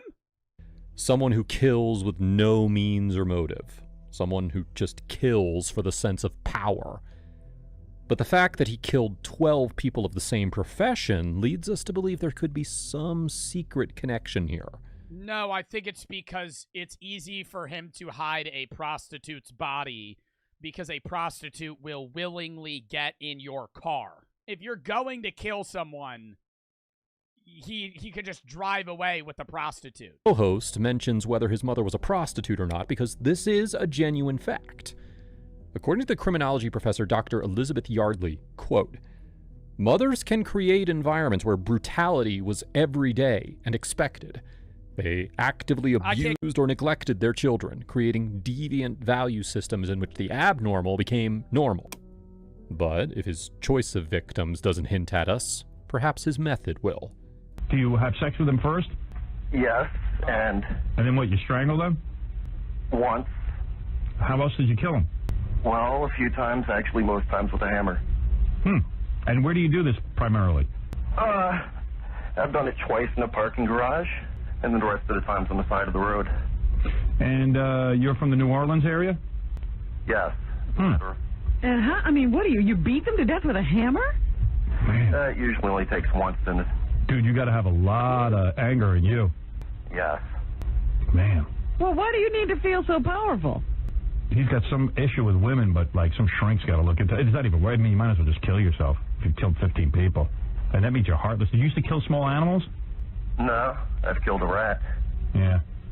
See, a lot of guys start out killing kittens for some reason. Yeah, they kill something before they start with humans. If my kid like killed a kitten or something cute, I'd probably just, figure, well... Oh, I'd send him to a psychiatrist. If I had a kid one day and he like strangled a puppy, I would send him to psychiatry camp. I would be like, dude, what the fuck? Like killing a frog or like a rat, like that's different than like killing like a genuinely likable animal. This is it. They're going to be serial killers. Kill them. Dude, you're a serial killer. Yeah. Yeah. Howard's trying to wrap his mind around the motive, his reason to kill. What he's trying to conclude is that his reason to kill was just the thrill, something which is a common trait among psychopaths. Wow. And you get away with it, I guess, because they're hookers, and so far nobody's... What? Is this Howard? Yeah. Hello? Hello? I didn't know this was Howard. Yeah, it's Howard. Of course. Yeah. Yeah. No, I've never killed a kitten. Really? Never killed any small animal except a rat? Yeah, rat's okay. Oh my god, get back onto the topic about how he murdered fucking 20 people. What the fuck? Oh, you're telling me you've never killed a kitten? That's less preposterous than the fucking fact that he's murdered 15 fucking people. Well... Rats, I don't mind you killing. But how'd you kill him? The rat? Yeah. Stepped on his head, I bet. We had a big flood a couple of years ago, and it's not actually a rat, it's called a nutria rat. And I clubbed it to death. It got in the kitchen at my work. So how old were you when you killed your first woman? 16. And you must be a powerful kind of guy, big guy. I wasn't then. Right. And when you killed your first... 16? One, did you go in there knowing you were going to kill her, or it just sort of happened? I knew. I really had it planned out. I wanted to do the whole sending clues. Right. Oh, yeah, are you in... to baffle people, but it turned out no one noticed for a long time. Right. Like you killed her on the side of the road? Her, that was the parking garage. Okay. And then what'd you do with the body? You dumped that somewhere? Yeah, actually. I think she's probably one of the ones that they found. He claimed to have staged his first kill with features that would show that this is the work of a serial killer, but in a bragging tone. He claims the police never thought of it. According to the police reports, the unknown killer's first kill took place in August of 1991, which was 17-year-old Danielle Britton. She was found in a ditch in Algiers, New Orleans, and according to the autopsy report, she had been beaten and strangled. This description matches exactly with Clay's first kill. He didn't want to be famous or draw attention to himself. Dude, but if he was 16 in 1991, how old would he be right now? Math. 48. No, that's what I wanted to do, but... Oh, but you did, but no one noticed the clues. No, I never sent the clues. I never left anything. You know, I wanted to have my own little signature. Right. I wanted to thumb paint with their thumbs. Oh, really? What do you want to do? Thumb paint with their thumbs. Bro, he could be one of y'all's dads. Like, straight up. Imagine you found out that, like, your dad was like, he could be. Like, if your dad's 48, there's a 48, 49. Hey, Dad, you ever go to New Orleans before? He goes. Fucking turns. I'd be like, holy fucking shit. Thumb paint what, though? I don't know. Oh, anything. It was in a comic book a couple of years ago. Just seemed like a good idea. Like you take the girl you killed. I lived nowhere near New Orleans. Yeah, probably because he moved. You dip her thumbs in paint, and then you do like a thumb painting? Yes. On a piece of paper? Yeah. It's possible he's talking about the Joker villain from the Batman comics. After leaving the crime scene, he'd always leave his calling card, which many of us know was the Joker card. He wanted to spice it up by doing thumbprints, but for some reason he never got around to doing it. Perhaps he was hyped up with the sense of power that he didn't feel like doing it. It's still unknown as to why he did it and what his real identity is. Now, after you kill somebody, do you play with the body? Actually, the closest I've ever done to that is I always make sure I pay them and I make sure they keep their money. Oh, really? I make sure I pay them and I make sure they keep their money. You fucking kill them afterwards. Still alive, but with one of them I did put the money in a compromising place. I see. But this one, you know, it had a penis. Oh, really? It was a guy. Yeah, I didn't know at first. So do you ever get, do you think the reason you're so angry is because you were abused or something? No, I wasn't abused, Howard. Where's your family? You got a wife? I mean, you got a mom, a dad, a wife, children. You got any of that? I've got a couple of kids, but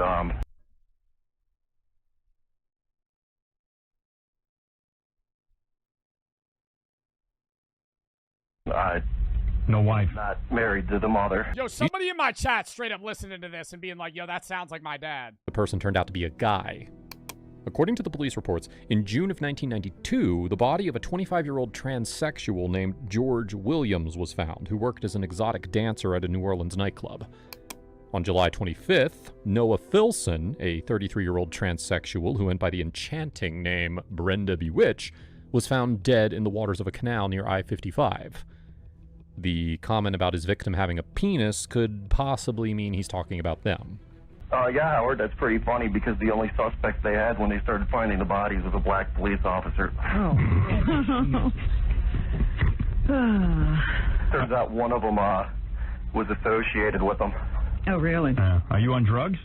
With this comment, he's referencing how after 3 years of a killing spree, a task force was created in 1995 that narrowed down a black police officer as their prime suspect. That person was Victor Gant, who had an intimate relationship with one of the victims named Sharon Robinson, so there was a connection. Gant had a reputation for being corrupt after several informants complained that he was running racketeering operations against various criminals. But this guy's bragging that it's not him and they got the wrong guy. According to the police report, the victim he had a relationship with claimed that he punched her and broke her nose. It looked very bad for Gant, as she should have testified to this in court, but she was found dead on the 1st of May 1995. The investigation claimed Gant killed both her and her friend Karen Evester, and according to the victim's friends and acquaintances, he held a personal grudge against them and spoke negatively about them on multiple occasions. Fortunately, it was his dirty habit of chewing tobacco that saved him, as some was found near Evester's body. They did a DNA test, and it came out inconclusive, so no charges were filed and he was no longer a suspect. You can imagine how much the actual killer was laughing when he saw the police go after the wrong person. So after you killed the first 16-year-old, like you finished. No, I was 16. Oh, that's right. I'm sorry. She was. All right. So you finish with your sexual gratification, and then you. Not always, no. Not always. You don't even want to get laid sometimes. No, You just want to kill. I'm just bored. Right. But does the killing He's bored, so he goes and murders someone. sexually satisfy you in some way? I can't believe Ed McMahon's not laughing. I've eaten off thinking about it later. Yeah. What do you say? That's about it. He's pleasured himself thinking about it later. Oh, he has. Okay. Now, how far apart are these murders? Like, do you murder and then, like, you feel satisfied for a while? I don't even understand why I do it, Howard. I don't know if I ever get any satisfaction.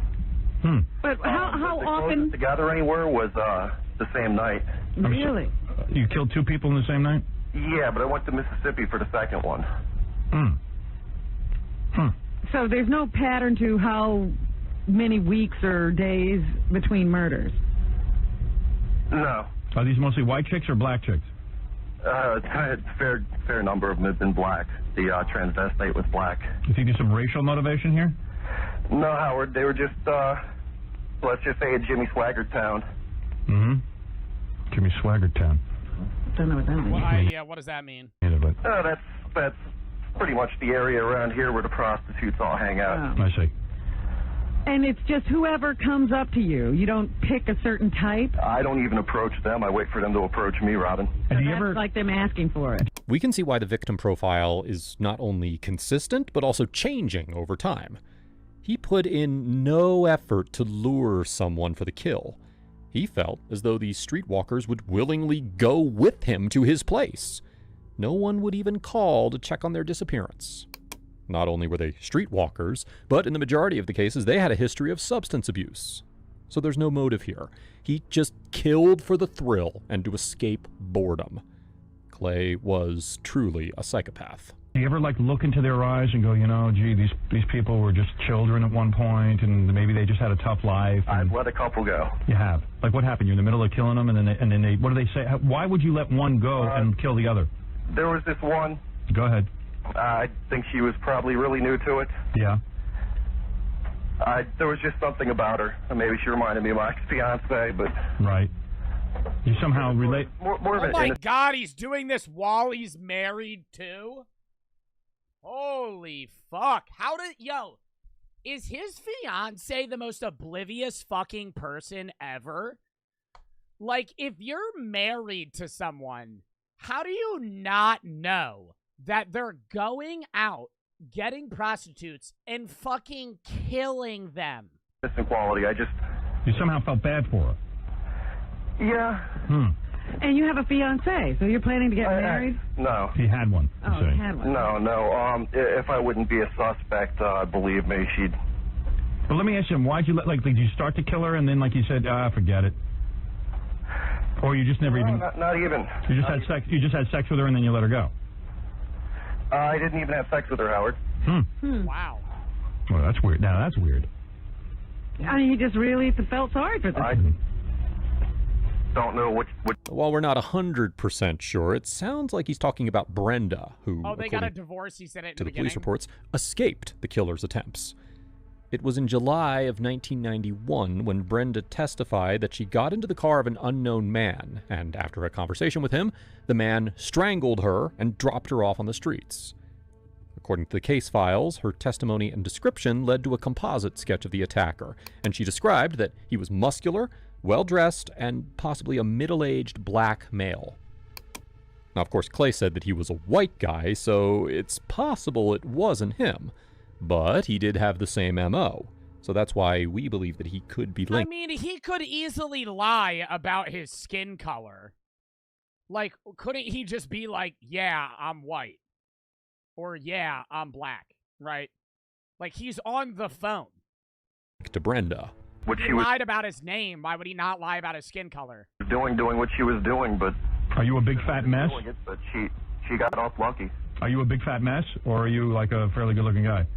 I'm not a big fat mess. I wouldn't call myself good-looking. I don't know what I'd call myself, Howard. Right. You have a decent job and So Howard's poking at this man, too.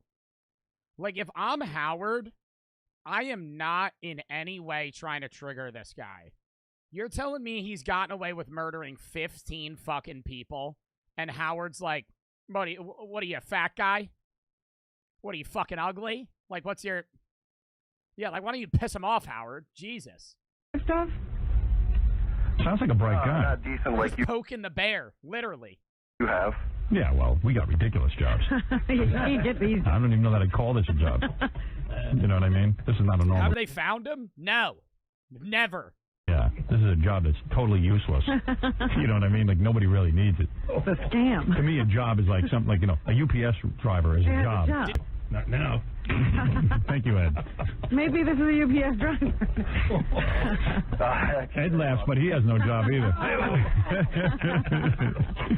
At this point, you might be wondering whether this call or this show's segment is fake or not.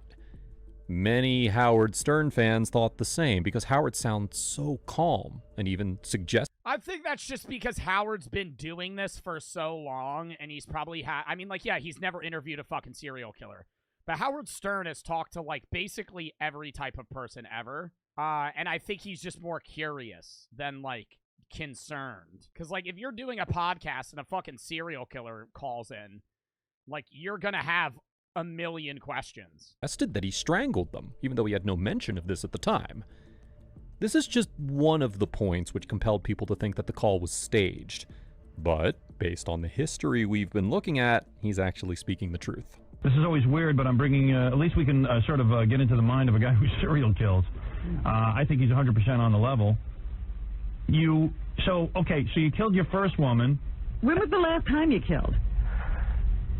It's been a few months. Right. Actually, it's been going on a year. You're like the Boston Strangler, man. Maybe I should option your story.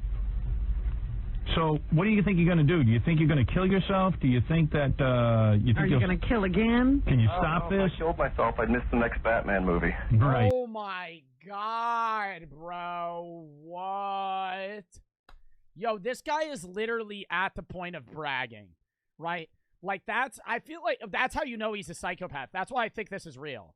Because, like serial killer psychopaths, well, serial killers are almost always psychopaths. But, like, these people brag, like, they're proud of what they do. And he literally just made it, oh, well, if I killed myself, I wouldn't see the new fucking Batman. You don't want to do that. No. As a fan. Actually, I'd actually kill myself to miss Why anybody here have a dad that's 48, 49, and really a big fan of Batman? Do you want to stay for that? No, but in all seriousness, I mean, do you think that you can control this? Do you think you can stop? I think I have been. Oh, you have been for the last couple of months? A year he hasn't killed. Oh, a year? Yeah. Almost. So why do you think you stopped killing all of a sudden? I really don't know, Howard. Part of it had to do with my car broke down. Oh, no transportation. Seriously? That's the reason? Well, that was the reason for a month, but after that, I guess it was all self-control. Wow. Oh, so you don't want to do this anymore? No, he wants to do it, but he's controlling himself. Like, you want to kill women, right? Sure. Yeah. This part is very important. The fact that he stopped killing because his car broke down will actually help us link him to someone. In 1994... Wait, is this guy about to try and determine who this is? A person was allegedly found masturbating in his car by the police, which had been parked by the road. This was near the ditch where two victims of the killer named Cheryl Lewis and Dolores Mack's bodies were found. When the police saw him, he was forced out of his car and told to show his driver's license. He explained that he stopped for an oil change and to fix the brake pads, and even willingly allowed his vehicle to be searched. Turns out, there was nothing in his car that proved that he was doing any form of car repair. There were no tools and no flashlight, which would be necessary for repairs at night. He was booked and ID'd as Russell Elwood. He was a native of Massillon, Ohio. Is this that guy? Who moved to New Orleans, but lived in a squalor, had no permanent residence, was never married, and used to do photography jobs and cab driving. He was also arrested several times because of his addiction. Anyways, on the 23rd of July 1997, after the task force to take down the serial killer was formed, Colonel Walter T. Gorman of the Jefferson Parish Sheriff's Office and other task force members traveled to Sebring, Florida, where Elwood lived. During his interrogation, Russell Elwood admitted to frequenting black streetwalkers throughout his life and claimed to know more than 100 girls. He also talked about his addiction, but he maintained an innocent stance. It's a possibility that Clay, the serial killer here, could be Russell Elwood. And what do you like it? Do you enjoy seeing them struggle as you kill them? Actually, none of them really struggle. Do you hit them from behind, or do they see it coming? I can't get inside their minds, but let's just say I hit them. But, I mean, are you facing them? Yeah. Well, so you can see their face and everything when you do it. Yeah. The worst I've ever gotten was one tried to grab my neck. I've never gotten any of the claw marks or anything that are dead giveaways. Right, you must be very powerful. I wouldn't call myself powerful, maybe intimidating. Why did you choose this method? I didn't, Robin. Like I told you, I really wanted to cut things up, mail things, send clues. No, she means why did you use a hammer? You think you... Because it was in a book I read. Oh. Well, everything's come from... Cartoons. And, yeah. When's the last time you got laid? Last week, Howard. Oh, yeah, so you didn't kill that girl? No. Because she wasn't a hooker? No. Right. It's only hookers, though. A lot of serial killers are only into hookers because they know, A, easy. probably won't get caught, and B, they have some kind of anger toward hookers. Like, did you think your mom was a hooker or something? No, Howard. Your parents married and... Bro, again, Howard Stern poking the bear. Poking the bear, bro. You think your mom was a whore? You think your mom got paid to have sex with people? Stay together in the whole thing? Yeah. Church-going people? That'll do it. Well, one of them, but... Yeah. Religious fanatics give birth to the most serial killers because they're so repressed. Yeah. So there's no way I'm going to talk you into giving yourself up or anything, right? No. I shouldn't even waste my time. I know I'm going to get calls after this and people are going to go, Howard, how come you didn't catch him? Has anybody ever been close to catching you? No. No, actually, someone, once when it was in the newspaper, someone joked to me, I know it was you, but, well, they were joking. Right. Yeah. You think you might be gay? I hope not. What? What? What? Right, maybe you're a repressed homosexual. Were you ever molested? No. Do you have a lot of tattoos? I don't have any tattoos. I wouldn't do that to myself. Right. And do you get high before you do this?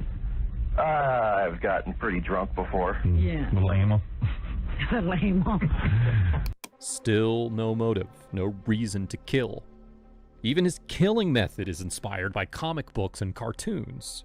Well, I gotta say, I wish he would die, but... Were you ever molested is crazy? Not really. I mean, that's not a crazy question for him to ask to a serial killer, right? Because serial killers a lot of the time have some sort of trauma that triggers them going down a path of, like, murderous intent. You know, what can I tell you?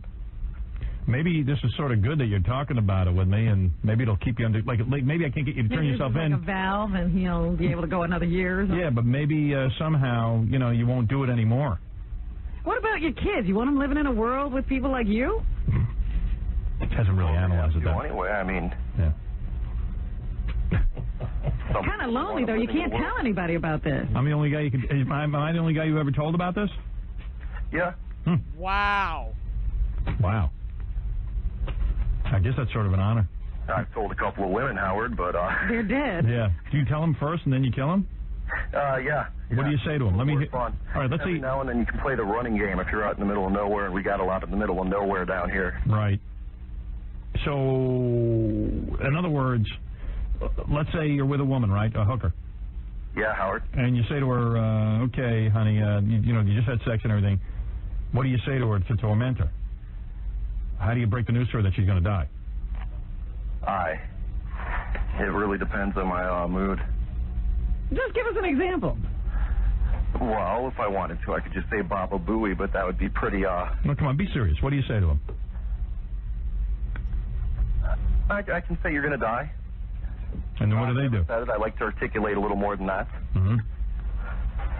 Sometimes I ask them if they think it's dangerous, doing what they're doing, if they're worried about things, and they'll laugh it off, and that just pisses me off. Right. And then you go ahead and you kill them. Yeah. All right. Well, there you go. It is a fact that psychopaths wait for an emotional response from the next person, after which they just snap.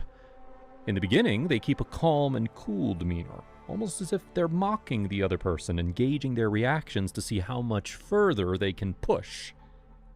When the other person finally reacts emotionally, that's when the psychopath may raise their eyebrows, smirk, tell the person to calm down, or feign disappointment. In this situation, Clay was so intolerant of her laugh that it pissed him off and he immediately did the deed. Yeah, well, you know what? All the experts don't know either, so. Well, here's a guy, just another story. He's out there. You know, it's just, it substantiates my theory. Did you get jealous of Cunanan? Is that why you're talking to us now? No, actually, I was thinking about writing a musical about Andrew Cunanan, but... Guy's a comedian, too. Huh? Guy's a... Hey, some psychologist is on the line. You want to talk to him? Sure. I mean, since you're looking for answers. Sure. Okay. Let's see. Okay, yeah. Robert? How you doing, Howard? Hey, man. Go ahead. Just wondering, how long did this guy wet his bed when he was a young boy? Are you serious, or are you just trying to make a joke? No, I'm totally serious. Did you wet your bed when you were a young boy? No. Didn't do that at all. No. How about starting fires? Huh? How about starting fires? Sure. Yep. You did start fires? Yeah. How old were you? How old were you when you? For people to not get into serial killing too. Oh, get this fucking jerk-off psychiatrist out of the fucking goddamn thing. Bro, I know I haven't said a word in like 3 minutes. I've just been fucking listening. This fucking dickhead gets on the fucking line, starts asking the stupid-ass questions, but he got a fucking sheet in front of him. I took a psychology class in fucking high school, dude. He's reading off the fucking, the signs of being a fucking psychopath. This guy has no fucking credibility whatsoever. Get him off the line. Howard's asking better questions than this fucking dickhead. You wet the bed? Fucking idiot. Start fires, wet the bed when they're young. Along with the mutilation of little animals, but he said he didn't do that, so... Right. That's kind of something that was missing. But fires was in your history, right? You could say that. Yeah. Yeah, it's a lot of, it starts off as external ways of showing off their anger, and then they move on and go on to bigger and better things, I guess. I wonder why this guy kills. Do you have any guess? I don't know. I think you're right on with something with his family, childhood. Yeah, what's he so angry about? Right. You know, unfortunately, he's real angry, and he's out there hurting a lot of innocent women. Yeah, what do I do with a guy like this? Just hang up and forget about it, or is there anything I can...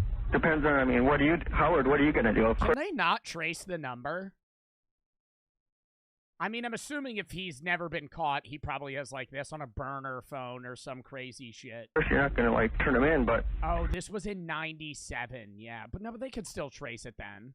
Well, I mean, I would, but I can't. I mean, a lot of people would want to turn him in, but what can you do? You talk to him, try and... Somebody just said he could be on a payphone. You think he's standing in the middle of a street on a payphone, actively talking about how he kills people. Figure out what's going on. Yeah, all right. That's right. Then I'll probably just hang up. Okay. Okay, thanks a lot, Howard. Howard. Thanks, man. All right, thanks, guys.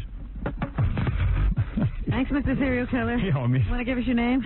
Yeah, I mean, I know I'm not going to get him to turn himself in. I've had calls from people who go, well, why didn't you do something? I go, well, what am I supposed to do? The guy's on the phone. Crawl through the phone and get him? Yeah. They were like, well, why don't you trace these calls? And I'm like, well, I don't have that equipment. Yeah, what are we, the police? I can't even get a phone system that works for air. Let alone a tracing thing. Oh, Jackie's back there bumming out. Bro, that is actually fucking nuts. Like, that's a crazy fucking thing to happen. Literally being on the phone talking to a fucking serial killer.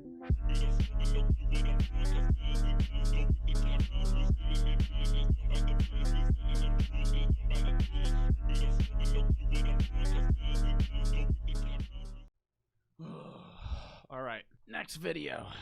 The rise and fall of Hooters Air. Bro, I gotta scan this video real quick because it is Hooters. Back into flying. Wait a minute. Hooters girls on every flight. Hooters had an airline? All leather seats with extra legroom. Call 1-888-FLY. Yo, you gotta be fucking wacko to take a fucking Hooters airline. Like, going to the restaurant, yeah, whatever. You're really gonna fly Hooters Air to stare at a flight attendant's boobs? You might Is not Brooke have in this video? No. My girlfriend works at Hooters. She does not work at Hooters Air. Known about Hooters Air because it didn't last long. There you go. It started in 2003, and initially the airline was successful. but it shut down just 3 years later. We're at the Gary Chicago International Airport where Oh, Hooters... do you think they serve chicken wings on the flight? Oh, ew. Based in Myrtle Beach, South Carolina, it offered low-price direct flights to more than 15 destinations in the U.S. Airfares were a flat rate of $129 each way. That's a pretty good. That's a pretty good flight. Damn. So why did Hooters think it was a good idea to start an airline? And why did it fail? If you like what you see here on the outside, Oh, Jesus Christ. you're gonna love what you'll see on the inside. Hooters was founded by... That is such an 80s ad. That is such an 80s ad. 6 businessmen in Clearwater, Florida in 1983. A year later, an Atlanta-based group led by Bob Brooks saw the company's potential and bought it outright. It was the first restaurant chain, so basically they pioneered the idea that they're going to have all their waiters wear short shorts and really tight tank tops. Do you know why our beer is so cold here at Hooters? Because we keep it in the refrigerator. From kind of the... Oh, really? Really? Dude, the stories my girlfriend tells me about some of the fucking wackos that come into Hooters is just insane. Like, so... just desperate. Like, just genuinely... I don't know, dude. Hooters has some good-ass wings, though. I've fucking eaten there. 80s until the early 2000s, it was a very successful kind of growing business. By 2003, Hooters was flush with cash, and Bob Brooks wanted to expand the brand. So he bought a small North Carolina-based... Why the fuck would you want to expand to a goddamn airline? I feel like that's the weirdest idea ever. Charter airline. You never even see... Half of the point of going to Hooters is seeing the waitresses, because the waitresses literally talk to you. Why would you want to open... Like, if you ever take a flight, how often do you guys see the airline people that like, the flight attendants? You see them, like, once every... Like, say you're on a 4-hour flight, you'll see the... I mean, like, they're not doing 4-hour flights. They were doing local flights that are, like, 2 hours. But still, you see the flight attendants, like, twice, maybe. Like, most of the time they sit in the back. What, are they just going to talk to people on the airline? That's just weird. He repainted the airplanes with the company logo, and Hooters Air took off. What would you tell people out there watching the show about flying Hooters Air? You should definitely do it. It's an experience like no other. By yourself. It's not an experience like no other. I'm going to say the same damn thing. My girlfriend works at Hooters. They got some good-ass wings. I understand why people go there. It is not an experience. It is not an experience. Yes, the women that work there are pretty. Okay, especially Hooters Air. An experience? What, the 2 times the flight attendants walk by, what am I going to go?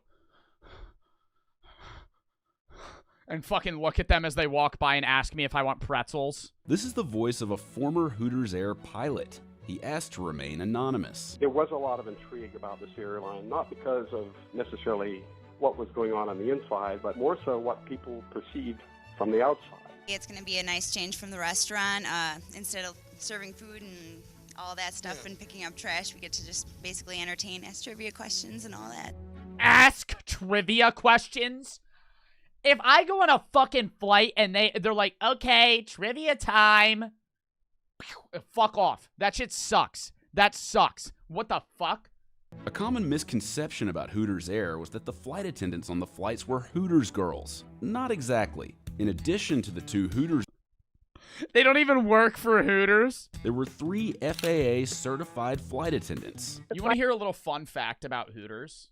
When you apply to Hooters, you know how in most jobs you send in an application and all that? When you apply to Hooters, you only show your picture. Application to Hooters counts as a modeling job. The reason it does that, or the reason they do that, and they don't even ask you about, like, experience or anything like that, is because if it counts as a modeling job, they're allowed to decline you for how you look. Because if you apply and you're a really good applicant and they decline you because you're ugly, or they think you're ugly or don't fit the Hooters look, you could sue them. So instead, you send in a picture and it counts as a modeling job. And then they're allowed to say that you're too ugly or whatever for Hooters, or you don't fit the look or whatever, and it doesn't matter. Flight attendants are the ones who serve all the food and the drinks per usual. I had a professional uniform, I had like a navy blue dress. You know, it was very professional. It had the little owl embroidered emblem on it. We just did the safety procedures and stuff like that. And then we had 2 Hooter girls from different restaurants in the area, but they had no training whatsoever. They were just there just for passenger fun. Oh! So on Hooters Air, they literally had just regular flight attendants that wore regular clothes that had like a little Hooters embroidery, and then they just had 2 Hooters girls to entertain people. What is it all going to include? You guys are going to be up there serving customers? No wings. No wings. But great food. Great food. Yeah, we got some soft pretzels, and we got some like some soft pretzels. Oh, boy. pigs in a blanket, and That's fucking disgusting. That's pigs in a blanket on a goddamn airplane. Fuck that. 2 Hooters girls would get up during the flight and do like trivia or little games or like sing a song. I think they just sat in their seat the whole time until it was their 5 minutes to get up. And that was it. And the rest of the time us flight attendants are working. Were there ever any incidents that you witnessed of harassment or customers getting a little too inebriated? I never saw any kind of harassment. There was definitely flirtiness. Any flight, you're always gonna Imagine trying to flirt with a flight attendant on a fucking airplane. You're sitting window seat on Hooters Air, and you're like, yo! And you have to talk, like, past 2 other people. Like, you're not aisle, you're fucking window. There's 2 people that are fucking there, and you're just like, yeah, and you're trying to flirt with somebody, like 2 other people just sitting there fucking watching the conversation. Fares from $99. Convenient morning departures and evening returns. Hooters Air helped out smaller airports like the one in Gary, Indiana, just 25 miles southeast of Chicago. That's good news. More airline service, more activity, more economic development, more jobs, more people spending money in Northwest. Like 2 more jobs. Like 2 more jobs. More economic, more jobs, more people, more travel, more, fucking 4 more people, 4 more jobs. Yeah, it's really, Gary, Indiana really needs the Hooters Air. Shut up. In its heyday, Hooters Air was bringing between 3,000 and 5,000 people a week into the Myrtle Beach area. Hooters Air was more than just an airline. It was a huge philanthropic contribution to the Myrtle Beach area by Mr. Brooks, who had a vision that the Myrtle Beach area could grow and expand and evolve as a tourism destination and a business community. Hooters Air was big. Who the fuck goes to Myrtle Beach? Myrtle Beach, really a great tourism area. The fuck? No. Citing a $40 million loss. Oh! How do you lose? I don't understand that. I have never been able to wrap my brain around that. How companies can lose that much money. Compounded by a couple of factors. They started the airline still as the airline industry was recovering from the 9/11 attacks. People were still scared of getting on airplanes. There was growing low-fare competition in the market as Southwest and other airlines had begun to expand. And jet fuel prices were trending upwards, so it just wasn't an economically viable business. Hooters chairman Bob Brooks passed away in 2006, the same year that Hooters Air shut down. There are people at work and people enjoying the Myrtle Beach area that might never have had the opportunity to do so if it weren't for Bob Brooks. So we remain very grateful for his investment in his airline and our community. Despite the failure of Hooters Air, the Hooters brand continued to thrive. They've opened hundreds of locations in the U.S. and outside of the U.S. They are more than a $250 million business. Dude, Hooters is so overpriced, too. I mean, dude, their wings are fucking great, but talk about fucking expensive. Basically, at this point, and they kind of took over the U.S. Hooters. and then the world. Hooters. Oftentimes going to cities would be on an approach, and why North Korea sent hundreds of cheerleaders to the Olympics?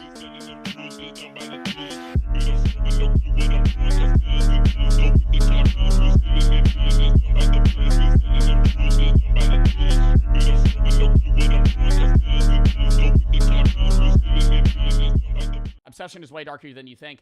I think Obsession is the recency bias definitely included, but I think Obsession is the best horror movie that I have ever seen. I think it wasn't cheap scares. And I too used the term scary in a different video, and a lot of people got mad because they were like, well, horror films don't have to be scary. And I'm like, well, I use scary and horror interchangeably. I know the definitions are different, but it's like this movie brought a level of discomfort that I had never experienced watching a movie before. Not to the level of like gore or grossness that Terrifier has, just pure, like, stress. This was the most stressful movie I think I've ever watched. The entire film, I was watching it like this in the movie theater because it's that disturbing in general. I'll turn it on. I'm going to pause a lot to talk about specific scenes and just what I think about the movie in general. I hope Curry Barker is a director in 85 movies in the upcoming years because, my God, this was a great movie. And I think the actors were great, too. Is it gory? I wouldn't say that this movie's that gory outside of, spoiler alert, this whole thing's going to be a spoiler alert. Outside of the one scene where he's talking to Sarah in the car, in the whole scene, chat, the way they're angling it, you could tell that Nikki's just going to fucking run through the window and start smashing his head in. And that was the goriest scene. That was like Terrifier level gore, smushed her face into a million pieces into a steering wheel. That was horrible. I didn't breathe. To put it in perspective, the reason I say Obsession's one of the scariest films I've seen isn't because of jump scares. It's just the pure horror aspect left me feeling so uneasy that I think I was genuinely breathing once every 30 seconds. Brand new horror movie. In this video, we will be diving straight into its deeper themes. And I love the simpleness of the idea of the wish, right? And the one wish Willow in the senses of like, you have to word it perfectly, otherwise you get fucked over. And symbolism. There will be spoilers. Let us begin. The premise is so simple, but what emerges from it is one of the deepest descents into darkness that I have ever witnessed on a cinema screen. Baron, or Bear as he's known, fancies Nikki. He is the villain. We were talking about it, and I was like, well, he's just an idiot. And then I was thinking back on it, and I'm like, there's multiple instances where he could have fixed it and just didn't. And it's like the wish in premise is already fucked up. But like he could have just been like, I wish I had the confidence to ask Nikki out. But his dumbass goes, I wish Nikki loved me more than anything in the world. What a dork. And then while she's asleep, she's like fighting the demon and she's like aware and she's like, kill me. And then he just doesn't. And he gets an opportunity to ask her out. His friend. And it's also like, I know they needed this, so I'm not complaining about the movie. I think the movie, I have literally zero complaints about the film. I'm complaining that Bear is such a dork that he couldn't fucking come up with a better idea than he went to his friend and he goes, so let me give you the premise. Let me give you the rundown of the film. If you haven't seen the movie, but you don't care about spoilers. There's a character named Bear that moves to this city. One of his best friends is named Nikki. He really likes this girl named Nikki. He's liked this girl Nikki for a while, and he doesn't know how to tell her. And she ends up him, Sarah, Nikki. There's 2 girls and 2 guys. Bear and what's the other guy's name? It's Nikki and Sarah, and Bear and Ian. And all 4 of them work at the same, like, record shop. And they're all friends. They hang out. They go to the bar together. Nikki's quitting at this job. So Bear's going, I need to ask her out. And she ends up having her crystal earrings fucking fall down a drain or some shit. She loses them. So he goes to like this, you know, like a spiritual store that sells like jewelry and other items and candles and incense. And he wants to buy her something nice. And he ends up finding this one wish Willow that he plans on giving to her because he knows that she wants to be a writer. He doesn't think anything of it. They don't live in a supernatural world. This is just like wishful thinking, one wish Willow. You snap it and you think it'll, come true. He's just being nice. So he drops her off and he plans on asking her out. And instead of asking her out, he folds like a chud. And she even says, if you like me, now's your time to tell me. And he says he doesn't like her like a fucking dork. Forgets to give her the willow. And then he ends up just snapping it and wishing for her to love her or love him more than anybody else in that moment. She ends up walking away. Right after he snaps it, she is standing on her porch watching him and is immediately obsessed with him. Goes over his house that night. Ends up sleeping with him. She watches him sleep, which is really weird. So things already in the first day take a dark turn, right? They are sleeping in the same room. He wakes up in bed and she's in the corner watching him sleep. And is she has an uncanny look on her face. She's crying. It's really creepy. Also, his cat just died. The next day he wakes up and she made a weird vigil in his kitchen of the dead cat on the ground with candles. And so she dug the cat out of the trash, which was weird that he put it in the trash. I don't know why he didn't bury his fucking cat. Can I say that? That was a side thing of, like, Bear's a fucking weirdo. You're so sad about your cat being dead. Imagine throwing it in the trash. Like, my dog dies, and I just chuck it in the garbage. Like, what the fuck? Like, bury it. You know, get it cremated. What the fuck? Like, just a weird way. Like, he puts it in a trash bag. So she makes this vigil for him, and it's, like, really creepy. And he's like, Bear goes, Nikki, you can't do that. Already I'm going, this motherfucker's not realizing this girl's a psychopath because of his wish. So it takes him a while to understand. And she ends up, like, she doesn't have work that day. It's, like, her last week. She, like, put in 2 weeks. Or they go to work together that day, actually. And she's, like, really in love with him, just watching him all day. And Ian's like, what the fuck, man? Like, she wasn't into you a day ago. He's like, I don't know, man. She just loves me now. It's like, I guess I did the fucking right thing. And Ian's like, you're taking advantage of her. She's, like, clearly going through, like, a drug problem or something. Because it's like, this woman didn't love you like that. And he just doesn't give a fuck. They end up, like, fucking. And it's, like, the weirdest sex scene you've ever seen in your entire life. No emotion. She's just making the noises. And you could tell that she's, like, possessed. So, really creepy. I think that's the night where she actually watches him sleep. And then he tries to go to work the next day, and she's, like, crying and smiling and crying and smiling. Just, like, a really emotional person. Like, to a point where it's, like, abnormal. Like, she gets angry, then sad, then happy, then loving, all in the span of, like, 30 seconds. And then she's like, well, you don't have to go to work. He's like, I have to. He turns around. The whole door is duct taped shut with, like, 9 rolls of duct tape. Like, she tried to blockade him in, and he's, like, trying to open the door, and it's really funny, like, comedic relief. He's, like, struggling to open the door, and she's like, oh, well, you don't have to leave if the door won't open. He's like, no, I got it, and, like, rips it open. I'll rant more about the story as we go on, but that's, like, the base premise, and then it just gets worse and worse and worse and worse and worse. Should I just do a summary of the whole movie or before we start, or no? We'll do more as we go. Ian is egging him on. Even Nikki. Oh, yes? Okay. So this will be Joe Bart telling the story. As he goes to work after she duct tapes the door shut, she stands in place the entire time she's gone and pisses and shits all over herself. She vomits all over herself. She's covered in, like, a weird goop, and she doesn't move for, like, 9 hours. He comes back, and there's actual feces on the floor, and she's like, oh, you're here. And he's like, ew, what the fuck? And she's like, oh, don't worry, I'll clean it. I'll clean it. He wants to go over Ian's house that night, but Ian's like, Nikki's clearly obsessed with you. Nikki can't come. So he says that, like, he's gonna go. She gets excited. She starts showering, and then randomly, he's like, oh, well, it's like a guy's night. And she goes, ah! In the shower, like, violently. And it's like, oh, fuck. You're sitting there going, oh, my God. Like, this girl's crazy. So she ends up going to the party, and they're playing Jenga, but it's a version of Jenga. You might have played it at a party or not. It's like Jenga, but there's, like, dares on the blocks. So as you pull a block, you read it, and you have to do whatever it is. And they're going around, and Sarah has a crush on Bear. Bear knows this, but Bear, for some dork-ass reasons, obsessed with Nikki. Sarah's a beautiful girl. She's very nice. She likes Bear. Bear doesn't like her. I'm Bear. Sarah's here. Sarah pulls a block, and it says, or does Bear pull the block? Bear pulls a block, and it says, like, kiss the person to your left, which would be Sarah. And that's where you see this scene of Nikki frowning, where she looks up, and she's like this. She slow walks behind Sarah on a wooden floor, pulls her chair back, like, stands in front of where Sarah was, and then kisses him.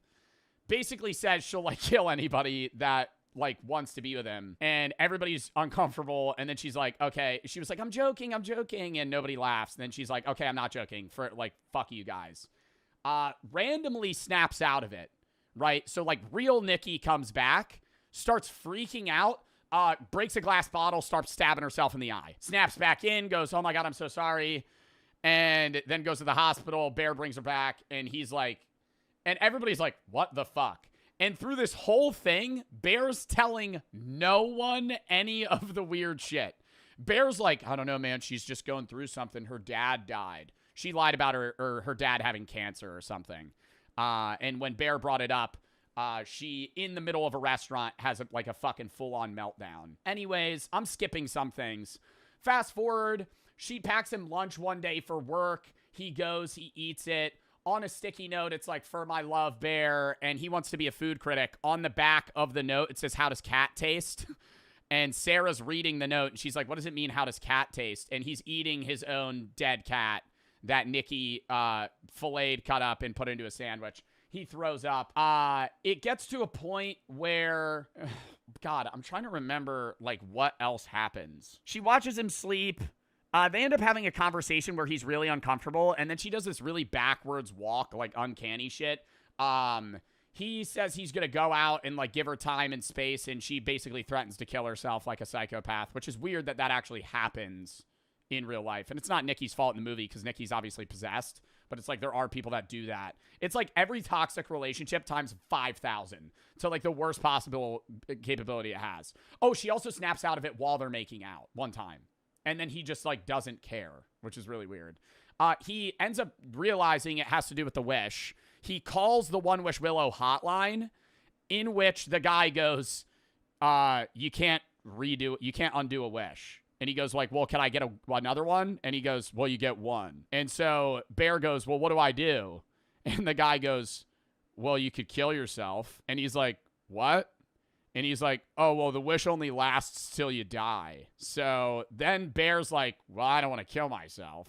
So he, like, just keeps trying to be, he's basically like, Nikki, if you love me, you got to be normal. And she's like, okay. She'll have, like, a bout of being normal and then immediately be weird again. And he ends up going to Ian. Well, Sarah ends up telling him that Ian's been fucking Nikki and didn't tell him. And Sarah's like, I know Nikki's not in love with you because Nikki's been sleeping with Ian. So what the fuck's happening?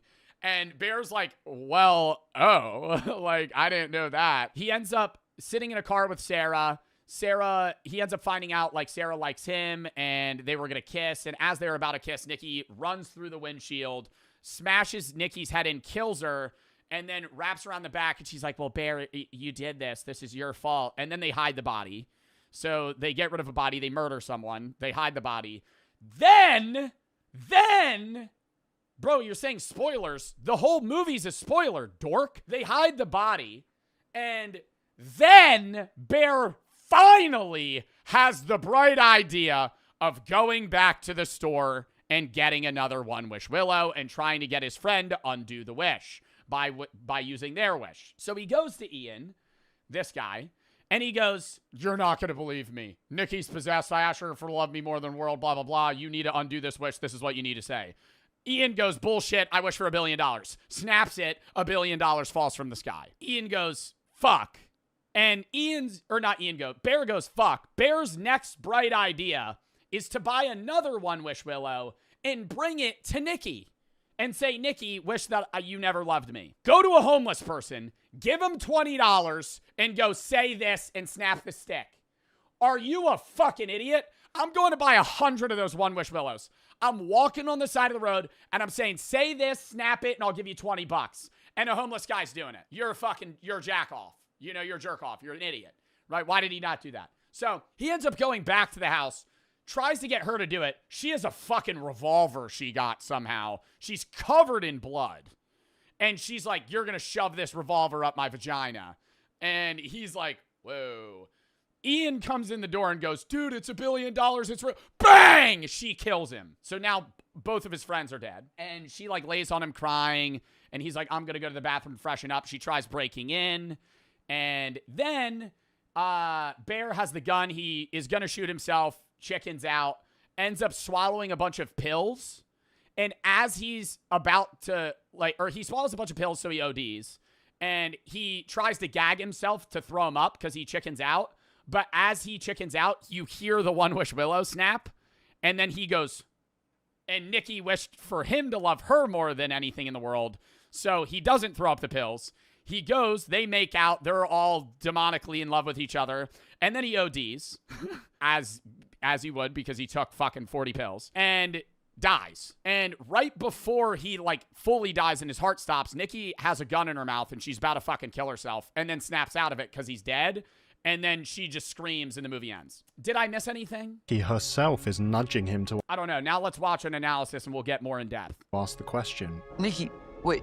I was gonna ask you, What? I lost my train of thought. Back in that. What else? Oh, he's such a loser, man. It's just like, it pisses you. The whole time it pisses you off. You're like, just fucking say something. Oh, just say something. Hey. But he finds himself unable to ask, cursing himself as Nikki walks away from his car. The incest poem? Oh, when they were at the party, Nikki pulled a block and then read a really weird poem about, like, if you don't fuck me, I'll cut your dick off and shove it inside me. And then she was like, only a love, a branch from a willow tree could conjure or some shit. Yeah, it was really weird. And towards her house, he takes out his... Yeah, in front of everyone, she reads a poem basically being like, you're gonna fuck me tonight. Like... One Wish Willow, a novelty toy that he bought at an occultic store. And that's when he makes his one wish. I wish Nikki Freeman loved me more than anyone in the entire world. Like, why would you say it? Why would you word it like that? Like, if I had that and I had a crush on that girl, I'd be like, I wish me and Nikki were dating. It's not like you could wish that. You'd be like, oh, I wish I had the confidence to ask her out. Boom. I wish she found me attractive. Like, boom. And then you work off that. Like, and then he snaps the stick. Well, it's a classic case of be careful what you wish for, because this ritual is devastatingly effective. Or is it?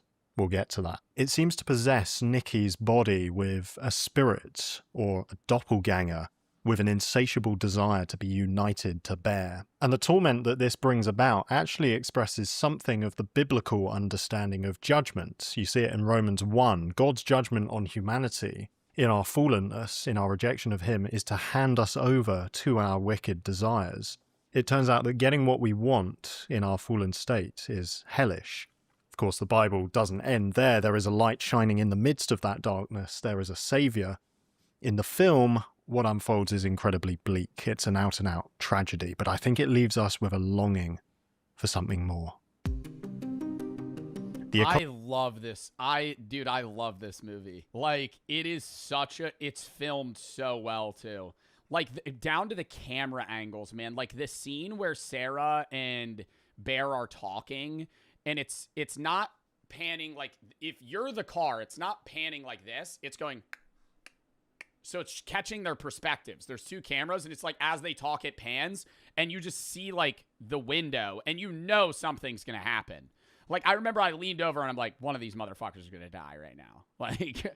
Somebody's going to come crash the party. The occultic store where Bear purchases the One Wish Willow is called the Green Man. In modern New Age circles, the Green Man has become regarded as a pagan fertility symbol. But actually going further back in time, the Green Man has been a prominent symbol in Christian art and architecture. In the medieval collection of tales, The Legend of the Rood, there is an intriguing story of Seth burying his father Adam, the first human being. According to the story, while Adam was dying, Seth placed 3 seeds under his tongue. These sprouted and grew into a tree, nourished by Adam's decaying corpse, and the wood from that tree was used to make the cross on which Jesus, known as the second Adam, was crucified. So the Green Man, however it's appropriated nowadays, is a Christ-haunted symbol. The possibility of curse being lifted, of life coming from death, hangs in the air for much of the movie, and we as an audience, as we continue this blistering descent into darkness, our yearning for resolution alongside the characters grows ever stronger. Anyway. The best thing that I saw somebody come up wish-wise, like monetarily, isn't wishing for $1 billion. It was somebody saying, I wish for a credit card that has no limit, only I could use it, I can never lose it, and I can buy anything I ever want with it. I can pay anything I want with it. So it's like you basically phrase it to where it's like, I don't have money, but I have the capability to buy anything I want without fucking up the economy. Like, you don't have to manage money. You don't have to do anything. You just have a card that's like associated with your being that you could just buy anything with. Bear visits this shop, the Green Man store, rather Isn't that more than one wish? No, not if you word it in the right way. aimlessly. At first he's looking for some crystals which might help to provide good vibes with Nikki. But then he happens to notice something else, a box of One Wish Willows. And he buys one on a whim. There's this writing on the box. The front says, "One Wish Willow, amaze your friends. You only get one wish." And the back says, "Spark the middle and break in half. Usage, open the package to a magical jingle and a fun pop surprise. Hold the One Wish Willow gently, break it in half and state your wish clearly.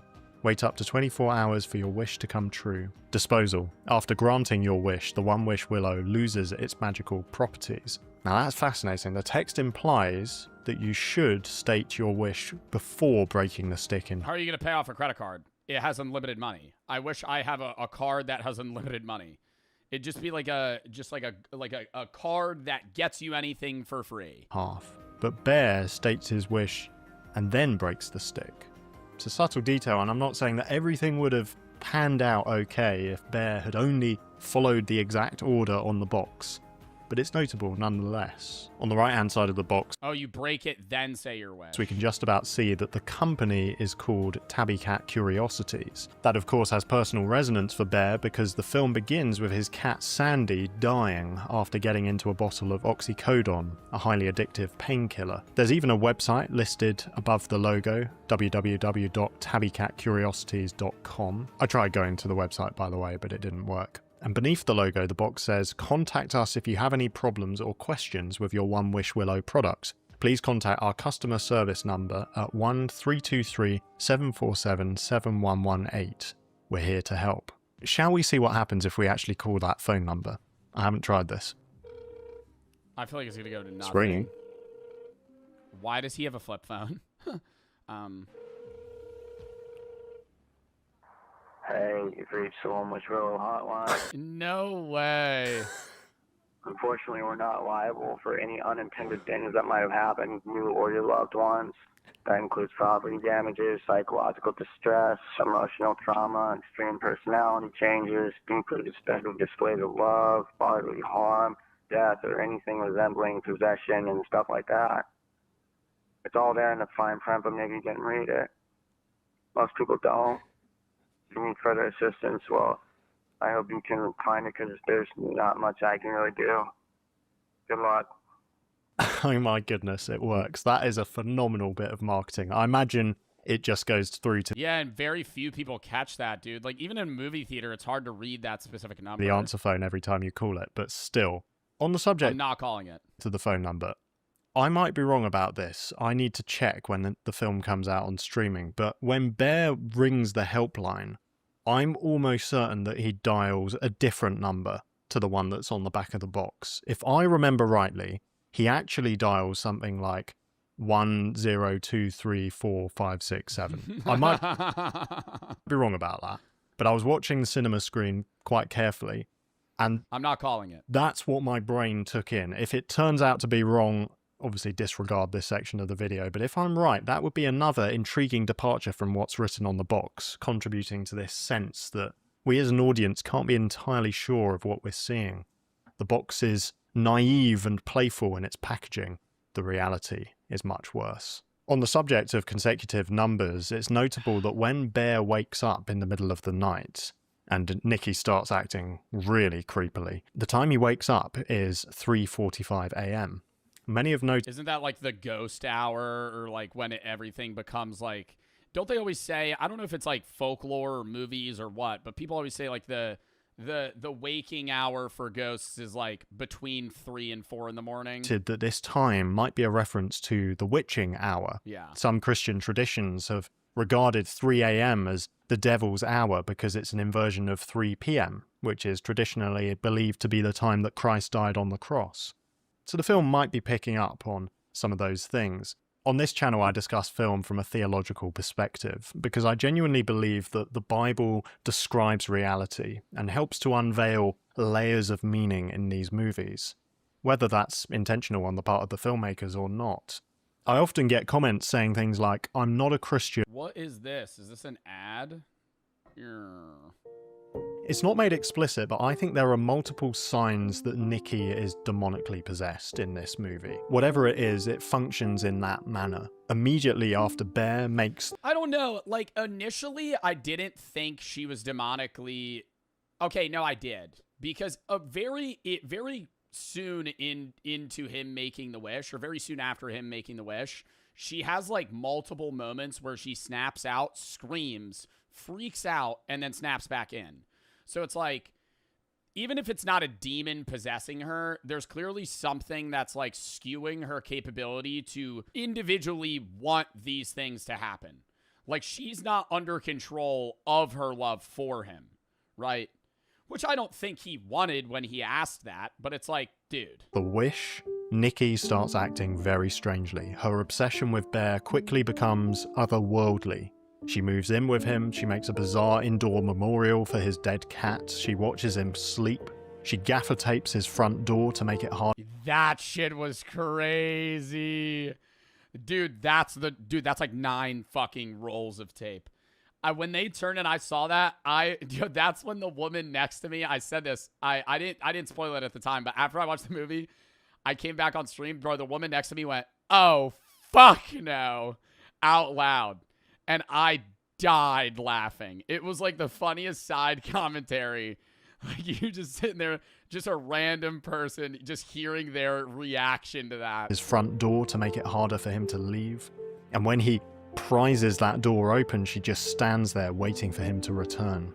Oh my God, she poops. Oh my God, it was disgusting. Like feces on the ground, pissing, shitting all over herself. So creepy, that building sense of dread as Bear does his day of work, and then how will he find her when he returns home? Will she have changed even more? While he's at work, he opens the packed lunch that Nikki has made for him, and inside are 2 Polaroid photos. The top one is a photo of Bear with... Oh my God, and the other one, dude, it's just him sleeping, and she's like fucking taking a picture of it. a heart and the caption, "You." The second photo depicts both of them lying next to each other, and the caption chillingly says, "Not me."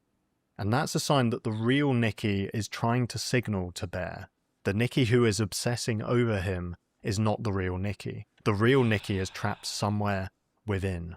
The sandwiches. I think the biggest turning point that fully submitted Bear as like a horrible person is when she was like, "Kill me," in her sleep, and then he just didn't do anything. I'm not saying he needed to kill himself. I'm not saying he needed to kill her, but he just kept trying to band-aid it, where he was like, "Oh, you know, you just have to be normal." It's like, bro, clearly she's possessed. Like, I don't think I would have killed myself, but I think I immediately, after she fucking pissed and shit all over the ground and put a sigil of the cat, I immediately would have gone to the store and started asking people to make the wish to reverse it.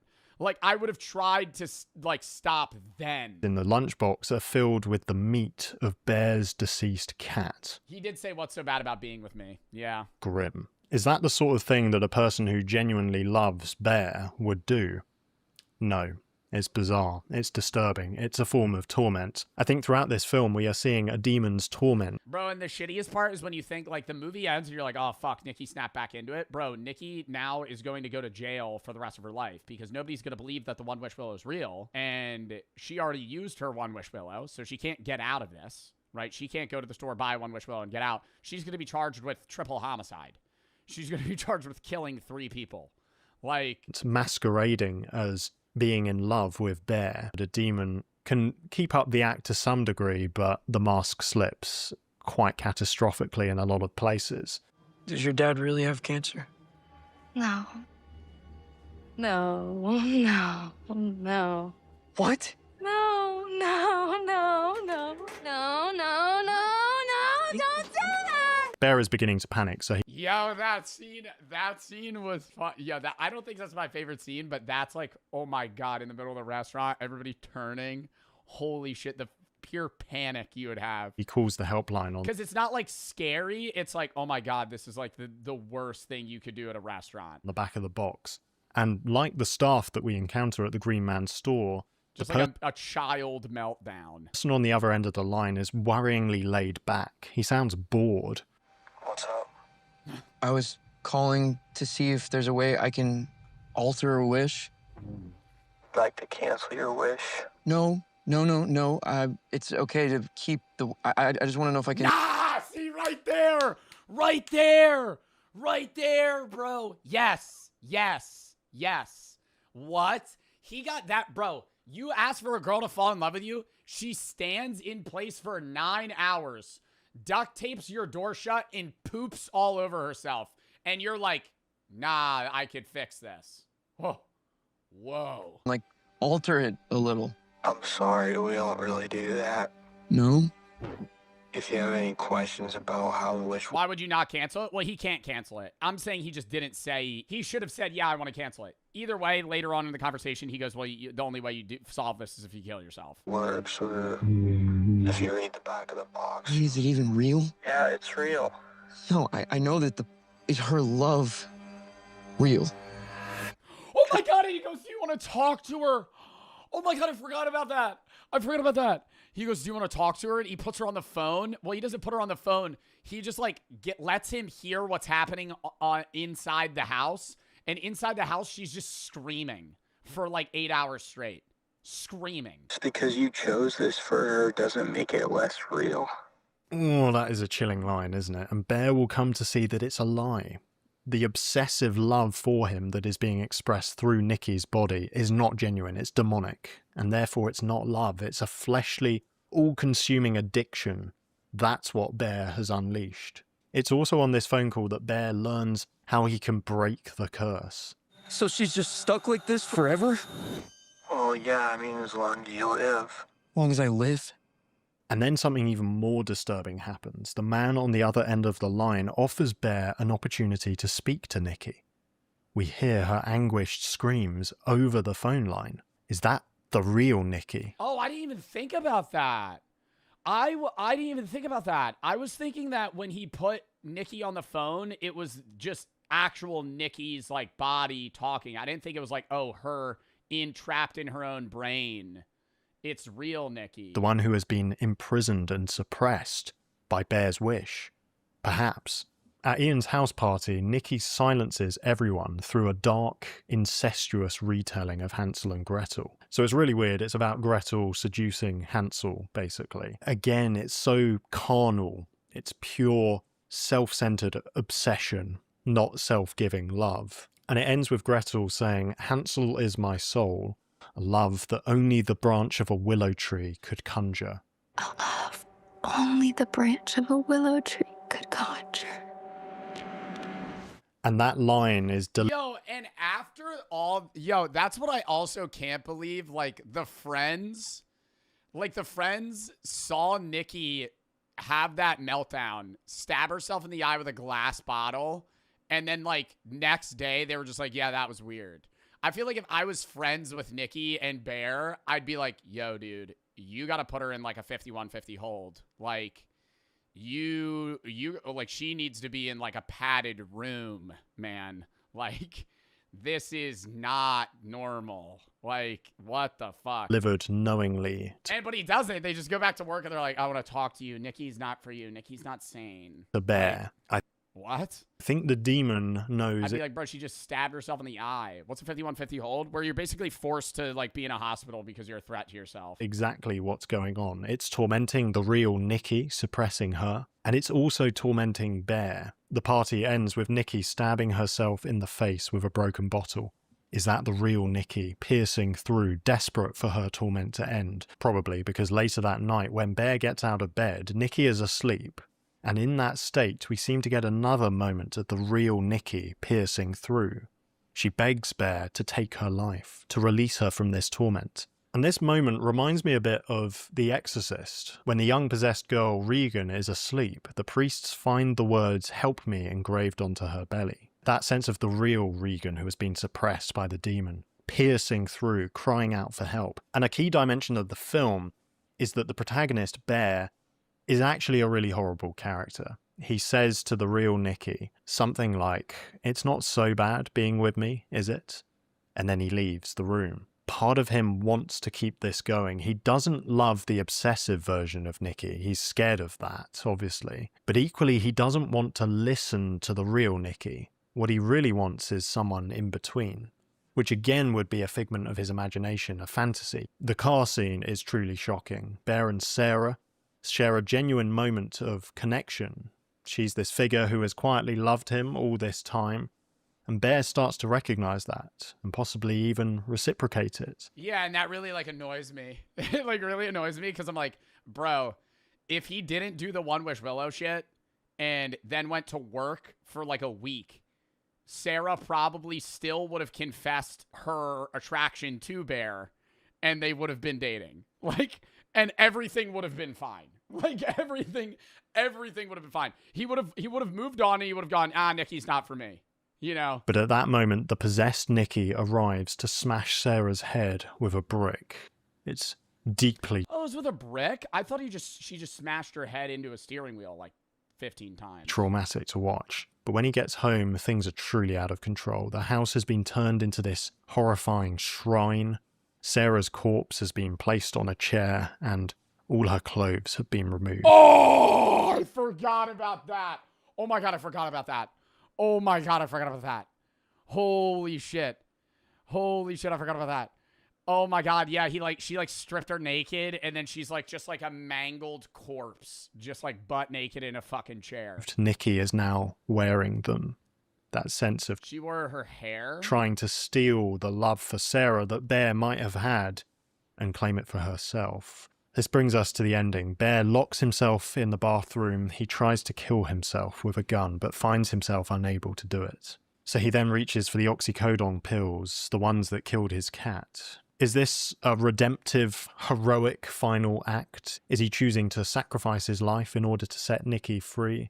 Well, it seems to me, the way it's framed... But it's like too little too late, you know? Like, they've already killed two people, and now he's like, okay, I'm just gonna kill myself. I don't think he was killing himself to help her. I think it was like, I have no other option. Like, this is the only thing I can do. I don't think he was doing it for her. I think it was like, oh shit, well my life's fucked now. Is that it's actually a total last resort, and it's more about setting himself free. Nikki being set free is a kind of byproduct for him at this point. And one of the reasons I think that is because he does eat the pills, but then he seems to change his mind. He tries to make himself vomit. But before he can, Nikki finds the One Wish Willow and makes a wish. Presumably, And it makes a little sound. It goes like, that Bear would be as obsessed with her as she is with him. And he emerges from the bathroom. They kiss, but then she realizes that Bear is dying in her arms from the overdose. The possessed Nikki is devastated. Why? Well, I suppose it's kind of obvious she's still living under Bear's wish, and therefore she's still infatuated with him, obsessed with him, devastated to see him dying. But if she is in fact demonically possessed, as I've interpreted throughout this video, I don't think the demon is in love with Bear, and that's why it's sad. I think it's sad because it realizes that it can no longer torment Bear. Now, it may also know that it'll be expelled from Nikki's body once Bear dies. It'll no longer be able to torment her either. I don't know, because it was, yeah... I don't know. I don't want to say it doesn't feel like a demon, because part of me just feels like it's like a brain worm that's like attached to like Nikki's consciousness that like forces her to feel these weird bouts of like love and obsession. And then when she snaps out of it, it is her, and she doesn't have that like attachment. But then it's also just like, well, what's making her do this weird shit?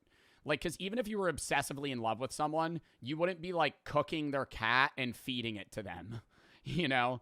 Like, that's not obsession. That's just, like, demonic. Like, what is that? That he's dying. Like, that side of it makes you think that there is, like, a demon involved, because it's like, if she was just obsessively in love with him, she wouldn't do that. So anyway, Bear dies in Nikki's arms, and the possessed Nikki... Like, I could see obsessed Nikki killing women that are obsessed with Bear, like Sarah, or not obsessed, but in love with Bear. Like, that doesn't confuse me as much as, like, why are you giving, like, there's no world where, like, somebody that loves Bear that much, even more than anything, would be like, okay, he's going to want to eat his cat. He prepares to it's like psychotic. take her own life as a result. It's like a perverse retelling of the end of Romeo and Juliet. But at that moment, the curse is lifted. Bear's death ends the effect of his wish. And then... You know that's not how they originally wanted to end it? There was, like, a few things. I heard, number one, that the movie was supposed to have more gore, and they had I don't know if this is true. But I heard this. The other two things I'm going to say are true. I heard that the movie originally was supposed to have more gore, but it was going to be rated NC-17, which means that it's, like, worse than rated R, and then people wouldn't be able to watch it as much, so they had to remove stuff. I heard that the original ending was not supposed to be her surviving. It was supposed to be her killing herself. And they only did one take. The ending is one take. Like, they only filmed that ending once, but they liked it that much that they did it instead. And then what was the other thing? There was something else. I might remember. The real Nikki finally comes to. So there's a hint of deliverance there. Nikki is released from the curse, but it's definitely not a happy ending. She returns to her body and her life, only to find it in total ruins.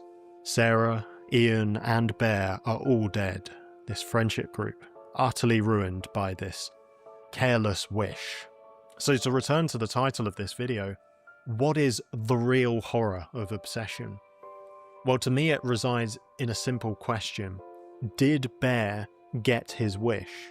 Well, I think the horror, like the fear factor of the movie is that it's not... I think any movie where the horror resides in something that is human but off is always more scary. Like, the uncanny is always more unscary or more scary than something that's like a monster, right? Like a demon or a being that's like haunting you, like the boogeyman, is not nearly as scary as something that's like Nikki, where she's snapping in and out of being like human, and the scene where she's just like uncannily staring at him at night in the corner of the room's terrifying. Where she fucking snaps in and out of it, and she's walking backwards and like poetically talking about how she's gonna kill herself and her blood's gonna go cold if fucking Bear leaves. Like, that stuff, it's like, it's taking like real world relationship obsession and then amplifying it to a level that's like uncannily scary, so it feels more fearful than something that's too outlandish that it's like, okay, this is, you know, it's fucking Edward Scissorhands, you know, it's a Texas Chainsaw Massacre. Like, sense, yes, his wish was very clear, that Nikki would love him more than anyone. It's realistic. Well, I don't want to say realistic, because like One Wish World doesn't exist, but like the stuff that she does, someone could do, you know? Like, all of the things that she does, somebody could act like that. Anyone else in the whole wide world. I wish Nikki Freeman loved me more than anyone in the entire world. Bear, I love you so much. I don't think I could live without you. You love me more than anyone in the world? Yes, more than anyone. He gets what he wants, and he doesn't like it. But then you could argue that Bear doesn't actually get his wish. Because if, and I think it's a big if what he truly wants is a mutual, meaningful connection with Nikki, that's not what he gets. The possessed Nikki is a counterfeit, a distortion, robbing her. No, she doesn't love anything about, like, she loves him, but there's no reason, right? Like, if you love somebody, you could be like, I love them because of this, and I've built this love over time. It's just like, it's not love, it's obsession. That's why it's the name of the movie. Of agents. So the wish comes true from a fleshly perspective. It produces this carnal obsession, the inevitable outworking of a selfish desire that doesn't truly value the other. But the wish doesn't come true from a spiritual perspective. It doesn't satisfy Bear's ultimate thirst for meaning and intimacy, even if he thought and wished that it would. I think this movie has a lot to say about how devastating our modern inability to define love can be. We often deify that notion of finding the ideal romantic partner, the one, where we believe that other people can satisfy our ultimate longings. That has two problems. The first is that we can end up loving someone selfishly and instrumentally, you know, not for their sake, but for what we can get out of them. That's one problem. The second problem is that it places a burden on relationships that they were never designed to carry. If I make another human being into my God, they will disappoint me, and it's very unfair on them. According to Christianity, we can only know what love actually is when we look at God. He's this eternal, loving union of Father, Son, and Spirit. And his love is most clearly revealed when it is poured out in self-sacrifice for us on the cross. True love is self-sacrificial, not self-serving, and that should then flow into our relationships with others. Christians call one another brothers and sisters in Christ. He is the basis for our love, and we are called to invite others into that love. And many Christians get married, but again, that's founded on self-sacrifice rather than selfishness, because in Christianity, marriage is this metaphor for the cosmic union. I just don't see how this has to do with the movie, if I'm being honest. Like, I'm not disagreeing with what he's saying. I myself am, you know, not religious, but it's just like, I don't think this was thought of when the movie was written. Between Christ and his bride, the church. I don't know what you make of all that, but I'm sure we can all agree that obsession is an absolutely devastating portrayal of a relationship. And I wish I could say to both Nikki and Bear that they are made for so much more than this, that there is a much greater love. And if Bear knew... I like the No, I like how he's intertwining it, but it's just like, I don't think that was what the meaning of it was. That love, he would not have wished for Nikki to be compelled into loving him, because loving her would actually look like honouring her and laying down his life for her. This film really rattled me. I watched it with my friends Ethan and Sonny at the cinema, and we discussed the film at length afterwards. It was one of the only movies where I left and I thought about it for hours after in years. Like, I remember leaving that movie and I wanted to talk about it to people for like hours. Like, normally I leave a movie, talk about it for 10 minutes, and then I just move on, do something else. A lot of those thoughts actually made it into this video, so thanks so much, guys. Shout out to you. And here's the Letterboxd review I wrote of the movie. One of the most terrifying films I've ever seen. I want to recommend it. Don't at the same time. It's a phenomenal feat of horror filmmaking. Just be one, it's genuinely disturbing. Yeah, I would say that, like, if you're not a fan of, like, scary or horror films, this is, like, probably one of the worst movies you could ever see. That night. 5 stars. One of the most terrifying films I've ever seen. I want to recommend it. I already read it. All right. Well, that was a fucking good video, dude. I also just love that movie. I'm glad I was able to talk about it.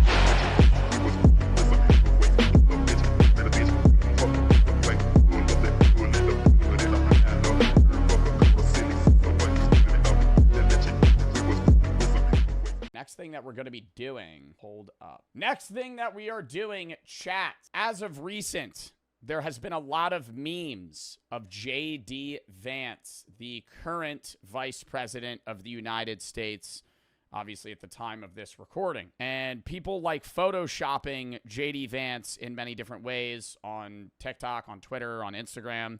And I thought it would be funny if I had a suggestion tab where you guys would send your favorite dumb, like, / funny edited photos of J.D. Vance. We are going to tier list many of them. General Zod made this tier list for me. So, W General Zod, W you guys for recommending the pictures, obviously. But we're going to be going through all of these. This is many of them. We're going to be kind of quickly rating them, picking our favorites. We have S tier, A tier, B tier, C tier, and D tier. I don't know if we're going to have an F because this is kind of the best of the best. Some of them I might not like. But, yeah, I'm very excited to rate these. So, let's get into it. Let's go to presentation mode. We could zoom in a little more, actually, as well. So we could see the imagery. Starting out, we have many of them. Okay, some of you guys I could see you custom made them for this specific one, like me, or whatever that is. Some of these you'll just see on Twitter, though. So, let's start.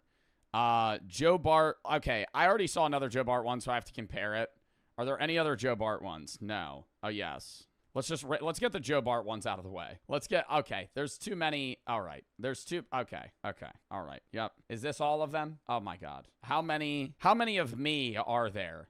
I think that's it. These are going to probably be rated pretty low on the list. I'm not going to lie. This one, not that badly edited. It does look like JD Vance, but you had to slim his face out so marginally. I'm just going to give that like a C tier. This one with the pink filter and the bulging eyes, he looks very rosy cheeked up. I enjoy it. That's an A tier. This one, shittily edited. I have to add a tier below this. F tier. This took 4 seconds. You just photoshopped an image of JD Vance in my setup and put fucking cat ears and a headset on him. That's horrible. So is this one. Just another image of JD Vance and that one. That's bad. That's bad. And that's bad. Okay, these are all F tier. Actually, we're just going to go Joe Bart tier. No, this one's pretty good. And this one. These two are okay. The rest fucking suck. Those are terrible. Get those out of the way. Next. Can you hear them screaming? An analog horror-esque image of JD Vance. JD Vance does kind of put off a scary aura at times. This one, not the funniest, but it is well edited. I would say this is C tier. Now, I love the chubby JD Vance photos. These are quite possibly my favorite ones, where they overly enlarge his beard and / chin area and make him look like he got stung by a bee many times. I don't know what this is specifically. It looks like he has some sort of cap and gown on, but I think this one's quite funny. I'm going to go A tier. We have, who is that? Is that Bilbo Baggins? But instead of Bilbo Baggins, it's JD Baggins from Lord of the Rings. Frodo. No, this isn't Frodo. This is Bilbo, right? JD Baggins. This one's edited very well. I also could see JD Vance kind of in this universe. You know, it's Frodo. Okay, same thing. I haven't watched Lord of the Rings, so my apologies for butchering that. But I could tell that it was from Lord of the Rings. So I think this one's the best edited. I don't think it's quite S tier because it's not very funny, but it is a very good edited image. Next. Just a really fat guy with JD Vance as the face. I don't think this is S tier. This is going to take so fucking long. No, we'll crank through them. This is going to take long. We'll spend like 20 seconds on each of them tops. JD Vance, bad. It's just he's fat. That's not the face isn't changed. You just put JD Vance's face on a fat guy. Not that funny. JD Vance with pit vipers looks like he's in the not Nightmare Before Christmas. Looks like he's what's that movie? He's in a little sleeping gown with a candle lit little pot area. I don't know what this is. Polar Express. Yeah, he's like Scrooge. Nah, it's like Christmas Carol. I wouldn't say this is Polar Express. He could be the homeless guy though from Polar Express. You know, I would say this is more of a niche pull. I like that one for that aspect, but it's not that funny of an image. This one kind of looks like AI art, honestly. I'm going to go D. JD Vance mixed with Trump if they had a kid. I like the top or the below up imagery here.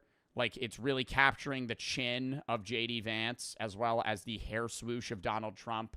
That's going to go A for me. JD Vance as Bob Ross.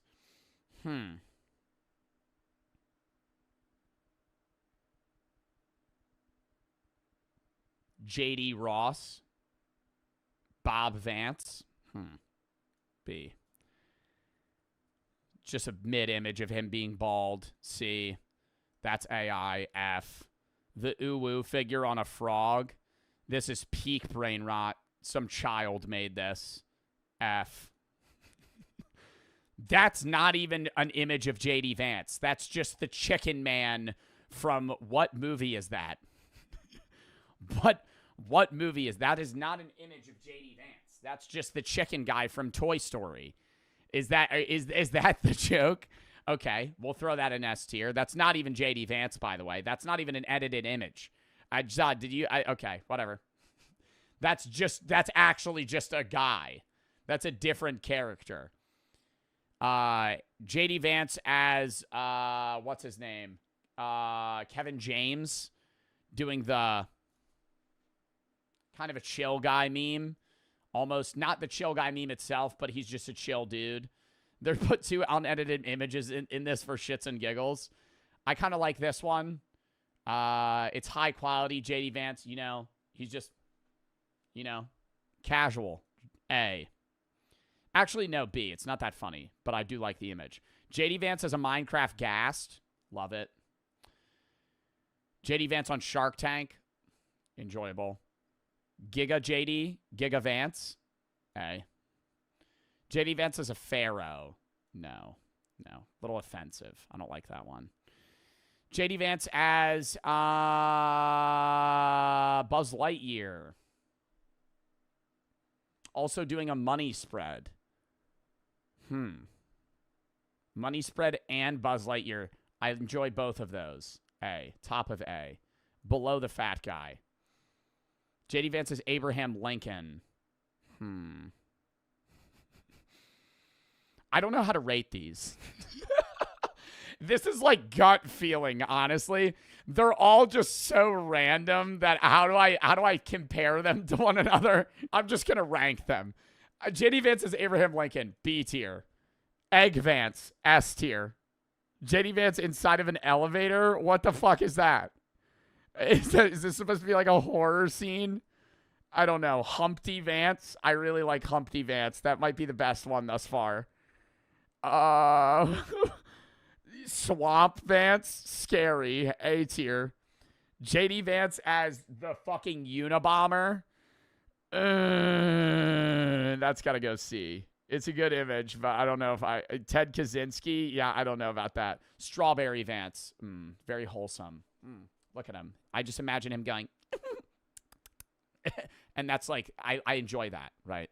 Strawberry Vance. The guy that's straining from gaming, very good quality image, callback to an old meme era. That's going to be A. JD Vance hitting a money spread with what seems to be Pokemon cards or Magic the Gathering cards of other JD Vance characters. Very creative. That's going to go S. Spider Vance, D. Ooh. The guy from that one band. What band is that? Pentagram? What's the song?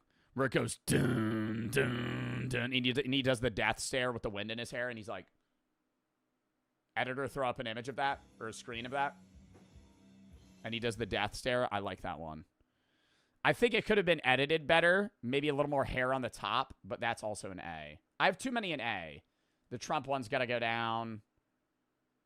The Shark Tank one's very well edited, so that's going to stay up there.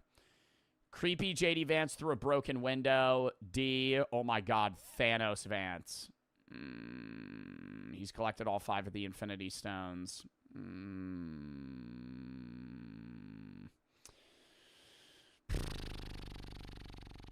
It's not 5, 6. Same thing. 6 Infinity Stones. Yeah, 1 on the palm, or one on the top of the hand there. That's really good. I also love his luscious hair. I love that they gave him a beard and curly hair. Looks like he does Dove soap in his hair. Really enjoyable. S tier. JD Vance as the little boy from Shrek that says, do the roar. Do the roar. Do the roar. Matches his personality perfectly. S tier. That's just JD Vance. I don't know who that's supposed to be. D tier. JD Pulp Fiction. Vance Fiction, specifically. I love the twist there. C. Not a good image, though. JD is the last Avatar, as the Avatar Last Airbender. I don't know. This one's conflicting for me. I don't think it's A tier. I think this one's B. Top of B, above me. I think that Bob Ross is above me as well. JD as a Oompa Loompa, kind of going... I could see JD doing the Oompa Loompa dance, so that'll be a top of B as well. Actually, that'll be bottom of A. I think Giga Vance needs to go down a little bit. The robot from that one movie with Will Smith, I, Robot, or whatever it's called. This is a bad image. That's going D. JD Vance, really creepy smile. Also very sweaty and glossy face. I enjoy that one. It's going to go B tier as well. I think we're going to have a pyramid shape here. This one is the same image as the Thanos, but the Thanos, they really fine-tuned it. And so for that reason, I think because this is the OG, this also has to be S tier. I really enjoy that imagery there. JD Small Face. I am very familiar with JD Smallface. I think that has to go top of C. Not a very creative image, but it's there. You know, it's kind of just a shrunken face. JD, what movie is this from? What is this based on? My gut imagery of what, or my gut feeling of how this image speaks to me, okay? Does it bring positive emotions? Yes, yes, yes, yes, yes, yes, yes, yes. No, no, no, no, no, no, no, no. None, right? I enjoy the imagery here. This is Leonardo DiCaprio. That is from Wolf of Wall Street. Good image, A. Hulk Vance, D. I love the Hulk. You can't take that away. You can't take that away from what's-his-face. Don't know his name. J.D. Vance as Zach Galifianakis from the Hangover movie. Solid pull here. Top of A. Really did it for me. He kind of looks like an elf here. Really slim Vance. Slim Vance. I like Slim Vance. Don't like that one. I hate that meme as well. Captain Vance. Captain America.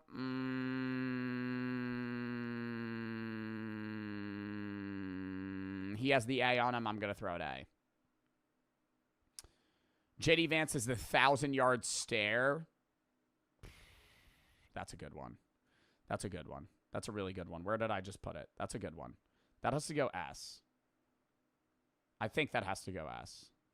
I got to move things around. The gamer one's kind of B tier, honestly, now that I'm looking at it. Super Vance. That knocks down Captain America to a D tier and Super Vance to a top. Super Vance to S tier. Holy shit, Super Vance. That's an amazing image. I hate that. I hate that. I don't like that. JD Vance is the Undertaker, straight C tier. Don't like that. Joseph Stalin Vance. No.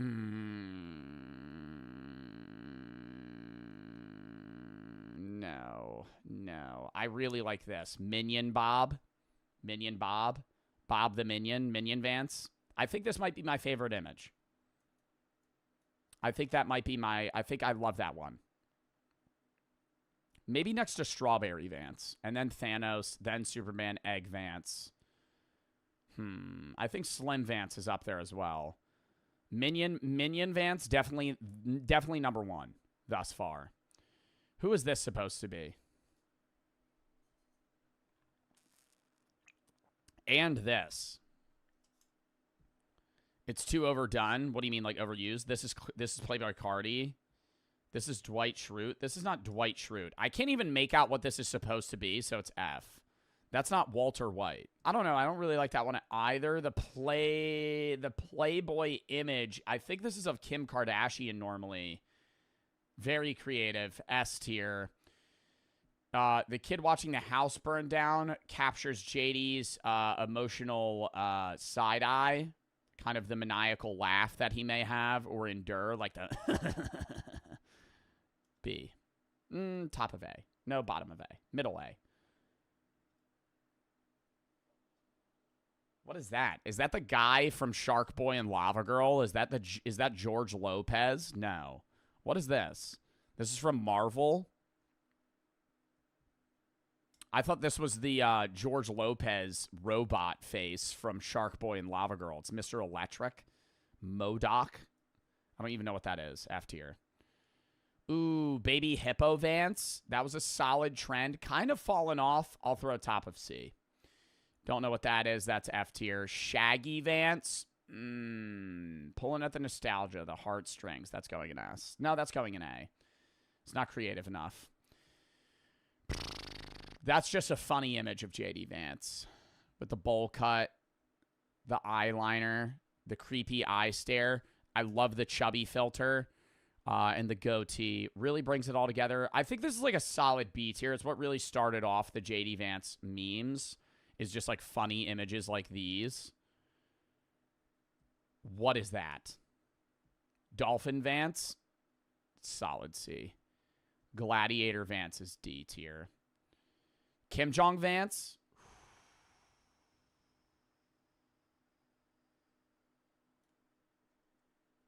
Kim Jong Vance is up. Kim Jong Vance is up there. That's not Kim Jong. Oh, that's Mao Zedong. That's Mao Zedong. Ooh, Mousy Vance. Mousy Vance. Do we have a Kim Jong Vance? It's another Joe Bart Vance that's going there. Oh my God, why are there so many? I like this one. Oh my God, you made me and Zeusy JD Vance. S tier. Stupid. That just looks like Chucky. But Chucky does look like JD Vance. S tier.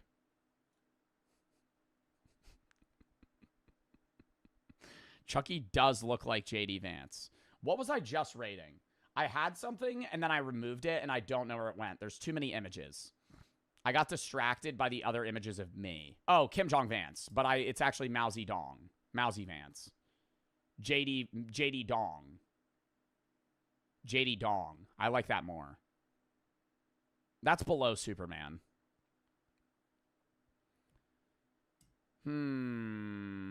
Is he like a drag queen in this one? I don't really know what's going on here.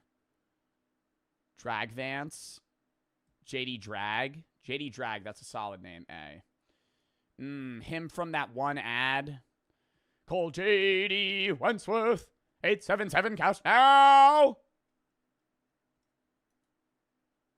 He's just eating a bell pepper there. I don't know what that one is. 2 images of him hugging each other. Actually, that could go D.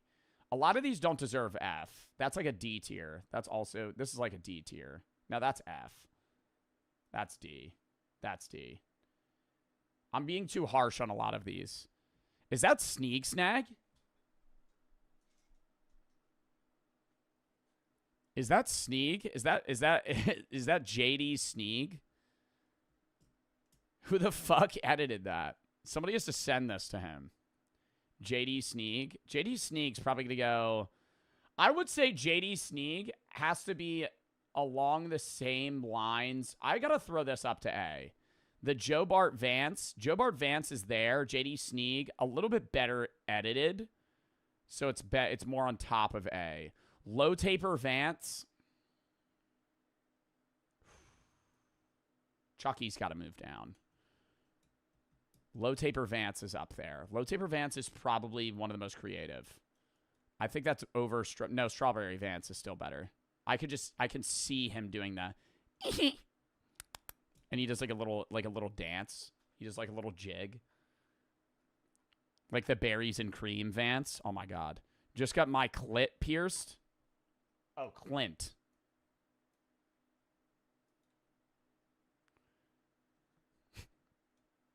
Theodore Vance.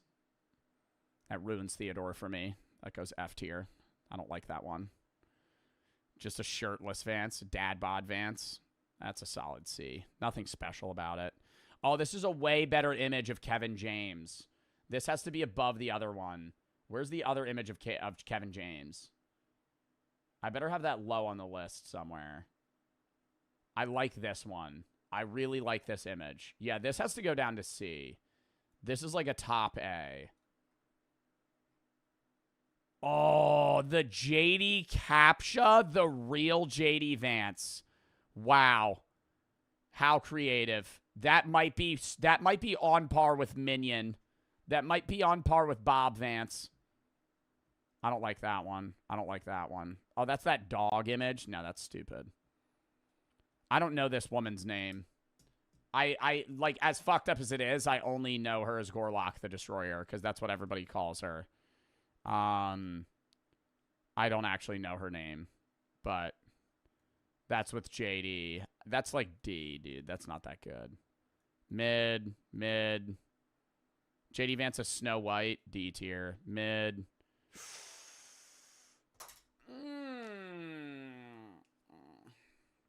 Now you're piquing my interest. JD Vance, another Shrek Farquaad Vance. Farquaad Vance is very creative. I also think it's very fitting. It kind of looks like him already. Lord Farquaad has very similar facial features. I think JD Vance should rock this haircut. And for that, I think it has to go S. I enjoy that one. The Gob Glab Galab, D. Bevo Vance, D. Some shit from like Game of Thrones. Ooh, JD Vance mixed with Daniel Larson. This, I don't know if I feel like this one might be have to be disqualified. I feel like this one might have to be disqualified because this is not an image of JD Vance. This is an image of Daniel Larson edited as JD Vance. It's not the reverse. If you put JD Vance on Daniel Larson's body, that would constitute me having this as a tier list. All the other images are JD Vance as another character. This is another character as JD Vance. I don't enjoy that. I think that breaks the rules. I did like the image though. Wave, you say thank you once you've entered the aquarium. Ooh. Now that's a fucking underground pool. Burger King guy as JD Vance. Ooh.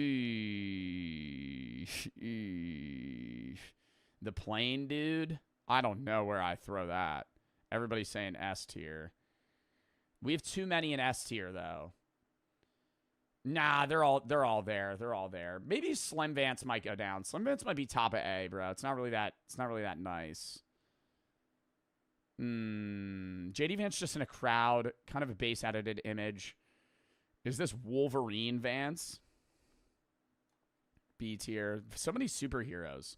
Ooh, Donald Trump holding JD Vance like it is the movie Titanic. That's another S. I think I can move the card. No, the card guy's so creative. I love all of these. Okay. I don't know if holding a lollipop with a umbrella hat and an AR is a great image. This one doesn't make sense. I think this is him as Heisenberg, but he looks very oily and pale. He kind of looks like a worm in this. I gotta go A. I don't know what that is. Is that Doug Dimmadome, the owner of the Dimsdale Dimmadome? He's got a big hat. I don't think that is him, though, because it's a real image behind. Doug Dimmadome. Doug Vance, the owner of the Doug Dimmadome over the Dimsdale Dimmadome. I remember watching that shit all the time. That's actually not him. It's just a dude with a big top hat, but I fuck with it. Top of A. Why is it JD Couch? Why is there a couch? What is this? Couch. And who's that woman? Teletubby Vance? Teletubby Vance. Teletubby Vance is high. Is he also there? Oh my god, he's every character. That's another S. I can't read that. Ooh, the little caterpillar with the little palms and the rosy cheeks. A. That's just JD Vance. Is that even edited?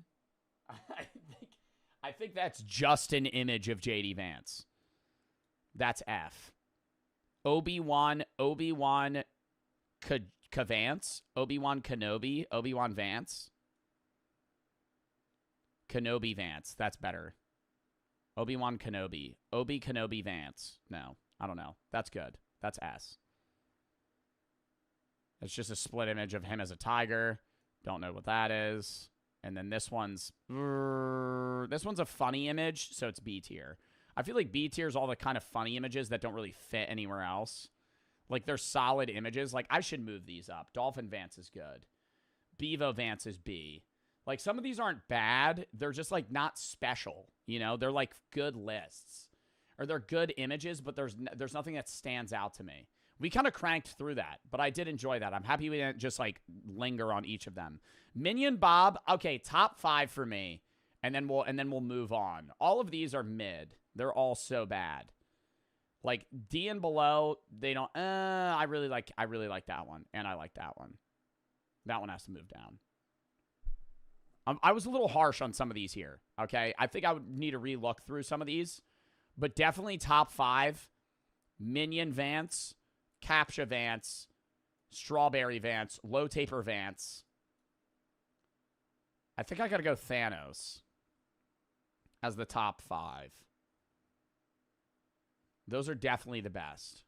I also like the image of me and Zeusy as JD Vance. That's also kind of up there. All right, we'll call that there. That was a fun little segment going through the stupid images of JD Vance. We'll do something like that again in the future. Hope you guys enjoyed that. Next.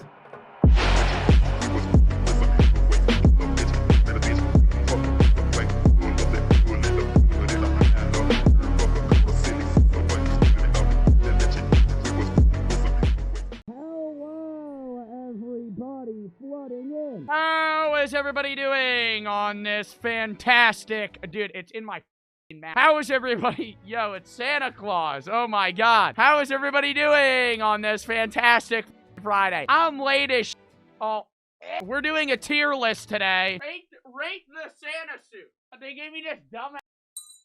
We have a much anticipated milk tier list and a cookie tier list, okay? I have 17 different milks, as you can see behind me, and I have 17 different cookies. Don't ask me why that was the number. That was how many different milks they had, and I was like, I'm just gonna match that number with the cookies. And so that's exactly what I did. I have a bunch of different milks.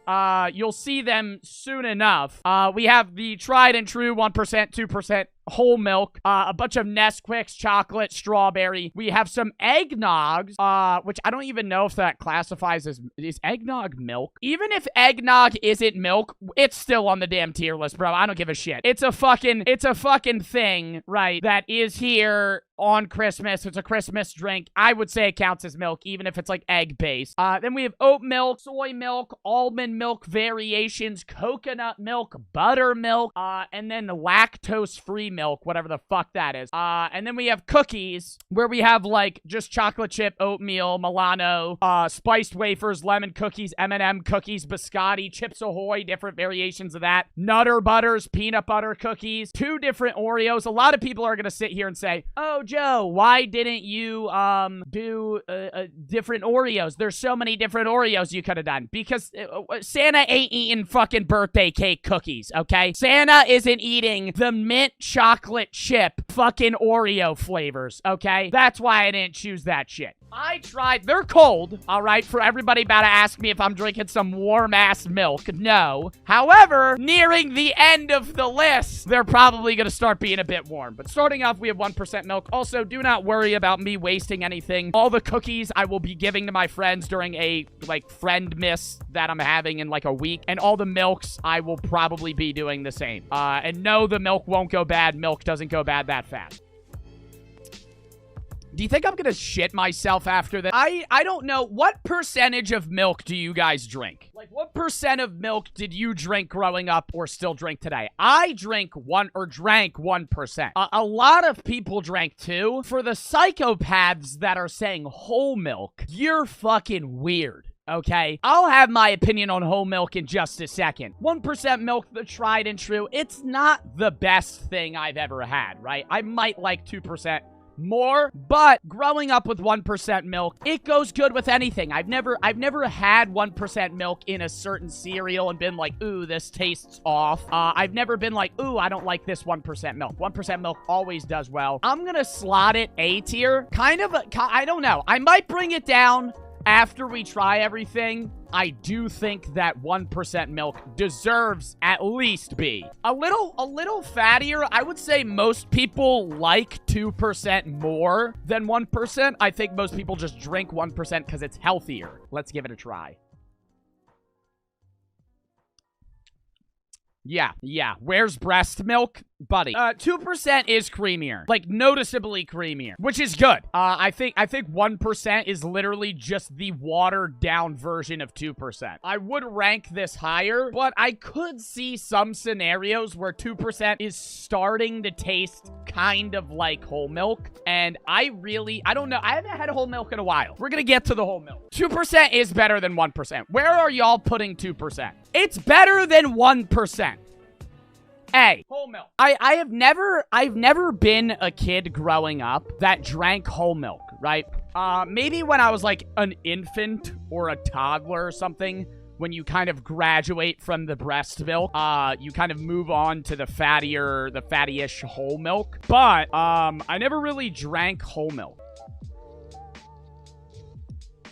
It's It's too much. It's too much. I know a lot of people are gonna say, whole milk is my go-to shit. It's too much. I'm probably gonna put whole milk in C. It's middle of the road, right? It's not bad, right? If somebody gives me whole milk, I'm not gonna fucking bitch about it. Nesquik strawberry. This also is like, I don't know if this is a special Nesquik, but it has 14 grams of protein per bottle. I don't know if that's gonna affect any of the taste that we're going to be seeing from this, but keep in mind that this is like protein milk, I guess.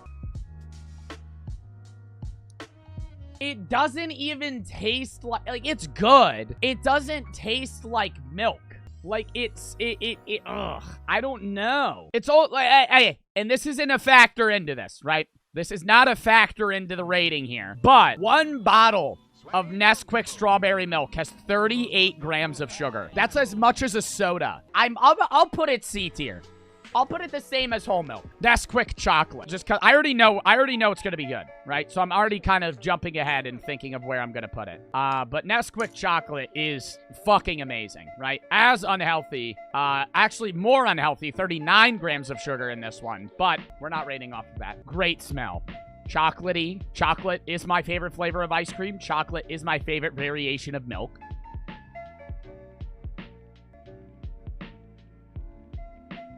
It's so good. It's like, dude, it's everything corrected where the strawberry milk went wrong. I would say it's the best thing we've had thus far. Nesquik, S. Next one, we actually have the different variation of chocolate and strawberry. We have Fairlife chocolate milk, which I haven't had, yet a lot of people told me I needed to get for this tier list because it was quote-unquote fire.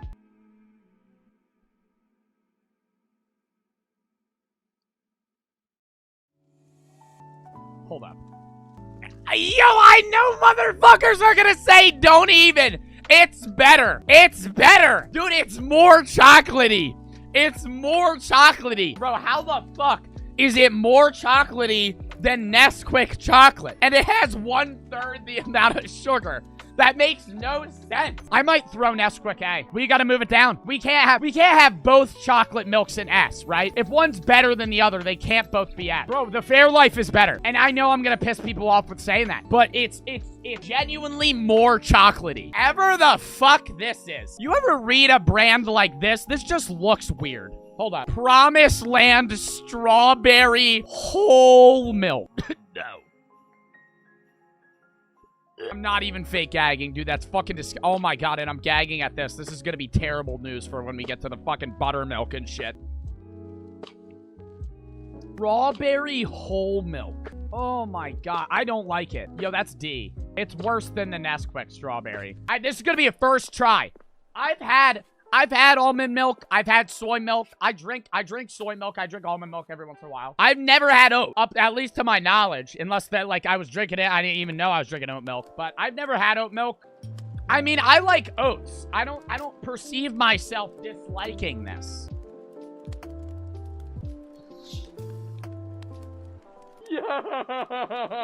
Bro, I drank soy milk this morning. Yo, I drank soy milk this morning. It's so strong. It is such a strong, it's oat heavy.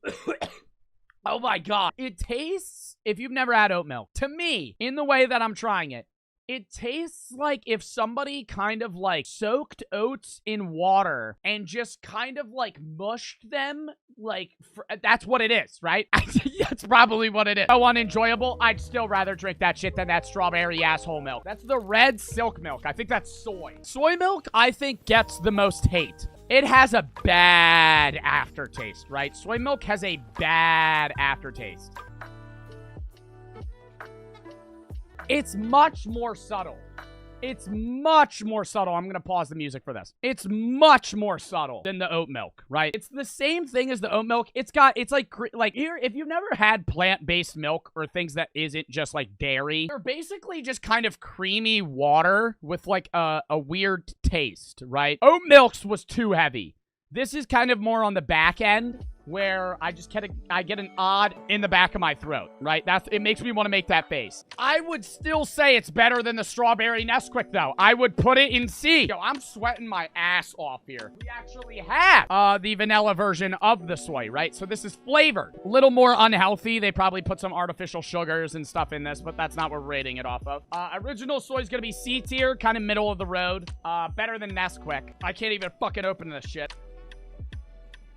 It just masks the aftertaste, right? That's what it's better. Like it is better. It just masks the aftertaste of that face you want to make. Like a fucking what's one of those Mario characters that's like brown and they're like really short and you step on them? It makes you want to make a Goomba face. No, the oat milk makes me want to make a Goomba face. This aftertaste makes me want to go. The vanilla masks that, and so you kind of just have a sweeter soy milk. It's pretty similar to like 1% milk, right? It's kind of light. It doesn't have the bad aftertaste. I would put it B. Almond milk. Unsweetened almond milk. Unsweetened. 0 grams of sugar. 30 calories.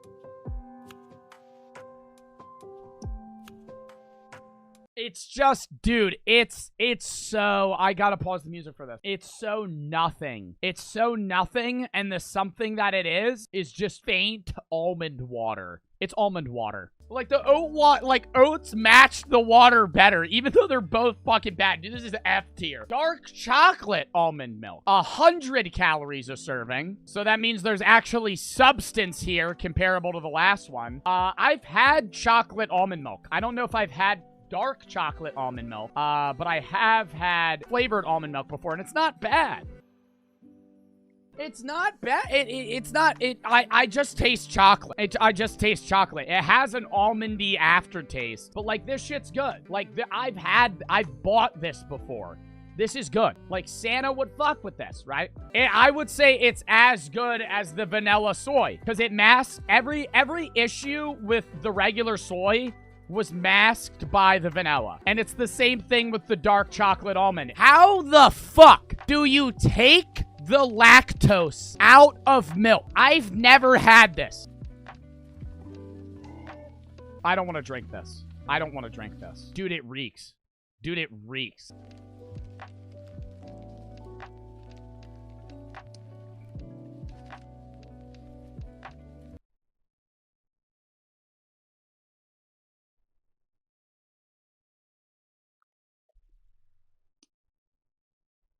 It tastes like milk. Why does it smell so bad? Dude, it's fucking reeks. It tastes like milk. How? That makes no fucking sense. I would say I'm gonna put it C tier. Would I drink this before I would drink the Nesquik strawberry?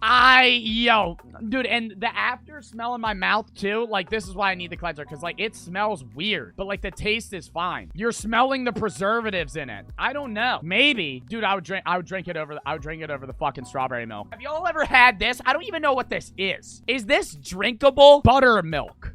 Cultured buttermilk. What is buttermilk? It's for cooking? Dude, why was it in the milk aisle? Why was it? Should I still try it? I didn't even read the side. Dude, I'm gonna try it. I gotta play motivational music. Do it! Just do it! Don't let your dreams be dreams. Yesterday, you said tomorrow. So just do it! Make your dreams come true! I'm not gonna smell it. If I smell it, it's gonna be way worse. Some people dream of success. I'm not gonna hold my nose. I'm not a bitch. Work hard at it. Nothing is impossible. You should get to the point where anyone else would quit, and you're not gonna stop there. No, what are you waiting for? Do it! Just... It's so thick. It's so thick. It's so thick. Dude, I'm about to shit myself, too. I feel the poop coming. Yo, fuck buttermilk. That shit's ass. Now we're on the final 3. We have coconut milk, original eggnog, and I think vanilla eggnog. You're not 21. How can you drink eggnog? Yo, Yo, eggnog don't have alcohol in it. There's ice in it. How the fuck? How the yo? Hold the fuck up, barbecue. I got my finger down a fucking coconut milk cart. When you're facing an opponent, first, you're gonna shake their hand, right? I can't shake Bob's hand because he has no arms. You're gonna shake their hand, maybe give him an elbow bump, shoulder bump, or something like that. You're gonna shake their hand. That's getting ready for the fight. Maybe a hug. And then get them riled up. You hit them with the 2-ear slap. Then you go the 1-inch punch. All right, we're back onto the coconut milk. Gotta review this shit. No. Southern Comforts traditional eggnog. It's good as fuck. Very thick, right? Eggnog's very thick, very creamy, sweet, yet like it has a little bit of a spice to it, like a Christmassy spice to it. S. This is the vanilla one, which means it must have more flavor and be even better.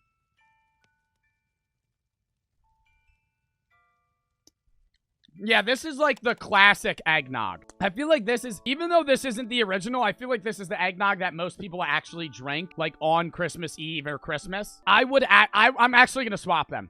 I'm gonna do that. All right, I think that's fair. I think that's a fair list. Having Fairlife chocolate milk and the vanilla eggnog actually in S. Nesquik chocolate 2% and regular eggnog in A. 1% vanilla soy chocolate almond in B. Whole milk soy milk, the disgusting ass smelling fat-free milk in strawberry Nesquik in C. Oatly in D.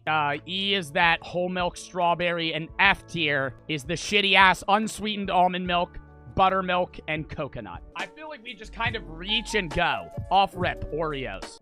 Should I eat the whole cookie? I feel like that was a bad play, because if I eat the whole cookie for each one, that's gonna be a major problem. Original Oreos, I would put B, right? I'm not ranking them off of what cookie Santa would like best. I'm ranking them off of what I like best.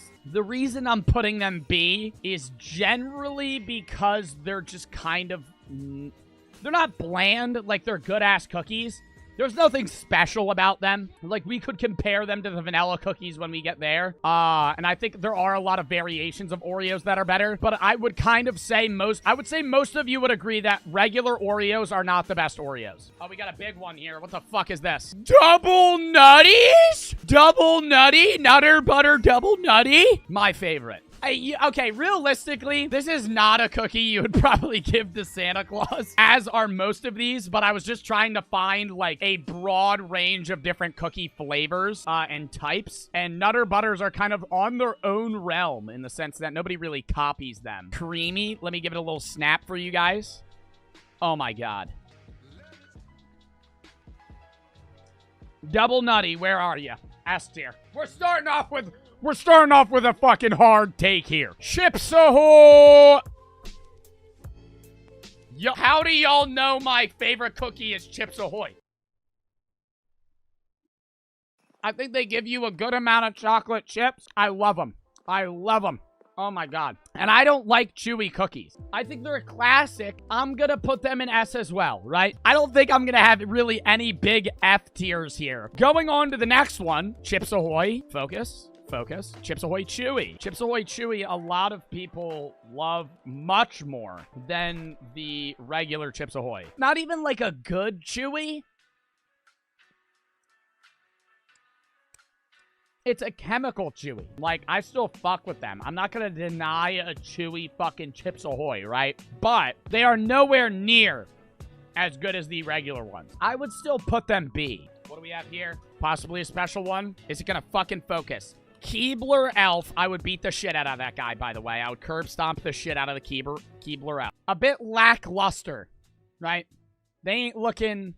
That's not that, right? It's close, but that's not that. Very crunchy. More crunchy than the regular Chips Ahoy. A very hard cookie. They don't have that much taste.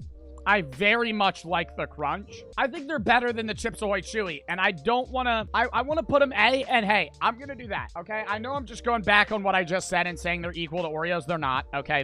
They're worse.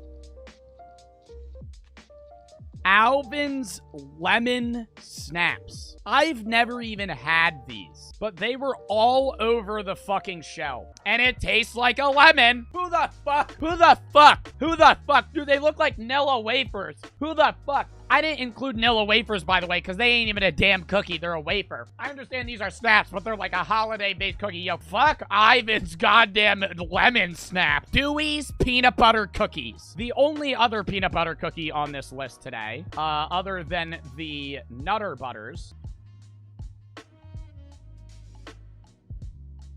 They're mid. They're C. I'll eat them, right? Like, I'd eat the chewy. Actually, they're D. Actually, they're D. Because I'd rather eat the chewy. I'd rather eat the chewy Chips Ahoy. I think the peanut butter taste is pretty fucking good, but they're very thin, but they're a bad thin cookie. I think a thin cookie should be a chocolate chip cookie. I don't think you should make thin peanut butter cookies. Vanilla Oreos. The golden Oreo. Where are y'all putting this? They're worse than I remember. I don't know why I'm hyping. I hyped them up so much. They're worse than I remember. They're worse than I remember. I don't know. It doesn't remind me of when I threw up. But, like, oh, God. They were, like, almost too sweet. It was still bad. I think it was still... Ooh, was it better than the regular Oreo? No, it wasn't better than the regular Oreo. Oh, my God. I thought it was better than the regular... I'm having a life-changing decision right now, chat. I was ready to throw that in A. There was no way I would ever put that in S, even if it met the expectations that I had. But, like, bro, they're worse than the... I mean, I'll still put them B. They're still good as fuck. Oh, God. I would rather have the chewy, though. I'm gonna put them below that. I don't even know what the fuck these are. Shortbread rounds, another old people thing. They smell fine. They kind of smell... I feel like they're old people shit just by looking at them. They also... They look like they have no taste. I'm gonna see if my prediction is correct. Yeah. Don't dish shortbread rounds like that, bro. They're buttery. They're buttery. F! Dude, it reminds me of those shitty sugar cookies you would make as a kid, and you had those, like, cookie cutters of, like, a tree and shit, but, like, worse. Like, no flavor, just butter. I would rather have the lemon snaps. I would rather have a lemon-flavored cookie. Even though lemon-flavored cookies make no sense to me, the shortbread rounds, they're so big. They're dry, and when you bite into them, they're, like, buttery, but, like, a bad buttery. Not like a Popeye's biscuit buttery. Like a fucking I slathered your cookie in butter buttery. Next one we have... I thought these were biscotti. They're biscoff. They give you these, at airports. They're like Scooby. You ever have Scooby snacks? The little dog treats? The dog treat Scooby snacks? That's what they are. In all honesty, they're good. They're like Scooby snacks, maybe a little less sweet. I would probably still put them C tier. Like, I wouldn't... that was the first time I ever bought them. I've eaten them not hundreds of times. I've eaten them tens of times, right? But every time I eat them, it's when I get them on a flight, right? I never go out and purchase a fucking biscuit or whatever the fuck it's called. Spiced wafers. These are my girlfriend's favorite cookie. A lot of people live by these spiced wafers. They come in these big ass fucking packages, and they're basically just these really hard cookies that smell like gingerbread and are not spicy, but they're just spiced. Like they snap in half. They're good. They're not my style. Where would you guys put them? I don't even know where I want to put spiced wafers. I don't think... Ooh, are they... They're as good as Dewey's. They're as good as the Dewey's peanut butter. They're not bad, right? They're good-ass cookies. Or not... They're not good-ass cookies, because I'm putting them in D. They're not bad, right? It's very hard to make a shitty cookie, right? The only... oh, God, are the lemon snaps better than them? No, I would rather have them. These are fire as all shit. If you've never had these, thin chocolate chip cookies are so fucking good. They sell them at, even if you've never had this brand, right? They come in these little slots. Look how thin they are. Paper thin, right? Like they just fucking pancaked them on a rack and cooked them. They're so thin they have to protect them because they're gonna fucking break otherwise. Amazing. There was one day where I ate an entire box of them in like 2 hours because the chocolate chips, they're chocolating, right? They're good as fuck. And then it's just like the thin ass cookie kind of complements it. It's just a nice mouthfeel. S. All the Pepperidge flavors left. We still have oatmeal chocolate chip, oatmeal raisin. We have milk chocolate. We have a regular chocolate chip cookie, which we probably should have started with. And then we have the fudge strips. All right, motherfuckers, what the fudge strip? Oh!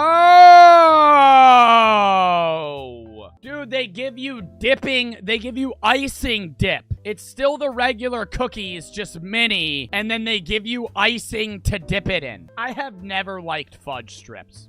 And I'm gonna piss you guys off by saying that. They have no, they give, it's just too much give, right? They're not chewy and they're not crunchy. Do you know what I mean? They like smush. I don't like it. I like the taste. I just think the texture's really bad. I'll still put them C because I would have them over the fucking Ivan's spiced wafers and the Dewey shit. Actually, would I have them over the Deweys? They're going D. They're going D. Milano cookies.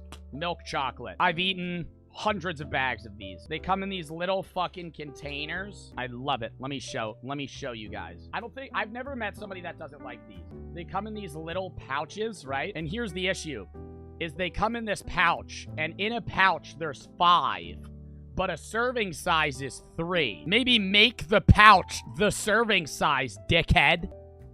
And they got a good crunch. It's where the fudge strips went wrong. They fixed it. I'd say they're a bit bland to have an S tier. I'll put them A. Oatmeal milk chocolate. Another one. I don't even know if these are going to be crunchy or soft. I've never had the oatmeal milk chocolate, though. This is kind of a more classic fucking Christmas Santa-esque cookie that you would probably do. I just ripped the shit out of that bag, but who gives a fuck? I don't even taste the oatmeal. I think if you're gonna make an oatmeal cookie, do oatmeal raisin. It's kind of the best match. I think having an oatmeal milk chocolate is just kind of weird. It's good, but it's like, if you're gonna have a chocolate chip cookie, just have a regular chocolate chip cookie. If I'm gonna have an oatmeal cookie, give me an oatmeal raisin. I would still buy it. I would still buy the cookie. If I was feeling it, I would still buy the cookie. They're C tier. Right? They're not bad, but they're not great. Let's actually compare the oatmeal raisin to it. Same company, Pepperidge Farms or whatever. It's better. Not much better. I wouldn't say an oatmeal cookie would ever be in contention for the best, but it's B tier. We're on to the last cookie, which the one that we probably should have started with, but equally as good to end with. A classic milk chocolate cookie. Mainly because of the chocolate. They put a lot of chocolate in that shit. Like, I would say like 40% of the cookie is fucking chocolate. I was gonna say A. I was gonna put it top of A. Because I would say they're about as good, maybe a little bit better than the Chips Ahoy. But if they're a little bit better than Chips Ahoy, I think I gotta put the OG in S. That was a W list. That was a fun fucking stream. I hope you guys had fun watching the stream. I had fun streaming for you guys, doing the milk and the cookie tier list. I think the milk tier list was a bit more scary in the fact that things tasted fucking terrible. However, I will say that generally speaking, both were fun.